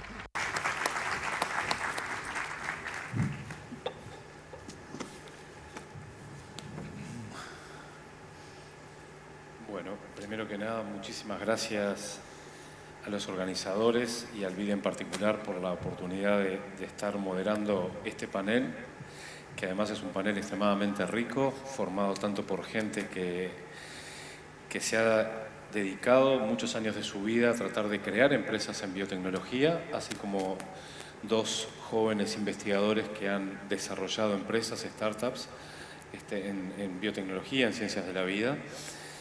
Y bueno, para empezar, me gustaría hacer una breve referencia. No sé si todos sabemos, pero la industria de la biotecnología es una industria multimillonaria que factura en el orden de $1 billón y se espera que en los próximos 9-10 años duplique o triplique su valor. El 50% de lo que factura ciencias de la vida en general, biotecnología en particular, es relacionado al área de la salud, donde América Latina tiene un problema importante que analizaremos, y por otro lado, en un crecimiento exponencial que se viene dando una vez que entendimos el concepto de una sola salud, donde para tener y poder considerarnos seres humanos saludables, tenemos que entender que necesitamos estar rodeados de un ambiente saludable y de animales saludables. Entonces, realmente las inversiones en el área de la agronomía, de los animales y del ambiente también están creciendo muchísimo. De hecho, en los últimos años, solo en Colombia, por ejemplo, se han invertido más de $359 millones en empresas de AgTech en 2020. Dentro de los panelistas tenemos la suerte de contar con Matías Peire. Matías es de formación licenciado en Administración, tiene un máster en Finanzas, pero hace más de 20 años se dedica a crear compañías de base tecnológica, dirige un fondo, es cofundador de un fondo de inversión que en los últimos 5 años ha creado más de 40 empresas en la región. Entonces quizás, Matías, comenzamos contigo. Muchas veces se habla de las oportunidades de la biotecnología, pero sabemos que es un área de alto riesgo, lleva más tiempo, requiere más capital de inversión. ¿Cómo han organizado desde Gridex la inversión? ¿Cuál es la tesis de inversión? ¿Y dónde ves que son las mayores potencialidades que tiene la región para tener éxito? Bueno, primero tengan piedad este panel de científicos. Bueno, Gabriel también me acompaña. Bueno, muchas gracias. La verdad que es maravilloso este evento y poder estar hablando de estos temas. La organización del BID y Uruguay, espectacular que esto está ocurriendo. Yendo a la pregunta, nosotros iniciamos este proceso queriendo conectar ciencia y la industria del venture capital, ¿no? La industria de capital emprendedor. Identificamos que no había masa crítica de empresas en Latinoamérica que pudieran ir a estas trayectorias y decidimos hacer un modelo en el cual construimos estas empresas y ayudamos a los científicos de manera muy temprana a construir sus empresas. Lo que hacemos es transformar esa idea científica en una startup invertible con lógicas de venture capital, principalmente armando los equipos fundadores balanceados por negocios y ciencia y diseñando las estrategias de negocio desde ahí. Y lo que hacemos es, al final de ese proceso, invertimos un primer cheque de $200.000. Y un poco todo ese proceso nos ubicó en qué tipo de empresas biotecnológicas podíamos crear con esta tesis. También balanceado con cuáles eran las posibilidades de competir en esta masa crítica, en este caudal de empresas, en el mundo con este tipo de empresas. Nosotros veíamos que poder competir con esta tesis de inversión en productos más del mundo de los terapéuticos era muy difícil. Seguramente iba a haber casos, pero no en la cantidad que nosotros necesitamos para desarrollar nuestro modelo. Entonces, y por el otro lado había un emergente de startups y un emergente de nuevas necesidades que la biotecnología podía solucionar en el agro, los alimentos, el diagnóstico, la medicina personalizada, la biotecnología industrial que reemplaza todos los químicos en general y una gran cantidad de potencialidades en la región para hacer. Entonces, nos enfocamos ahí. La lógica del riesgo en ese tipo de empresas es distinta a la de la farmacéutica. Es un riesgo que uno tiene que pensar en 10, 15, 20 millones de dólares de desarrollo para poder tener pruebas, llegar al mercado. Son 3, 5 años en donde no es tan binario como en la industria farmacéutica que se pasan las fases clínicas y esto pasa o no pasa, y donde hay mucho más peso en el armado del equipo, en el diseño de las estrategias de negocios y en estar atento a ir iterando sobre la marcha. Entonces nos ubicamos en ese lugar, en ese proceso. En los últimos 5 años creamos estas más de 40 empresas. Esas empresas nosotros invertimos 10 millones de dólares y ellas levantaron otros 60 millones de dólares en el mundo, mostrando que esta ciencia es competitiva a nivel mundial. Tenemos empresas en toda la región. En Uruguay tenemos 3 que estamos muy orgullosos y están haciendo cosas increíbles. NanoGrow, Enteria, Cryosmetics, y viene una en camino, una nueva. Creemos que esto puede seguir creciendo, hay mucho potencial. Incluso hablamos de una oportunidad de arbitraje de talento, ¿no? Hay una disponibilidad de talento casi 100% ocupada en la academia y no nos podemos dar el lujo como región de toda esa inversión, todo ese esfuerzo que hicieron los estados en que no estén colaborando en el desarrollo de los países. Sí, justamente uno de los comentarios que viene al lugar es que lamentablemente la región invierte poco en ciencia, tecnología e innovación. Todos los países de América Latina estamos incluso lejos de llegar al 1%, que es el mínimo recomendado internacionalmente, pero además la inversión es puramente pública y hay muy poca inversión privada, con lo cual eso hace que los investigadores solo trabajen en el ámbito privado y se condena a las empresas de la región a no poder tener investigadores y por tanto ser innovadoras. Ese creo que es un problema que ustedes lo están solucionando muy bien. Voy a aprovechar a pasar a Josefina. Bueno, Josefina es una bióloga que tiene un máster en biotecnología, trabajó muchos años en una incubadora en Los Ángeles, conoce muy bien el ecosistema de Los Ángeles y volviendo a Estados Unidos llegaste a Uruguay y me gustaría cómo encontraste Uruguay, qué perspectiva ves desde el área de los investigadores en ciencias de la vida. Sos cofundadora de una empresa, de una startup reciente, spin-off del instituto. Y bueno, me gustaría escuchar a ver tu opinión, qué ves desde tan diferente entre el mundo de Los Ángeles y Uruguay. El tamaño. Los Ángeles es más chico que Uruguay. Es más chico que Uruguay, pero los desafíos muchas veces son similares. A veces me pasa que hablando con colegas de allá, contándoles las realidades de acá, me dicen, bueno, nosotros empezamos hace 15, 20 años en la misma situación que está Uruguay hoy. Entonces a veces cuando hacemos esas comparaciones, y bueno, posicionémonos donde estamos. But then you were asking about the differences that I found when I came back to Uruguay in 2020 after some years abroad. And the important thing is that it's a leading ecosystem in entrepreneurship and leadership in general, where we talk, where we produce this type of events and others that weren't there before. And particularly, we are now, in terms of technology, in a situation where, you know, we are growing seeds, planting seeds, taking models from abroad, looking at experiences of people who went abroad and came back, who went to different parts of the world to see what's being done. And there were other industries before, you know, the software industry 20 years ago.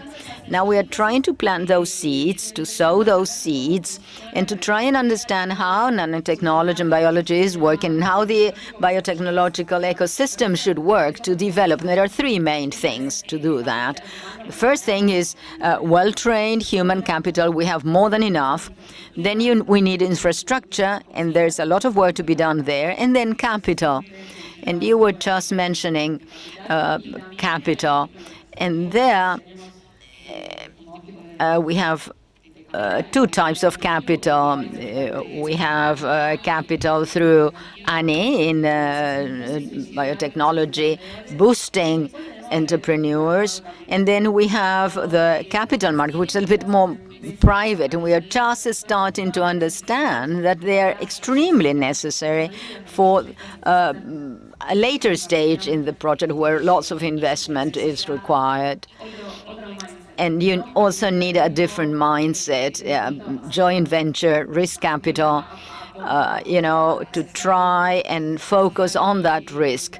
And perhaps to conclude, I would say that we have to work mainly on trying to promote that development, to have a pool of funds, making the sector more dynamic, making the ecosystem more dynamic in order to promote startups that have first funds, public funds, but then to make that leap forward, don't find how to do it. There are some funds available in the region, some in Argentina, some in Chile, but not many.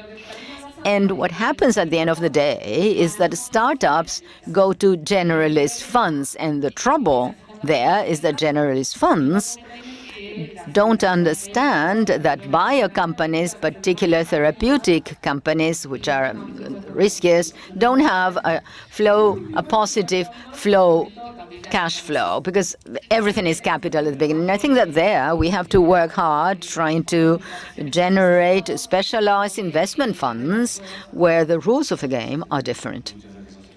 Excellent. Thank you, Josefina.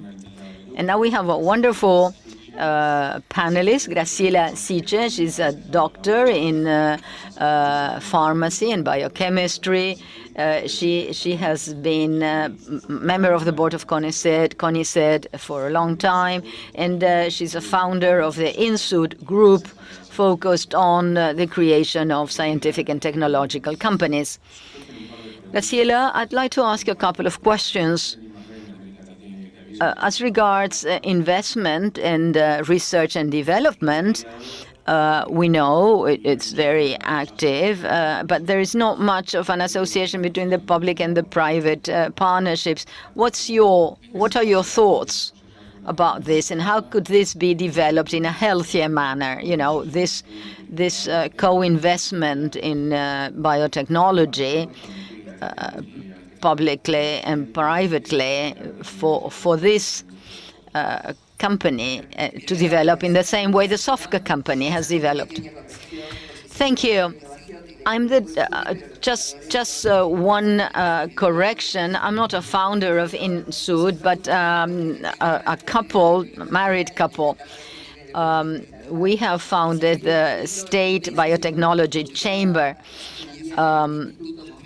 At our institute, some days ago, we were shown the GDP percentage on biotechnology, which was lower than 1%. Countries that invest a lot invest something like 4 or 3% of their GDP.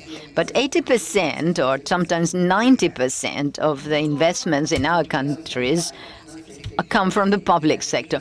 Of course, not all private sectors are the same. The nanotechnology is quite particular, and we see it in our chamber where investment and development is high. But I was listening to Josefina talking about the 3 pillars, and I'd like to say that there is a 4th pillar, which is the regulatory framework.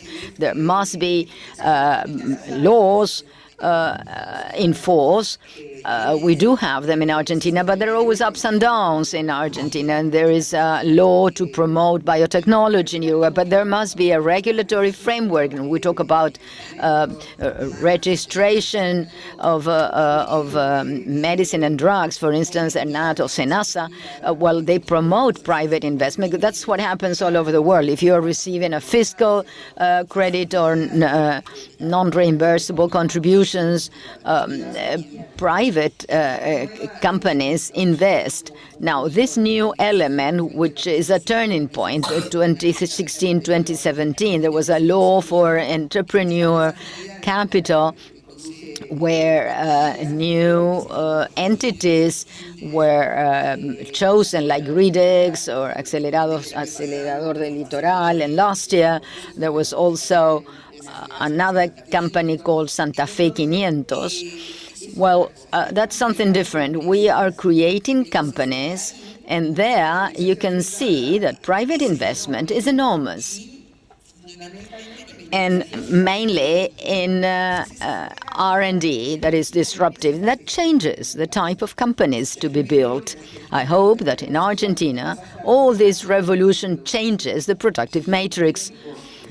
I'm sorry to interrupt you, but there is a point here that I think is interesting. When we speak... Hablamos de crear empresas que se basan justamente en un conocimiento disruptivo, eso va asociado a la protección intelectual. Sin embargo, Argentina, Uruguay, Bolivia, Paraguay y muy pocos otros países en el mundo no integran el Tratado de Cooperación de Patentes. ¿Cómo te perjudica eso al momento de crear una empresa de base científico-tecnológica apoyada en un conocimiento disruptivo? Tenemos 34 minutos, ¿no? Tenés uno para El tema de la propiedad intelectual, o sea, obviamente el mundo va hacia la PCT, digamos, son tratados. Nuestros países tienen oficinas para registrar la propiedad intelectual, en el caso de Argentina es el INPI, y esto tiene que ver mucho con la industria farmacéutica tradicional. Entonces, son cosas que van a ir cambiando. Nosotros particularmente, desde el Grupo INSUD, patentamos en la Argentina, pero patentamos desde afuera en países que tienen PCT porque es mucho más rápido y los investigadores hacen exactamente lo mismo. Faster, and the researchers do the same thing, and startups too. Of course, we always look for loopholes. It's trying to meet the two characteristics, especially when an investor goes to negotiate these issues with the startups. They will ask, do you have the licenses of the CODICET and the universities? It is always better having applied for the IPRs, and you're thinking that with the same patent, you'll be able to be protected in many countries. So, the fact that we are not in those treaties does not prevent us from working.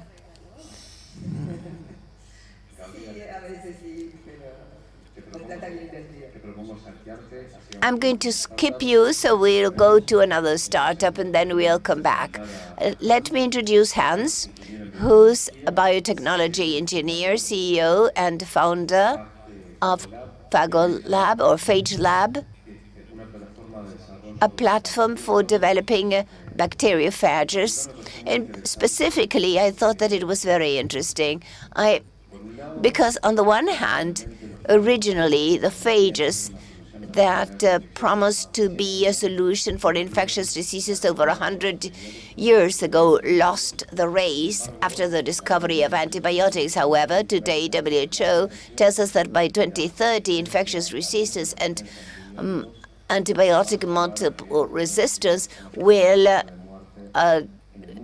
turn infectious diseases to once again be the leading cause of death, even beating cancer. So we are going to go back to the 20th century. So bacteriophages and phages in general again have a chance. How do you see this? How do you see the issue evolving globally and regionally? So tell us the number of chickens that you want to save in Brazil. Well, the situation with antibiotics is highly complex. In 2019, about 5 million people died because of multi-resistant bacteria. It's more than through COVID. And our company works developing alternatives based on bacteriophages. But as you said, the bacteriophages that were very obsolete because they are very, very specific viruses that attack specific bacteria. Now we have solved much of that specificity using IETs that together with biotechnology form good platforms. Today, we have the largest collection of bacteria, having sequenced their complete genome. We have IT experts, astronomers, data scientists that enable us to correlate, to understand what are the bacteria that are indeed in the field, how they behave, and saying the specificity that we need for therapy. We are implementing this very in a way that we can scale it up in the animal world, where there's a lot of problem with bacteria, both in food safety and productivity associated mortality. So we are especially entering Brazil. We intend to save 5 million chickens. Yes, it struck me because Chile has a free trade agreement with the United States. One of the countries that has more problem with antibiotic resistance is the United States. And the fact that you didn't see human health as a niche in the market in the United States, well, there's a significant market gap to be able to attack human health. And in animal health, we are a very strong region. It would be crazy not to think that, well, if in Switzerland they make chocolate, well,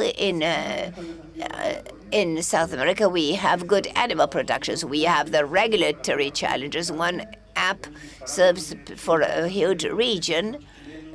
What a Mexican or a Brazilian or a Chilean think it's like Egyptian or Greek, but they are at hand's reach. And if the region needs to be powerful in animal industry, there's a very good reception. We want it to be competitive. The entire region wants to be competitive. Excellent. Gabriela? Gabriela is an agronomist of the University of the Republic. She has an MBA of the Madrid Polytechnic University. She's the CEO of a Market Plaza, and she's worked in Costa Rica for 10 years, where she has promoted the biotechnology entrepreneurship biosystem, and she is involved in public policy, business plans, strategic plans. What is the difference between Costa Rica and the rest of Latin America and the Caribbean? That's a nice question. Well, first of all, I want to thank IADB and Uruguay 21 for inviting me to participate in such an interesting panel. Uruguay and Costa Rica have many things in common. The macroeconomic indices are quite similar at a small scale. So how can you differentiate in... and what happened in Costa Rica was that basically, with a very Latin American culture, everybody wants to stand out in their own fields of expertise, but that fragments things. So my intention was to coordinate it, integrate, to make it a country position. So 18 years ago, I founded the Life Sciences cluster, and that is formed by 5 helixes. In the past, we spoke of the triple helixes of clusters: companies, government, and universities. Now we add the entrepreneurs and the financial sector. So in this packet, what we worked was basically integrating, focus as a country, generate an international positioning for Costa Rica as technology developer, because Costa Rica is better known for its tourism, and it has a high-tech economy that has multinationals, over 300 companies from different fields, and in life sciences it already has 75. The top companies are in Costa Rica manufacturing. R&D requires an ecosystem. For the ecosystem to be bubbling or vibrant, the way you called it, it works better if there's a mesh where everybody makes an effort to build for the country. And usually that integration, it took many years to generate trust, but in the end, with facts, well, the positioning of Costa Rica in the international content of biotechnology associations, it's 1 out of 3 Latin American countries. We are sitting side by side of the most important countries. That set of biotechnology associations discuss intellectual property rights in Geneva. So just as the nature of life in the planet started from simple to complex, from one cell to multiple cells to organs to what we are today, human beings, to succeed, need to start adding, because it empowers you. So training in biomanagers, we needed to see science and science business from multiple angles. Thinking of funding, of intellectual property management, and excellent science source. Yes, because biotechnology involves multiple disciplines. Yes, indeed. Out of ignorance, let me ask you, has Costa Rica managed to position any products on any original human science? Yes, NASDAQ. There's a company that is part of a cluster. They started in a garage, and now it's a multinational of medical implants, and they added software so they can mimic how the implant will work once inserted. And in pharma is not the strongest. Uruguay is in discovery, because let's remember that in a business model, you have discovery, validation, development, regulatory, until you reach, well, the entire cycle may take 20 years and $1 million. That is in charge, that is in the hands of partnerships. Well, but I am interested in seeing that, well, here we have 2 startups that worked more with animal industry, both Inceptiva and FaceLab. And in a way, South America left, well, I'm leaving Cuba aside because it's an exception, but South America hasn't succeeded throughout history in having a country with Argentina that has 3 Nobel laureates in life sciences, including Milstein, that discovered the polyclonals, but no drugs were developed. All the drugs were developed that we use were developed in the north. So I think that it would be a good question to debate what leads our countries to waiver the possibility of developing our own drugs, and not just generic, or, well, but you have diagnosis and other therapeutics. Yes, but the regulatory part is important. Yes, but I think that this is a relevant question for this. I think that the system of the pharmaceutical industry, well, not only do you have to support R&D, you need $500 million to be able to disembark with a drug.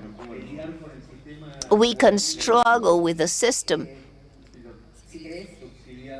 Well, let me give you an example. In Insur, we developed a therapeutic vaccine for lung cancer original. Now you mentioned Cuba.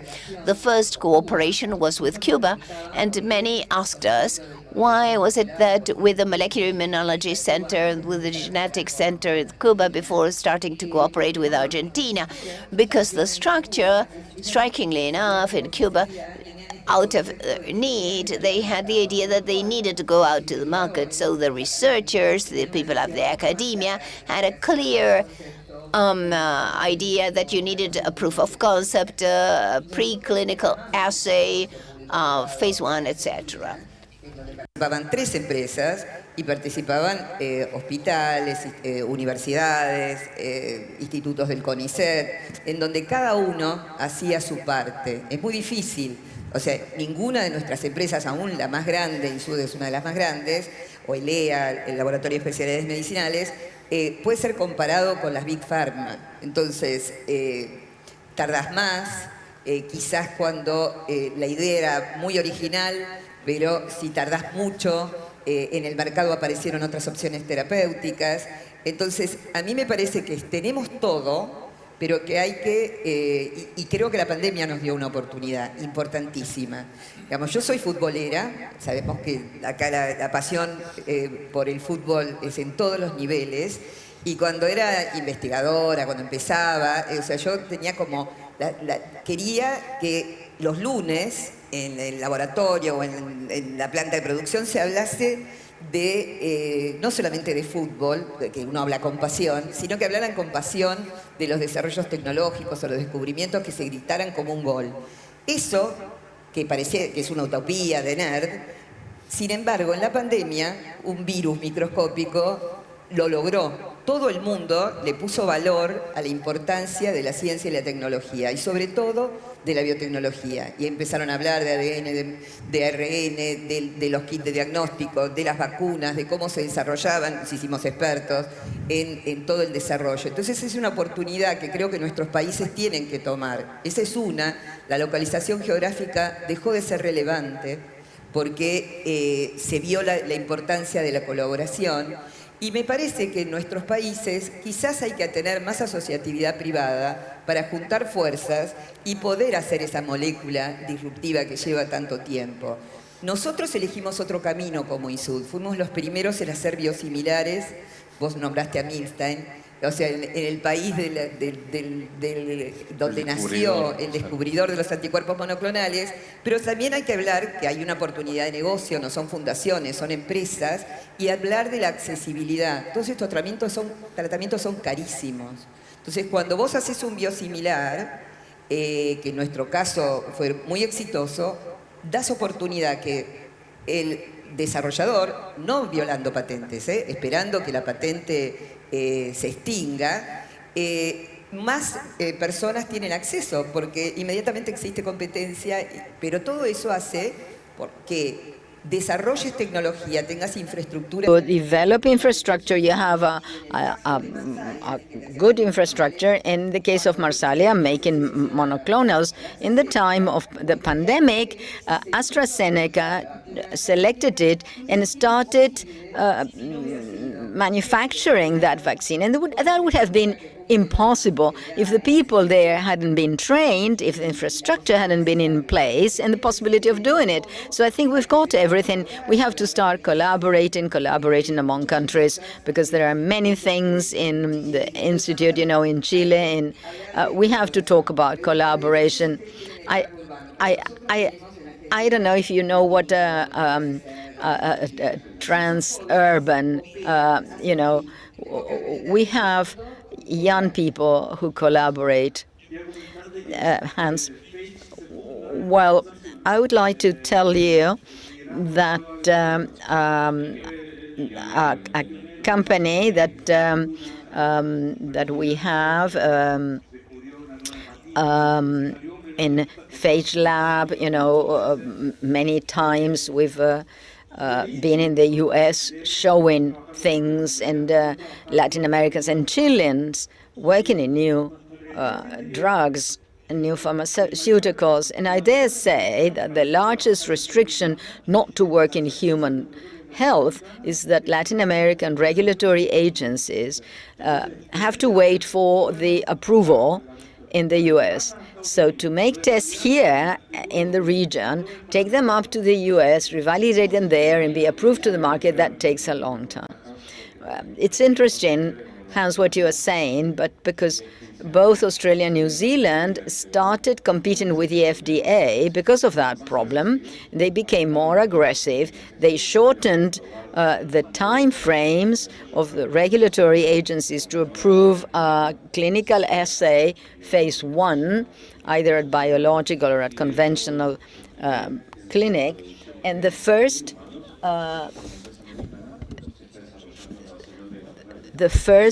thing is being developed in Australia and New Zealand.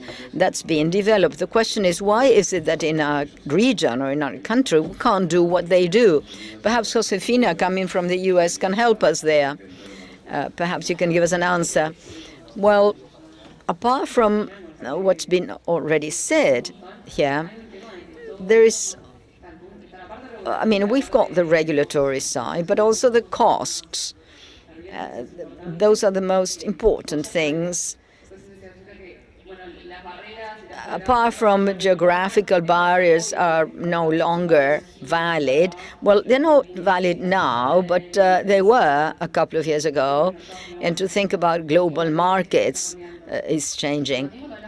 But when we talk about costs, the human side involves, you were saying, $1 billion, $2 billion to put human therapeutics in the market. Yes, but it takes that cost because of the regulatory process in the way it's designed. It means that you require clinical assays, and most of the money is taken by that. Now, the issue is that when you go into a competition, the user is the one who's going to be deciding about which one had 10 patients or 10,000 patients in the test, in the essay. But you know what you have to promote? That's national pride, because when you've got a doctor who has to prescribe a drug that's been developed in one of the developed countries, he does it. Now, when it's of a national origin, then you really have to work hard to show that you are compliant with the rules, that you're excellent, that you're, so I've been a civil servant for a long time, so I know what that is. You also have to have a personality. What you're saying is that if the FDA approved it, it would go very quickly onto the market. Well, the civil servant, the bureaucrat, is a conservative. He's afraid of approving something that is disruptive and innovating because you are telling him that. And so there is a public policy to solve that. You have to promote researchers and people who are working at the state of the art are interested in going to those organizations. You know, the FDA, you're proud if you belong to the FDA. But while we fight over this idea, which is good and it's interesting, we're going to miss the chance to create phage lab, new technologies, and so on. Shouldn't there be process running parallel? Well, but, sometimes you go to places where it's easier to compete. So we can have that discussion. Let's have that debate. Well, Matthias is not going to advertise himself, but our first thought was, have we got an impressive scientific level? We do, because these 10 startups were chosen by Bio, which is the most important company in the world. Now, in these new companies that follow a different logic, and perhaps it's not the pharmaceutical, innovating classical pharmaceutical industry, but it's the future. I would focus on that. Now, if you have a good guy who has talent, we did that with a company to work on a blocking of pancreatic cells to produce insulin. And we said, well, very few possibilities for this. Now, they made a diagnosis, and they competed with the most important startups in that. And we are the owners of CRISPR and to produce diagnosis. And this is a very important company in that area. Now, there is something else that it's not that all the chain must be done from here, but there's lots of science and research and development in the first stages are done here, and then it ends up in the north. Well, but there we have added value, we lose added value, and we lose because if you look and you look to see what other processes you have behind R+D in South America. Eso como continente nos cuestiona, por lo menos creo que nos debería Pero cuestionar. eso está cambiando bastante también, ¿eh? Bueno, pero también por un poco lo que decían recién, que es, hoy en día existe... Pero la pregunta, para mí la pregunta que es disparadora es, ¿cómo logró Israel, en el medio de una zona bélica, en el medio de un desierto, lograr que hoy el 82% de su inversión en I+D sea privada y el 50% sea internacional, sea de capitales extranjeros? Y no solo eso, sino que las grandes potencias, las grandes farmas, hagan I+D en Israel. Y eso no nos pasa a los países nuestros. Entonces yo creo que, de alguna manera, y miro en particular a Graciela y a Matías, and Matthias, because it calls our attention that having 3 Nobel Prizes in 3 important schools, and Mr. Menendez could have won the Nobel Prize, isn't it weird that you haven't developed one single pharmaceutical in Argentina? And the generation of inhibitors and so on, it was a multi-million-dollar industry. And no step was taken there, in my opinion. And you mentioned Israel. Well, Israel has a system that is very much improved in related to the productive sector. Technion and Weizmann Institute, they've got different private offices marketing the intellectual property of both institutes. And in the case of Weizmann, they do state-of-the-art research. The technology is done by one private part. Now, in Argentina, part of our problem is these bridges that, in spite of the fact that for 30 years we've had a law creating biological institutions, it depends on the dean of the school or the university or the president or so on. We cannot have offices dealing with that technology without participation of the researchers, or, that part means that the relation is not that effective. Once we are able to do that, which is not to create a startup, that's another story, but perhaps will improve, and that it's not only national companies that could be interested in that. Well, for technological transfer, it's important to have these offices. Well, in Argentina, we've got over 200 offices, but very few doing this type of thing. Now, it's good to think about this, and at the end of these panelists, we have 2 countries that have created quite efficient technological transfer offices. Israel is quite efficient. Costa Rica and Chile form part of this. Those on this side don't. The question is, couldn't that be one of the hindrances? Well, there are very many more. Well, anyway, I think that that's the negative side of it. We see this in phage. We have Latin Americans working in phage, and they come from Cambridge, from Berkeley. They have a high scientific quality. As a startup, we have taken up opportunities to move quickly. We've got a structure left by Fraunhofer. It was abandoned. We took it up, and we, they left everything, airflows and so on. And it can be done.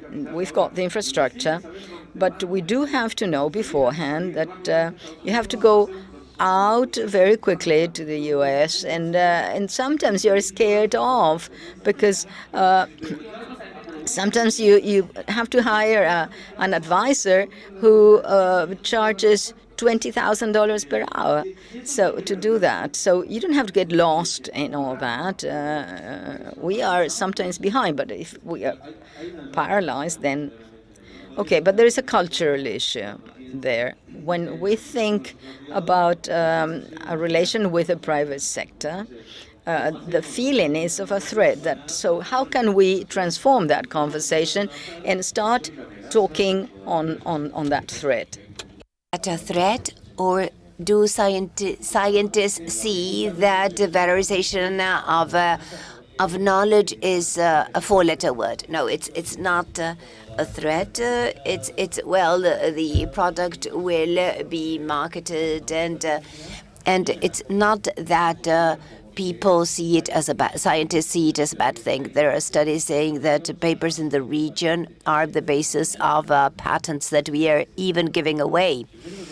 So I think that we need to work changing the approach because, as Hans said, let's see the positive things. We have 300,000 researchers of life sciences. 10% of these researchers are debating this because we have young people that have a different think differently, because in the past there were no Hanses that were calling scientists to conduct. We have a company with 350 scientists, and the scientists didn't know that you could conduct science beyond the academia. So now things are changing, and researchers now understand that conducting research in the private sector is also possible. Well, you mentioned initially that the region invests very little in science, but there are indicators saying that Latin American scientists are among the most productive. So with nothing, they do a lot, and in companies that works really good. It's like in football, Uruguay and Argentina. I'm not including Chile. Well, you see it in the scientific diaspora. Precisely, there are Uruguayans across the world, and they succeed. And what is there of the ecosystem elsewhere that we lack here, but we can work with what there is? It's the part of public policy, investment. Here, increasingly, it's more linked in a chain, because 10 to 15 years ago in Uruguay, this was not, we didn't have the chain of development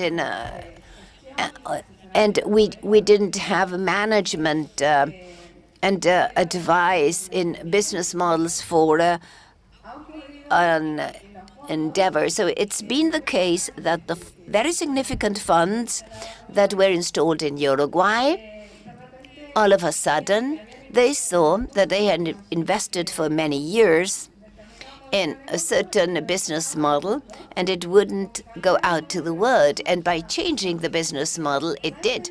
So really, all that knowledge, you don't need to have the entire world to do it here, because through all the partnerships, you can have access to all of it. Yes, indeed. So now I'm going to ask the audience a round of applause for the panelists. Thank you. It was very nice to work with you. Les damos un nuevo y fuerte aplauso mientras ellos... A good round of applause as they leave. Thank you for such a beautiful panel and with a nice exchange. And with such a specific areas, biotechnology, let me remind you that tomorrow we have a very interesting day, with meeting of matchmaking with Uruguayan investors and from abroad. We have meetings with business to business and government to business meetings. So tomorrow we're going to start. And we also have the master classes, internationalization, entrepreneurship and technology. the Academy of Cinema of New York. So I invite you to participate. But I have something important to tell you, and that is unicorns do exist. As a matter of fact, 2 of them are among us today, and they're going to be with us in our next panel called With No Borders, the first Uruguayan unicorns.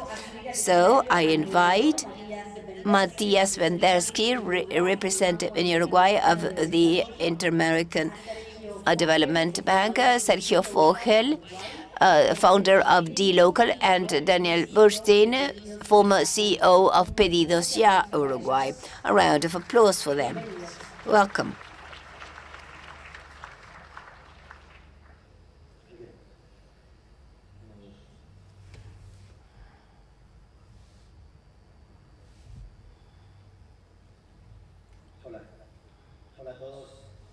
Hello, everyone. I'm Matías Vendersky, and here I'm a representative in Uruguay.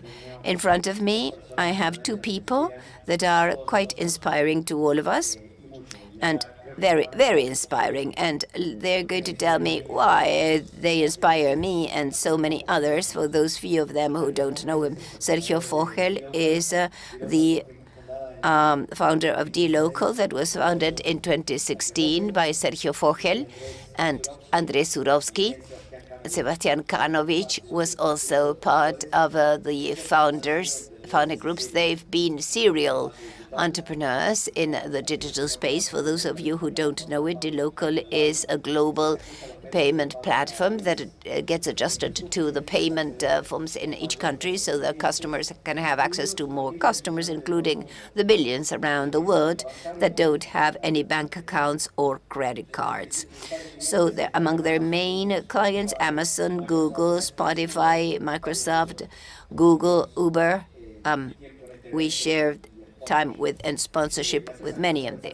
The company started providing services in Brazil, Colombia, Argentina, Chile, Mexico, and then Uruguay, Paraguay, Peru, Bolivia, many countries. Today, it works in Asia, the Middle East, and 43 countries. It went public in 2021. We've seen all your pictures, in the social media, and in the last quarter, $191 million.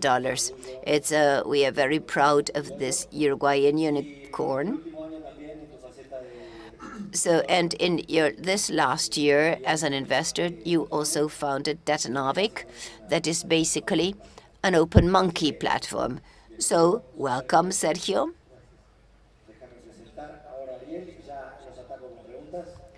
So, Ariel Burstein, co-founder and former CEO of Pedidos Ya Uruguay. Pedidos Ya was created in 2009 Montevideo by 3 graduates of Ort University in Uruguay, including former CEO Ariel Burstein, who's with us, Álvaro Garcia, and Rubén Sosenke, founded as the first e-commerce and restaurant delivery. And the company went throughout Latin America. Now they're operating in 15 countries in the region. I won't give you the list, but there are many, and we share them. We have 26 countries, and we are present in all of them. So we'll discuss it later. They received funding of Emprender Fund, seed capital funded by IB Lab, Latu, C&D. From 2011 to 2013, they received more capital from Ventures and Atomic. In 2014, a German group, Libre Hero, entered as a strategic partner. In 2017, it was sold in the Frankfurt Stock Exchange, and now they have multiplied by 10 their business volume already. And became a unicorn. So in 2021, Pedidos Ya got an accreditation as best places to work and had revenues for $560 million in 2021, 60% more than the previous year. Thank you.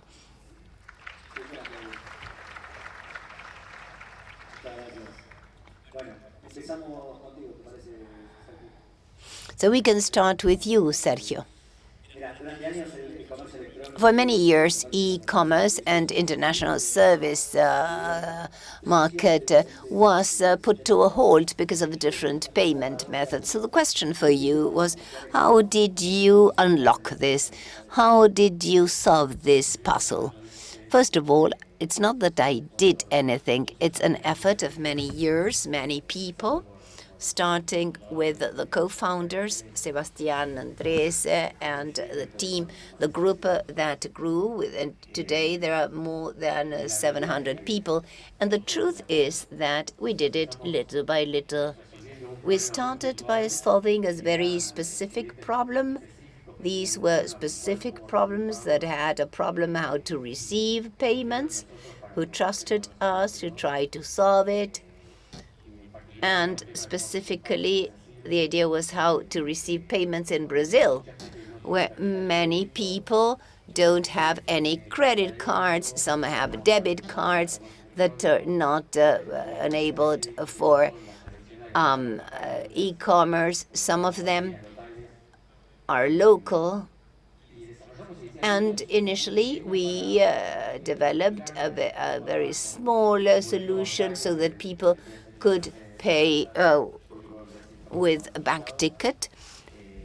And from there, we saw that the same thing could be expanded a little further to other solutions, such as bank transfers. Then we went to other countries. Curiously, the second country we went to was Venezuela. That's the only country in South America today where we are not active. And then we saw that that same solution could serve other clients. So we grew gradually. If you had asked me when we started if I could dream that the company would reach where we are, I would have said it's impossible. So you start solving a problem for a client, and then you see that you can expand it and you enlarge it.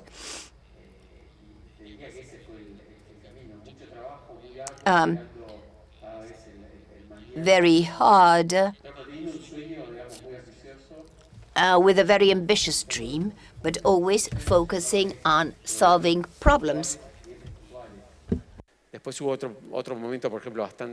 To specific customers. And then there was an important milestone.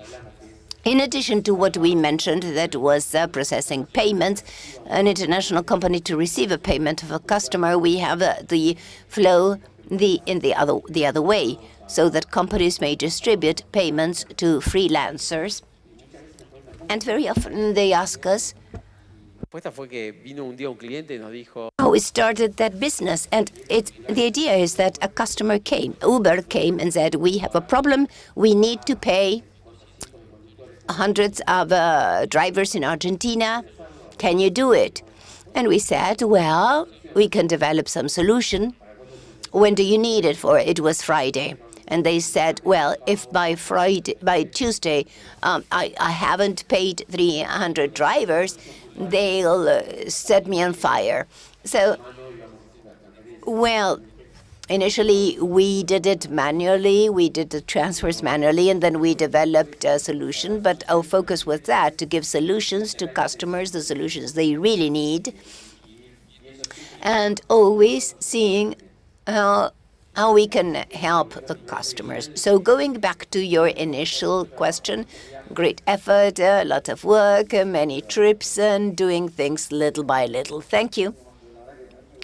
I'd like to go on with that scheme. I'm going to ask Ariel, and then we'll go back to that. Ariel, how does Pedidos Ya retain the talent needed to scale up business? You started with 3 founders. You started with 3, and today you have thousands of employees. Could you tell us how that process went? Well, yes, we started in late 2007. There were 3 of us, very young. We wanted to create a big food court and we wanted to have many users in Latam as Mercado Libre, but focused on food. And so that ambition, as you said in your presentation, with the supports that we had, enabled us to enlarge our team. Technology was the first thing that we had to focus in. A sixth commercial, start having a team. A good thing we did was that at the beginning, the first 2 years, we did everything, all of us in all the areas. So it was like a university. I went on with university. We hit our heads against the wall. I had never called anybody to sell. And here I had to get the yellow pages and to call each restaurant in the different neighborhoods in Buenos Aires, in Palermo, and here in Positos. So we divided the neighborhood, saying, well, I'll do this part, this neighborhood, and that turned into a DNA, a culture, and when we hired a team, they went with us to the streets. They saw that we were so excited, and what we told the restaurants so that they could be part of Pedidos Ya. Then we went to Brazil, and the same thing. They watched us work, and that is how we developed a culture that attracted what we were building, of the three of us, plus Ola, the team that had such a strong vision that it was appealing. In addition to the investment funds that enabled us to hire more sophisticated talent and the talent of companies that were already more important, either in the region or globally. So we needed to have they reported to me. I was 23, 24, 25 years old. So I would learn from the people I hired, and I would guide them, and what we had to build. And that was the culture that created leaders. We started very early to focus on human resources and creating leaders. Every month, we would show the results to the entire team. The all hands would stop the company, we would go to the countries, we would do it remotely, and we would always say what was right, what was wrong, and what we were envisaging for the next 3 months. And everyone was happy because we were transparent with all the team. So we opened a stock option. So we assigned a part of the company to key people, those who were going to command the boat. That was going to be so large in terms of people and things. And so we set up the team in that way. I left my position about a year and a half, and I left with a peace of mind because we were able to set up all the directors in the areas sharing that enthusiasm, that DNA of our culture. We knew that that had a certain volume that was going to go on to get the dream come true. Wonderful. Thank you. Sergio, this is a forum of investors. There are lots of investors here. They were in Montevideo first, and they all came to Uruguay. That's good. Sometimes for investors in Europe and in Asia, it isn't that easy to get there. It's a logistic issue. But they are here. They want to do business in this city, which is so beautiful. It's easier to do business here. What are the advantages, according to you, what are the advantages for the Latin American region, or for the world? But let's start with Latin America at least. What are the advantages as a operation base for a global business, or at least regional? Well, it offers many things. I think that the first one, and the most important one, is that there are very clear rules of the game that are constant. In this region, we can see that a country has changed rules, that a tax was added, and we see all that in the news. There are multiple exchange rates, there is protectionism. Now, Uruguay has advantages, has failures, but if you look at the past 40 years, we've always had the same macroeconomic line. The benefits of the software industry were set out, I think, in the government of the first Lacalle Senior. They were kept on along the different administrations of different political parties. And for any entrepreneur that is planning ahead, or for an investor, this is super important. There are incentives now to renewable energies. That's a very interesting thing for the future, and Uruguay is playing a leading role there. There are investments for 25 or 30 years, and there may be investments for the future. They know that the rules aren't going to change, that no taxes are going to be set. We are in the free trade zone of the World Trade Center in Montevideo. We know that the status isn't going to change from morning to sunrise to sunset. And we know that for the fintech industry, it's most important that regulators in fintech and everything that has to do with finance world, regulators play an important role. So in Uruguay, they are accessible. You can ask for a meeting with them, with people from the central bank, and they're going to get a meeting in a short time. Or you can ask for a meeting with the Ministry of Industry. And there's a whole thing about technology here. And there is also a very important regulatory issue there. There are regulations to import not so much equipment, but reactives, for instance. And you know who you can talk to. You can get to those people, and that makes a difference. Thank you, Sergio. I agree with you. And all these things have been mentioned already today. Ariel, we talked about obstacles and talent, something that was also touched upon today and also during the week in several events in Montevideo. It's a question of risk capital. Could you tell us something about your lessons learned, the acquisition of Pedidos Ya? What's your advice to startups in Latin America, not only in Uruguay, those looking for international investment?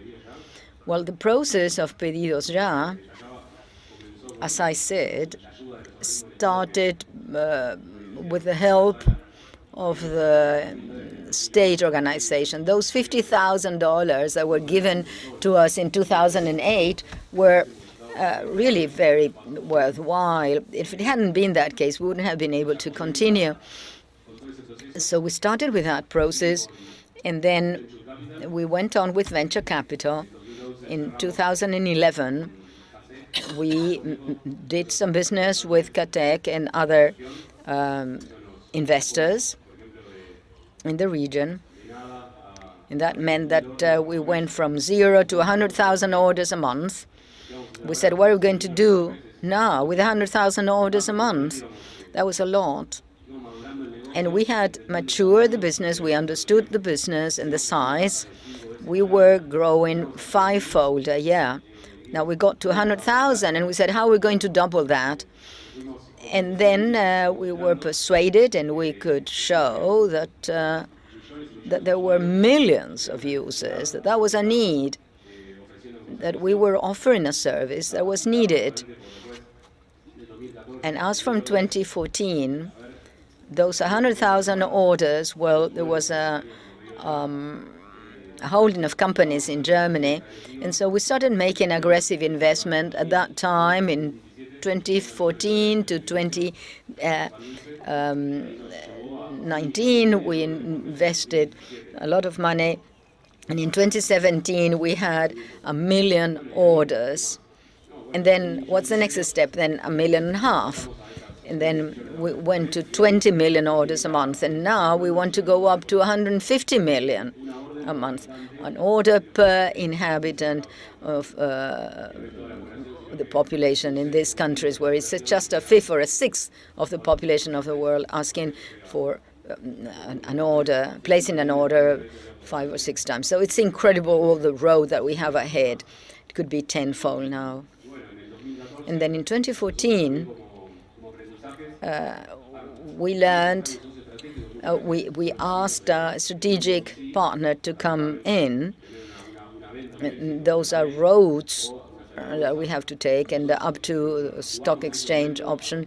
And we accepted a strategic partner that blocked the way to be acquired, but it was one further partner.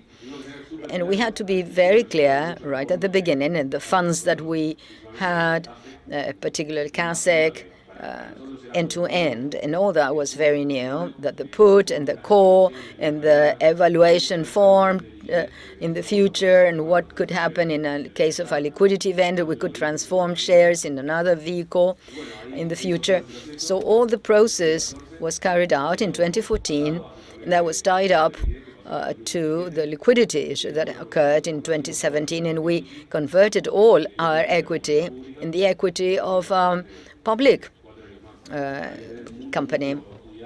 But you have to be very careful, taking into account all the details of the clauses when you get married with a foreign investor. Well, I'm quite above that average of 6 orders a month, and my colleagues in the office can attest to that. And you can go wherever you want, and you can always have access to pedidos ya. That's very interesting, Ariel. And Sergio, in your role as an investor, please tell us, how do you invest? Do you invest in many companies? Some companies are Uruguayans, most of them, perhaps. Tell us about that road of moving from being a founder to being an investor. What is it that you look for? What are you interested in? Where does the future lie?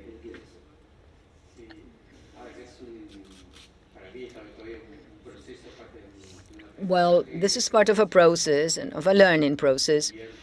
I invest, but I'm not an expert. In general, I look for the founding team. That's the most important thing. Most certainly, the investments I made are investments where I become involved quite a lot. And that means that I have to be very selective, very choosy, because at the end of the day, time is of essence. And to me, the most important thing is to find a good founding team. I generally like young people, ambitious and full of talent. There was an art installation a short while ago, and it said that the road to success is never a straight line. There was someone going up upstairs and falling down. That was brilliant. And it's exactly that. The founder, I would say that it's better if it's more than one founder. It's an up and down. It's a roller coaster, an emotional roller coaster, where you would at some point say, well, I would throw everything away, and then you are up and extremely passionate. So it's important to have a team where one can moderate the other, and when you are euphoric, someone else can bring you down to earth and saying, let us not invest that much, let's be a bit more cautious. Or when you are depressed, someone comes in and says, well, come on, someone who can moderate things. And it's most important, as an investor, to accompany the company in the ups and downs. It's super important to feel comfortable, and that's both ways, both for the founders and for the investors. And I think that the biggest mistake that a founder of a company can make is to take the wrong investor. That's a recipe for disaster. Sometimes someone can write a larger check, but you need someone to be there in the good and in the bad times. So this is the road that we are learning about and being very cautious, choosing the right endeavors, because I'm going to be accompanying them for a long time. A short while away, I read a statistic saying that 80% of the value is created at the 10th year, in year 10. So it's a long road, and it's important to make that trip with someone you feel comfortable with and that enjoys it. Wonderful. Ariel, are you along the same line? You are in the ecosystem, you're investing, you're looking into things. Is there anything that motivates you that Sergio hasn't mentioned or that he has mentioned that you share? Well, yes, I do share that it's a search, and we've discussed this several times already. When I stepped out of my position, we wanted to go on being related to technology. And what we wanted for us professionally was to be in touch with funds. So we had a fund of funds in order to continue being in contact. We had gone on along these years working together, and we wanted to help teams through the funds. So in a year and a half, without meaning it, we discovered founders or teams that for one reason or the other made us feel passionate about what they had in mind and what they wanted to create. And we ended up by moving into 8 companies. Most of them were very early companies, just in their conception. Some of them had just a couple of founders, and we helped bring more founders together. So we loved the adrenaline. It connects you again with those initial years, and there's always so much you can contribute with. That it's wonderful. It's a wonderful path, and we always say, okay, this is as far as we go. Let's now go more in depth with what we're doing. But just a few months ago, we were part of the idea in Mexico. We started in Mexico, and now we are part of a number of projects, but all very well organized. And now we are waiting to add value, to see what value we can give to startups, and to see in time how we continue to work. That's very interesting. You were just mentioning CASIC, and I was thinking that the 3 founders live in Uruguay already, right? Yes. 1 in Punta del Este and 2 in Montevideo, if I'm not wrong. That shows that the ecosystem is growing with foreigners that come to live in Uruguay and fall in love with Uruguay, as you mentioned, Sergio. One for the 2 of you before we close. Uruguay is the country with more unicorns per inhabitant as an average.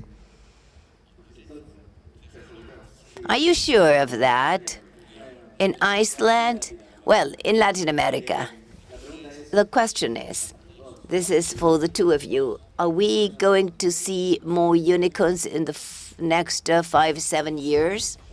I have no doubts. I have no doubts. Yes, for certain. This is something that we discussed. I don't dare say how many years, but maybe in 2 years we'll see 1 or 2 more. Certainly in the next decade, I'm sure there are going to be several companies. I'm aware of several companies that are close to reaching that scale, becoming unicorns of more than 1,000. And I think that with today's opportunities and the funds in the region, the entire new ecosystem and the companies and the people that are willing to help in the teams, there's no doubt that it will need to happen in next years. Yes, in addition, there's a virtuous circle to the extent that there are success stories. There are more funds, more entrepreneurs, and the people that leave the companies, and they want to fund their new companies. I'm sure there will be more unicorns.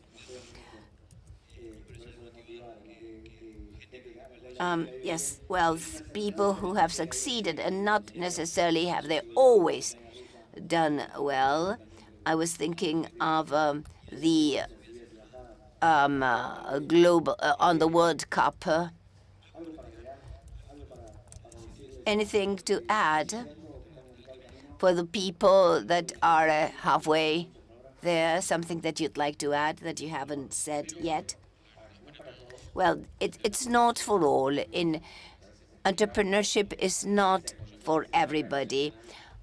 When I started with my career, they're very good careers. Well, those who decide to be entrepreneurs, it takes a long time. When you get money from an investor, that implies a great commitment. But on the other hand, it brings you such a satisfaction.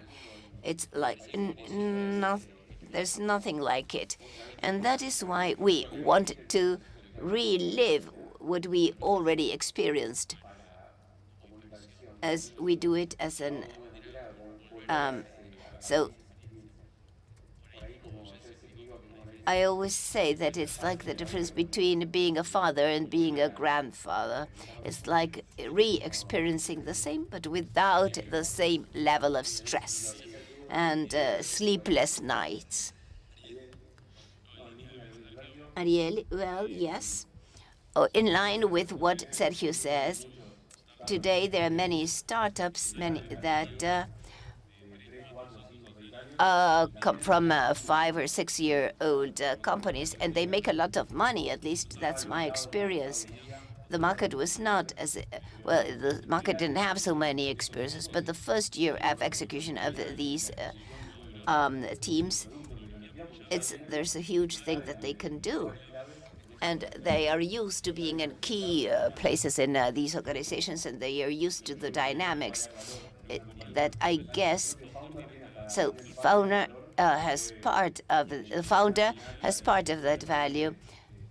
They so if you include that and the time of the market, many people wonder whether this is the right time to be an entrepreneur. If you want to do it, of course, it's a good thing to do it. And there are many opportunities.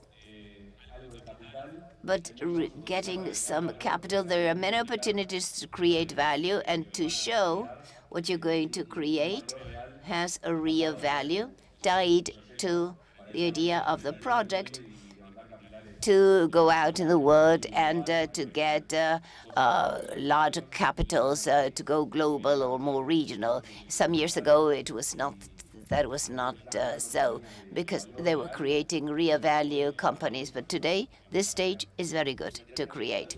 So now all the red lights turned on. Sergio and Ariel, thank you. You are a good example for all Latin Americans.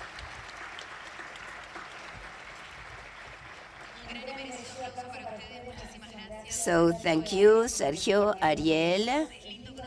It's nice to know the process and not just the final stat, and knowing how the good job they did. It's good to know the ups and downs. Let's now go to the last panel, one of the most expected ones.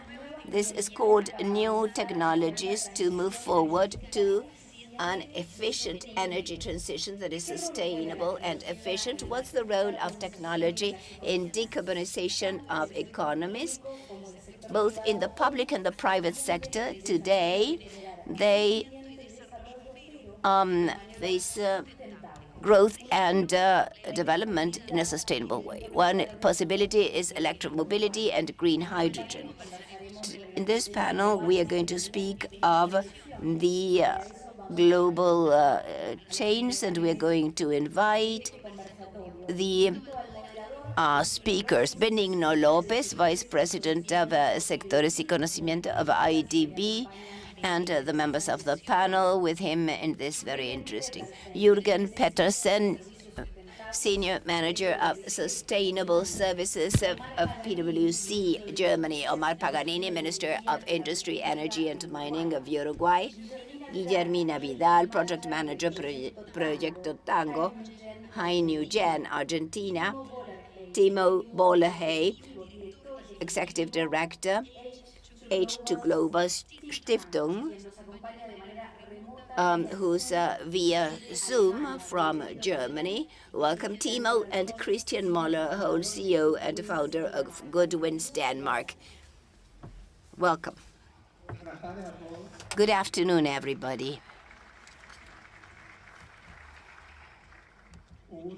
It's a pleasure to be moderating this last panel to talk of such an of innovation, the use of renewable energies for a more resilient and sustainable economy. Today, we have outstanding speakers who will tell us about their experience, and they'll tell us the impact of this and what's being done in all over the world in the use of these new technologies for a better economy, to create better jobs and a healthier lifestyle. It's a pleasure to be here in Uruguay. We've learned a lot about what Uruguay is doing, a leading country with green hydrogen that will open new jobs in the future, and the bond that was sold tethered to climate change goals. With this in Latin America and the Caribbean, there were 14 countries that were the first to sign the Paris Agreement in 2017. Some, like Suriname and Panama, are in negative values. And Uruguay, as the minister mentioned today, has a coordinated strategy, coordinated among several institutions to reach neutrality by 2030. So let's start without any further ado, and we'll start with Minister Omar Paganini. Could you explain the best international practices have shown the importance of consulting the private and the private sector on climate policies so that the national plans may be realistic and viable? How does Uruguay coordinate all of these sectors to reach decarbonization? Good afternoon. It's a pleasure to be here again. I especially wanted to greet Timo, with whom I was recently in Brazil. So this question about the public and private coordination is broader, but the first thing that we need to address is the public-to-public coordination. We are doing we are working hard with the Ministry of the Environment,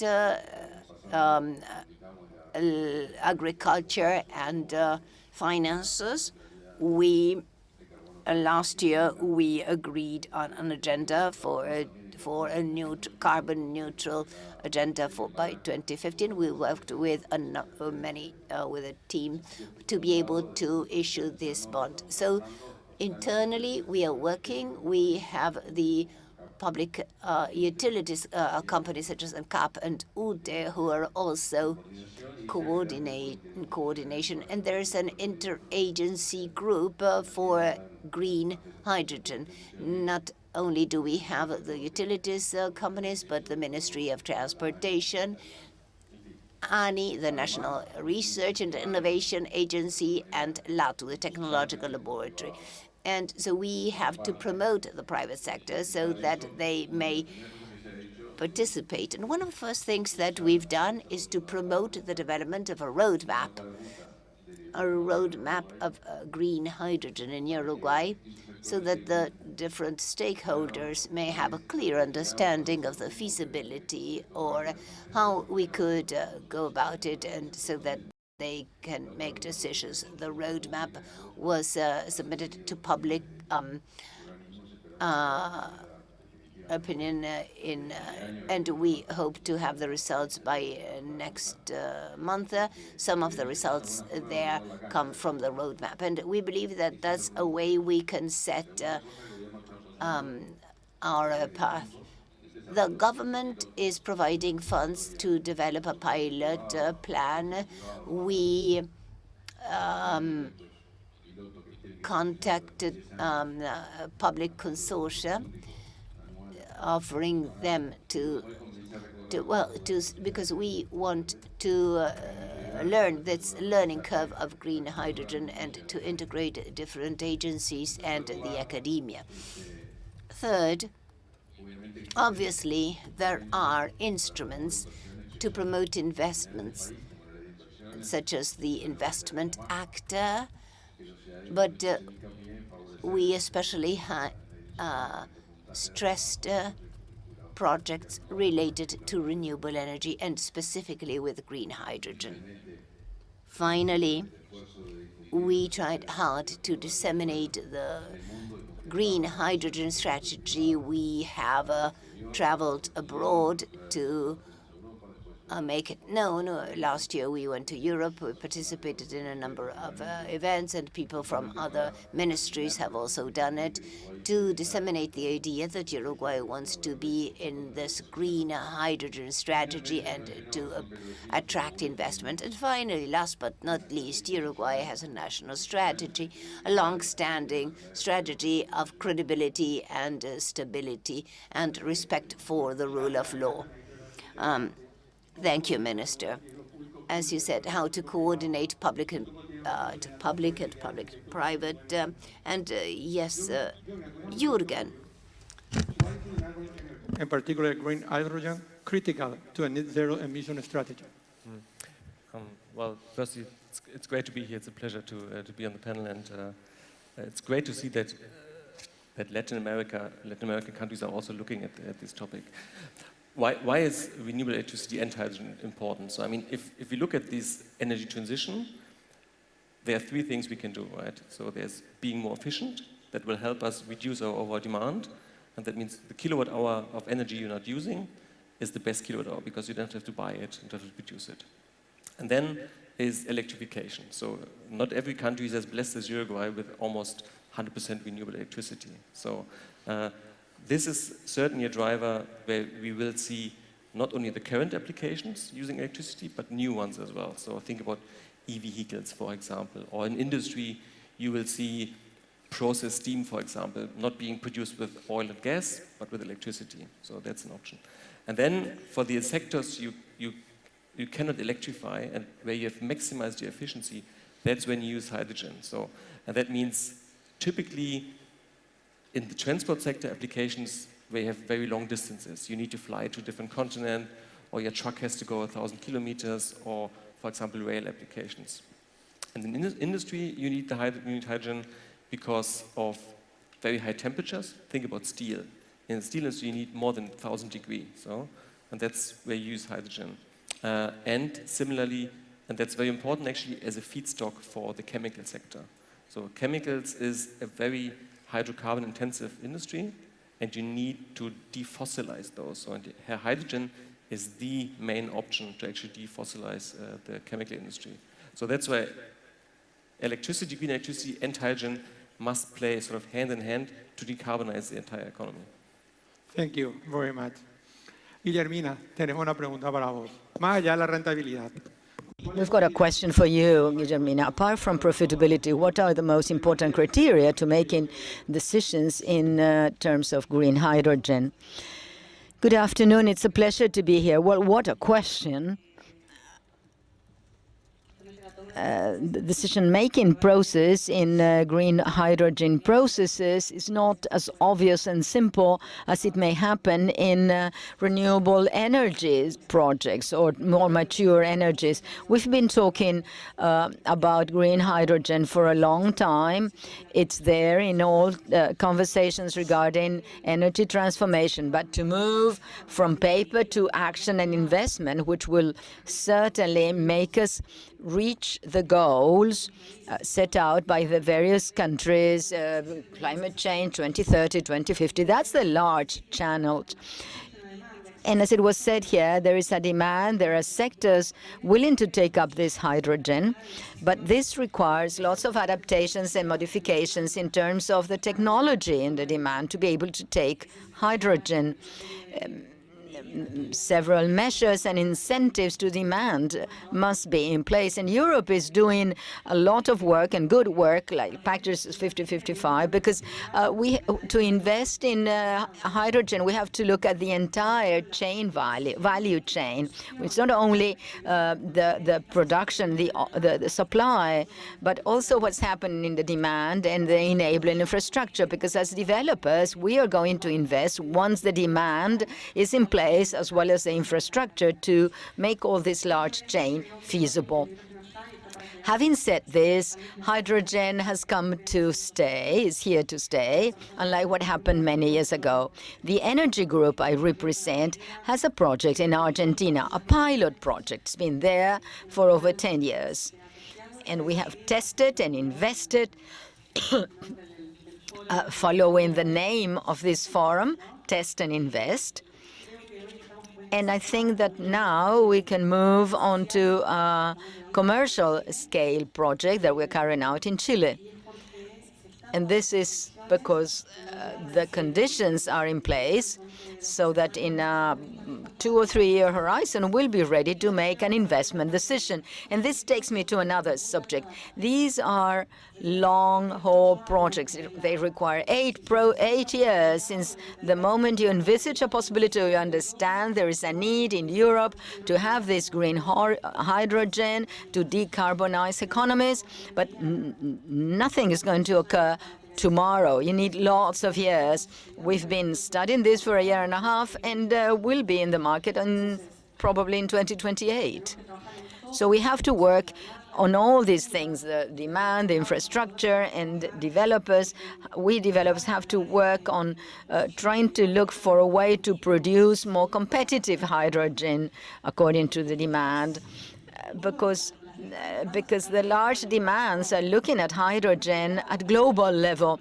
The hydrogen coming from the Arab Emirates or Saudi Arabia, or coming from Uruguay or from Chile or Argentina, they are going to look at it at regional level. And that's what we have to work on. We have to work on a competitive hydrogen. We have to go hand in hand, the public and the private sectors. And to answer something very specific that you've asked, dealing with the criteria, I'm going to say something that has appeared along these talks, and that involve us, all the sectors in this forum, and that's legal certainty. That's a fundamental basis, because we're talking about billions of dollars and an 8-year horizon just for a project to become materialized. So a legal certainty is fundamental. The need to see, as in the case of hydrogen promotion policy, that's an energy policy, a long-term energy policy, a state policy, and we as investors to bet or to focus on a country in this type of projects. So there are many criteria. Perhaps I would just like to mention this very first enabling elements that make us say, all right, this is the road to take. Thank you. Thank you, Guillermina. Please join us virtually. From your perspective, what is the most difficult part of developing infrastructure for the export of hydrogen? What support is needed from the public sector or other institutions to establish export capacity? Very good afternoon to Uruguay. Yeah, I think it's many aspects have already been said. I think you cannot, differentiate between, let's say, the creation of demand, of supply, and the creation and the provision of infrastructure that is needed, whether it's ports, whether it's storage facilities, whether it's other logistical facilities. Things need to be taken hand in hand, and we need a mixture of demand creation, probably a topic we will touch upon later as well, when we come to the supply creation of hydrogen and the demand creation. But I think we need demand creation, creating an investment case to set up the logistical facilities like ports and storage, as I just said. The issue is it's large-scale investments that we're talking about here with a really long-term investment horizon. So it's a little bit like a chicken and egg situation. What do you have? You know, you're not going to start creating the supply if the logistical facilities are not in place, and the logistical facilities are not being developed if the supply is not on the horizon. And I think it's going to be a mixture of incentives from the public and the private sector, but especially from the public sector to also bring in incentives to create demand, creating investment cases for the provision of infrastructure, but also in combination with CapEx, with classical CapEx-based funding instruments that we've already seen in the market. But I think it's a mixture of both instruments that will be needed to create the necessary infrastructure that is needed for export, but also for the local production and consumption of hydrogen. Thank you, Timo. Christian, a question for you. Please share your thoughts on the role of the private sector in actualizing ambitious country-level decarbonization goals. Thank you so much, and thanks for having me. As a Dane coming from Denmark, so close to the World Cup, I was not sure that you would let me in after the 6-1 win in '86. But thanks for having me. Well, I think obviously we need new technologies, and I represent a company, Goodwings, which is a travel company on a mission to decarbonize travel. And everybody in my sector is talking about the future technologies, hydrogen, electric airplanes, or hybrid solutions. And if you look at it, we've had biofuel in front of us for 5-10 years, and the adoption in airlines is still below 1%. Why? Because the cost is super high, the production volumes are low. Biofuels, as opposed to fossil-based jet fuel, is not being subsidized, which is another issue. But I think what we do is we try to reduce the cost, and that is one of the roles that the private sector can play, that startups and scale-ups and business model innovation can play, is by doing things differently and thereby unlocking money to reduce the cost of existing technologies. Because there are so many technologies out there that needs to be put into use before we start to wait and invest in the future technologies. So that would be one of the things that I would focus on as well. Okay. Hope that answers your question. Okay, thank you.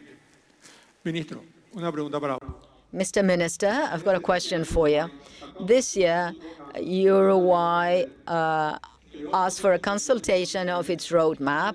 It created a fund for green hydrogen to create a project of innovation and training. And there is already a selection process in place. What are the opportunities for the public and private and financial sector linked to this industry that is just beginning, in your opinion?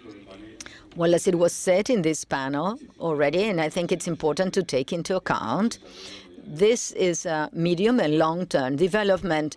The world is undergoing an energy transformation, and that can't be done from one day to the other.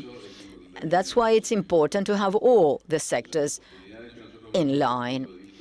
The opportunities that we can see from the standpoint of our roadmap involve the creation of capacities and indicating where the advantages lie for our country in each stage. And we've identified that the demand will become more dynamic at international level for alternative fuels, such as green methanol or SAF, the sustainable aviation fuel.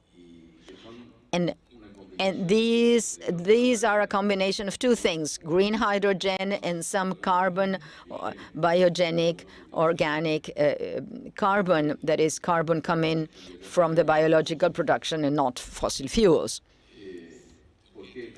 Why is this more simple? Because the logistic of liquid fuels is well known along the world, and there is some demand, as what Christian mentioned. related to the incentives given to airline companies to consume this type of fuels, or for maritime companies, or H2O that is creating some demands or imports from Germany. And the first windows they open will be for this type of fuels. So the first opportunities are there, and we think that Uruguay is well positioned for those opportunities, because our country has a lot of renewable energies, much more than what it's using in its electric energy matrix. Let me remind you that we have basically completed the first energy transition. We have a very high transition there, but for green hydrogen you need a lot of renewable energy, not just an excess to one further weight of the electric system. Have we got that? We do. And if we combine electric and solar power, we also have a lot of biogenic carbon related to forestry production and biomass and paper mills. And that's why we can see the short term. We're talking about 3 to 7 years with the private sector to invest in these facilities involving renewable energies, the generation of hydrogen through electrifier, and chemical plants with combining it with this biogenic CO2. On the other hand, we have a pilot project that's a short term, and what Benigno you were mentioning, which is a support given by the government that may be varied for hydrogen, for lorries, trucks injecting some kind of hydrogen in the natural network, or green fertilizers and so on. And we're talking about smaller projects, and there's a state support there as a subsidy so that they can become feasible in the short or medium term. Mobilize financial contributions from the private sector to support decarbonization, particularly cross-border. Are there compelling and profitable climate-smart investment opportunities, in your view? Let me start with the second part. There are certainly sort of commercially attractive, sustainable investments at the moment right now. So particularly if you think about energy efficiency opportunities, that's where you can certainly have a very short return on your investment. So particularly at current energy prices. Same for renewable electricity. So we see it's the least cost option for producing power at the moment. And in Europe, most of the new generation capacity is in the renewable space. For hydrogen, it's a bit of a different case because the technology is still younger compared to some of the others. And that's why in hydrogen, if you look at commercially attractive investments, you really have to look at this business case very holistically. So if you produce hydrogen, for example, you're also producing oxygen and heat. So what you want to do, you want to use all of these products that are being developed. So that's part one. And the other part is look at the right applications at the moment. So where are we using hydrogen right now, and where can we create synergies? And where are we using hydrogen? It's mostly in refineries and in fertilizer production. So, and these are the points where you can say, well, they're using gray hydrogen at the moment, so fossil-generated hydrogen. If you can say, well, we start building smaller renewable hydrogen facilities next to these refineries or next to these fertilizer plants, that's when you can start substituting carbon-intensive hydrogen and get the learnings with technology and cost reductions. And then in parallel, you can start thinking about how can I export this, right? Because they are very attractive markets overseas. And you can think about producing products that can be transported today, methanol or ammonia, for example, and then produce these locally for export purposes.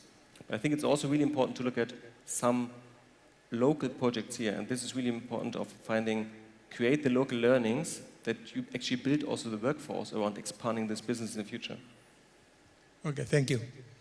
Guillermina, con base en tu experiencia, Based on your experience, what additional research areas need to be developed for green hydrogen, and how could it contribute to a faster decarbonization of economy? How can we promote a better public-private partnership for research in this area? Well, the truth is that research is welcome because it always adds. Starting with the roadmaps, stating the strategy and putting together a roadmap that provides very important signals to the private sector to know the commitment of a country, the seriousness with which a country is facing the development of the hydrogen industry. So we follow a number of examples. Let me mention one, for instance, now that we are in the spirit of collaboration and cooperation, something that was done in Chile and that in my view was highly beneficial. That was a study on potential export hubs. The location of the hydrogen and ammonia plants, if ammonia is to be used as a carrier. Today, it's the transportation of ammonia that is more easily available because of safety and economic reasons. It's not so easy to decide where to locate hydrogen plants and what ports to use, and whether that decision must be adopted by the private sector or in cooperation with the public sector to avoid any problems. In Chile, they entrusted the evaluation of a number of export hubs. And so they studied the existing ports and the terminals and the industries with which they could collaborate and coordinate. And they're all signals that are very useful for developers to say, well, this is the path we should follow. So they start limiting the areas when you wanted to know where to place the project. So that project yielded a lot of clarifications, and we could tune up the places where to locate the projects. It goes without saying that the industry will require many new jobs, new employment. So at a global level, green hydrogen will give rise to 43 million new jobs globally. That's a lot. In that regard, there will be capacities that labor will already have and others will be new. So we need to understand what are the qualifications that will be needed to support the development of industry. And it's also important to start working with the academia, start educating professionals. And the other thing is educating the professionals that will evaluate, assess projects. Because in such a long-standing project, 8 years, since you first think of it until you complete it, 8 years, that's a long time. Hydrogen, ammonia, these are new products that in the society, or even the assessors find it difficult because these are topics that they need to become familiar with to understand the risks they entail and the benefits.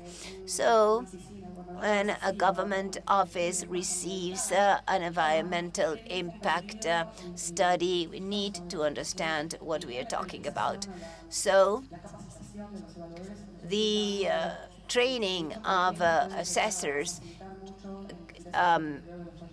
after some time can help develop those projects. Timo. Production, marketing, transport, and use of green hydrogen. I mean, we just heard about.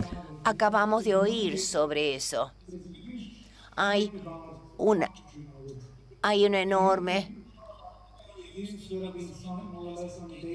Nosotros trabajamos a diario en estos temas del hidrógeno verde y para darles un ejemplo, hace un par de meses estuve en Australia. Australia en este momento es muy prominente en su trabajo y están anunciando proyectos a gran escala. Y estuve los primeros 3 días y cada uno de los proyectos estaban dando sus perspectivas de los proyectos que estaban desarrollando en el momento. Y yo creo que ninguno de los proyectos tenían menos de 5 a 8 gigabytes en escala. Y visitamos las plantas de electrólisis no solamente en Australia, sino también en el hemisferio sur, con una capacidad de 1.5 megawatts. a view on the magnitude of the challenges that we're also facing at the moment in developing a really industrial scale hydrogen economy. And there are three key elements in our point of view, and that is also why we created H2 Global, which is, by the way, I believe, quite an interesting also example of an innovative PPP function of developing the hydrogen sector. But there are three main challenges in our point of view that we try to overcome with an instrument like H2 Global. The first element is price certainty, because at the moment there is a huge uncertainty regarding the prices that are being, or that can be achieved for the offtake of green hydrogen and its derivatives.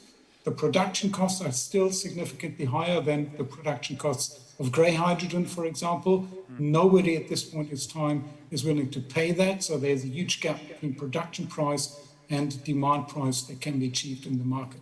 And we need long-term price stability to take an investment decision today, long-term PPAs. We need a clear market security here. We need a bankable off-taker here. And we also need, it's already been mentioned, legal security, regulatory security. There is no standard yet. What is green hydrogen? What does it look like? What is the certification schemes behind? Especially in Europe, lots of changes happening at the moment. That creates huge uncertainty. And these uncertainties need to be taken out to create an investment decision, or to enable an investment decision today. And that is what we try, for example, to set up with H2 Global by bringing in a physical intermediary between the supply and the demand side. And that physical intermediary, we call it the HINCO, the Hydrogen Intermediary Company. That intermediary purchases in a very competitive tender process hydrogen and derivatives globally. Hopefully, we will also see participants from Uruguay participating in the auction, in the upcoming tender, purchasing the hydrogen and the derivatives at the lowest possible price that is being achievable in the markets today, and sells it on into the European market at the highest possible price that it can achieve within Europe. And obviously, in the beginning, at least, of the long-term offtake agreements that HINCO provides here, by providing 10-year priced fixed offtake agreements, there will be huge cost difference between the purchase and the sales price. And this difference is being covered by subsidy by the German government. So it is a little bit like a CFD, the contracts for difference concept, but we really have a physical intermediary in the middle, which also absorbs all the legal uncertainties, the regulatory uncertainties. Because whatever HINCO agrees to purchase today as a green product, paying a green premium for that product, is going to continue for the entire lifespan of that PPAs, which is 10 years, irrespectively of potentially changing legal or regulatory environments, which will impact sort of the quality or the greenness of the product that is being sold into the market. So we need that investment certainty today to get from MOU to FID, and that is what we're trying to achieve in our example with H2 Global in Europe.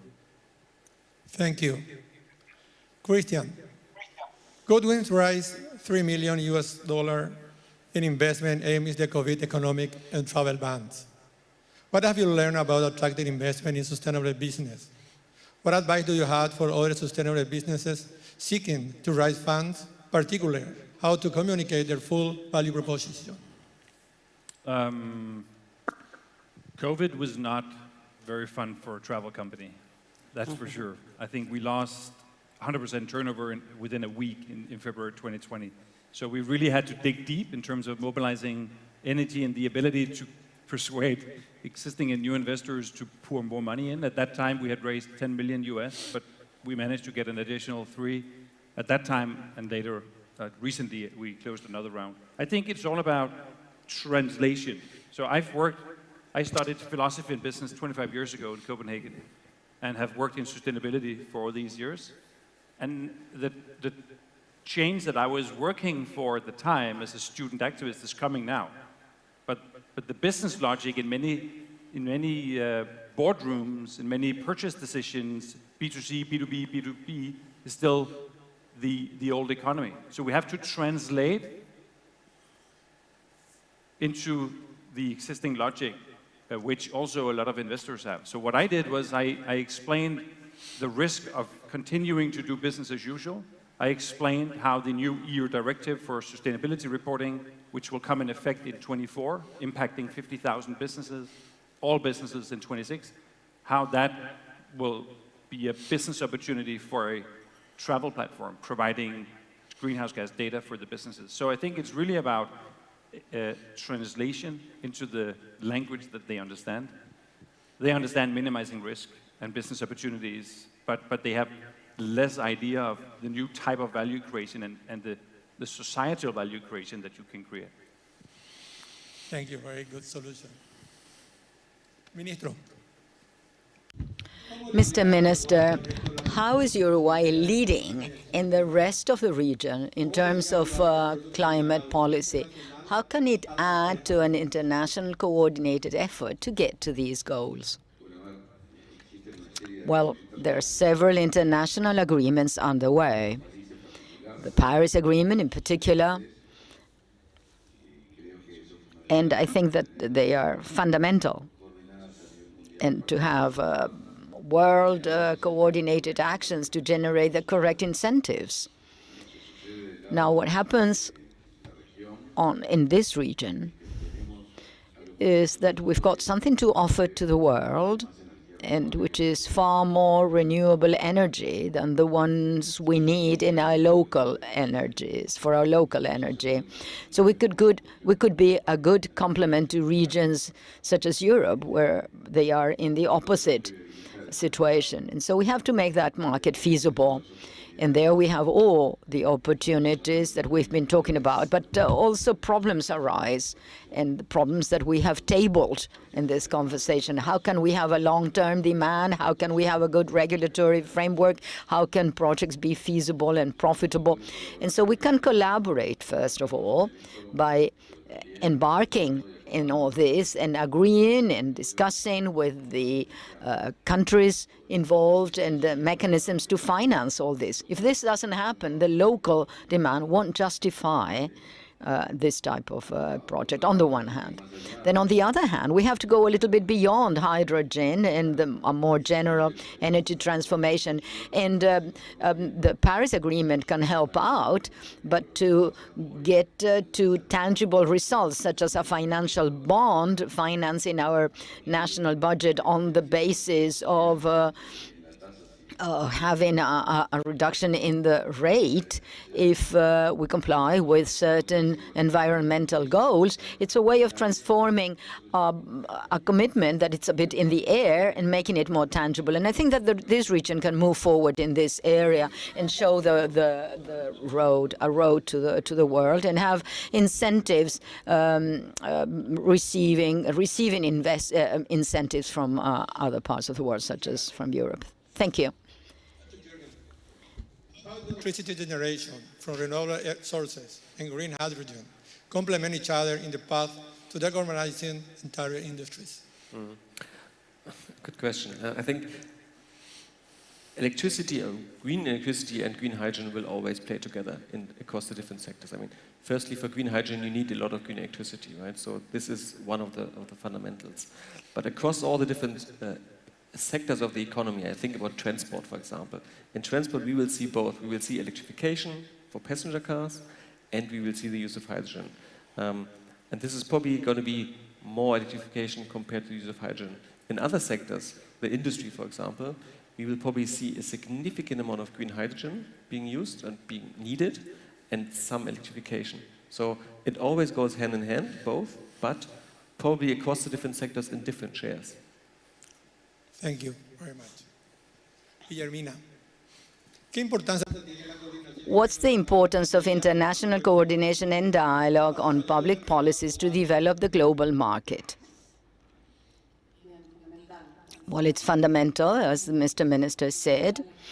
This coordination is fundamental at global level, so that the industry, which is something that goes beyond our countries, this is a tool at global level, it requires all parties involved. If the world looks at us here in Latin America, it's because we have an abundance of natural resources with high occupancy capacity, and the production capacity is in excess of our capacity to consume it. Now, we have to work at different levels.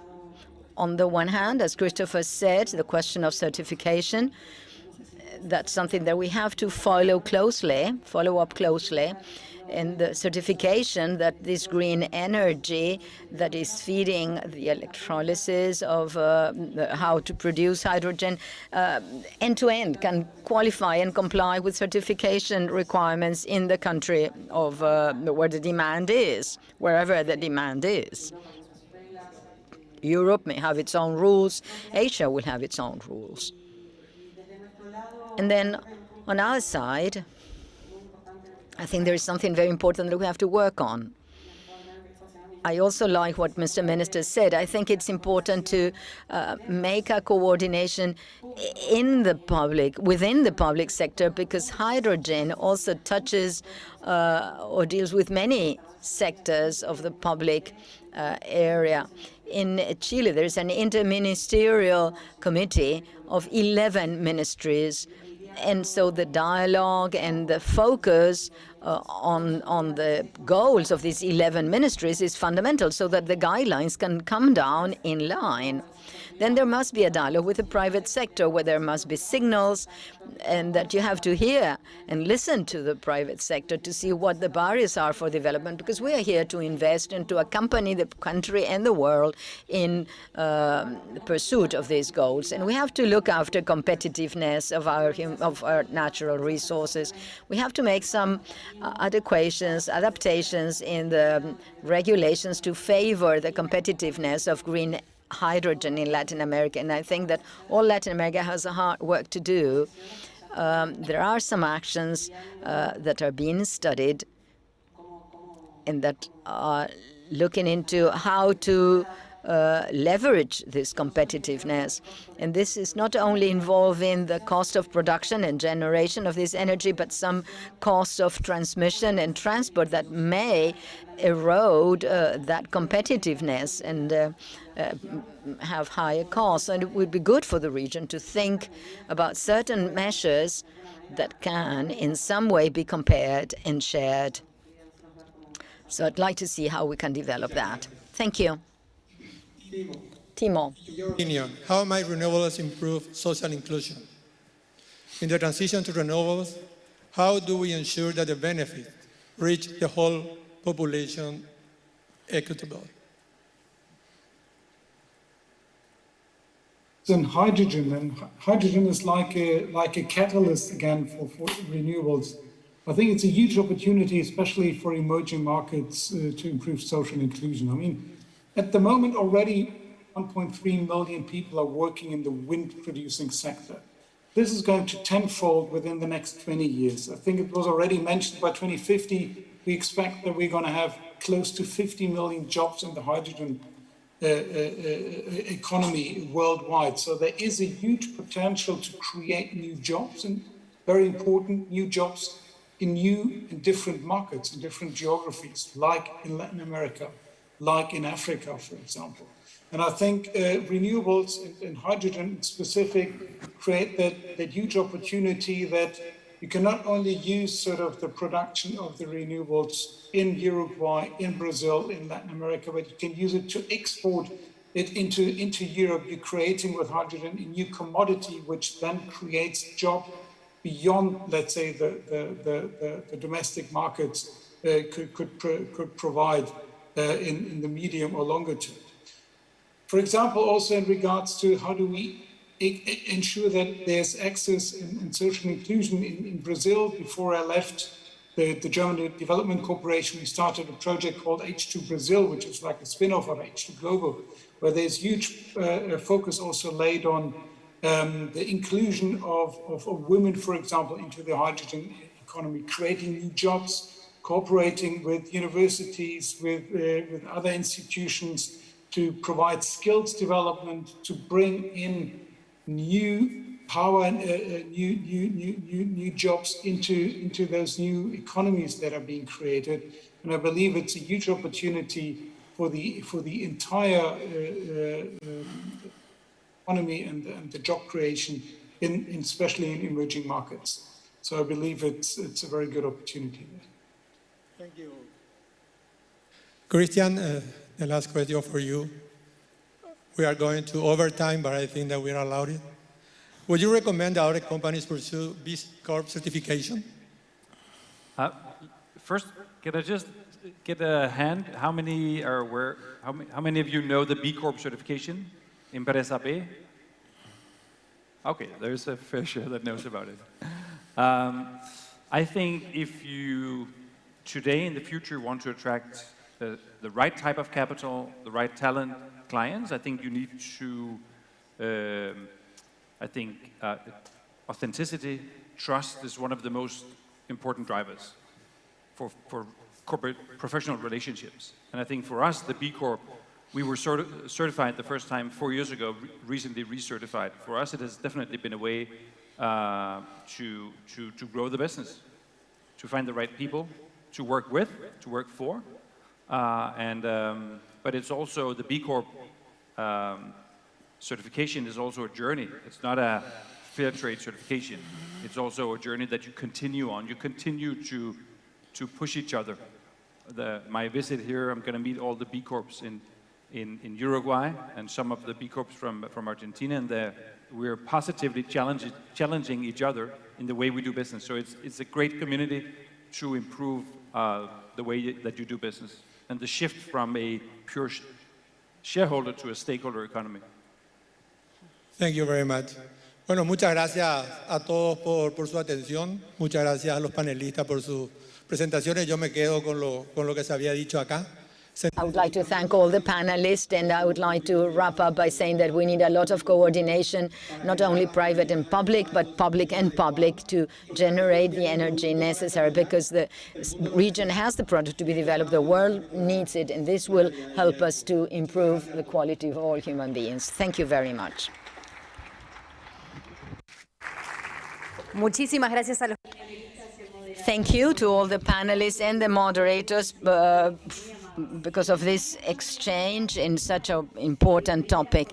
This is the end of our first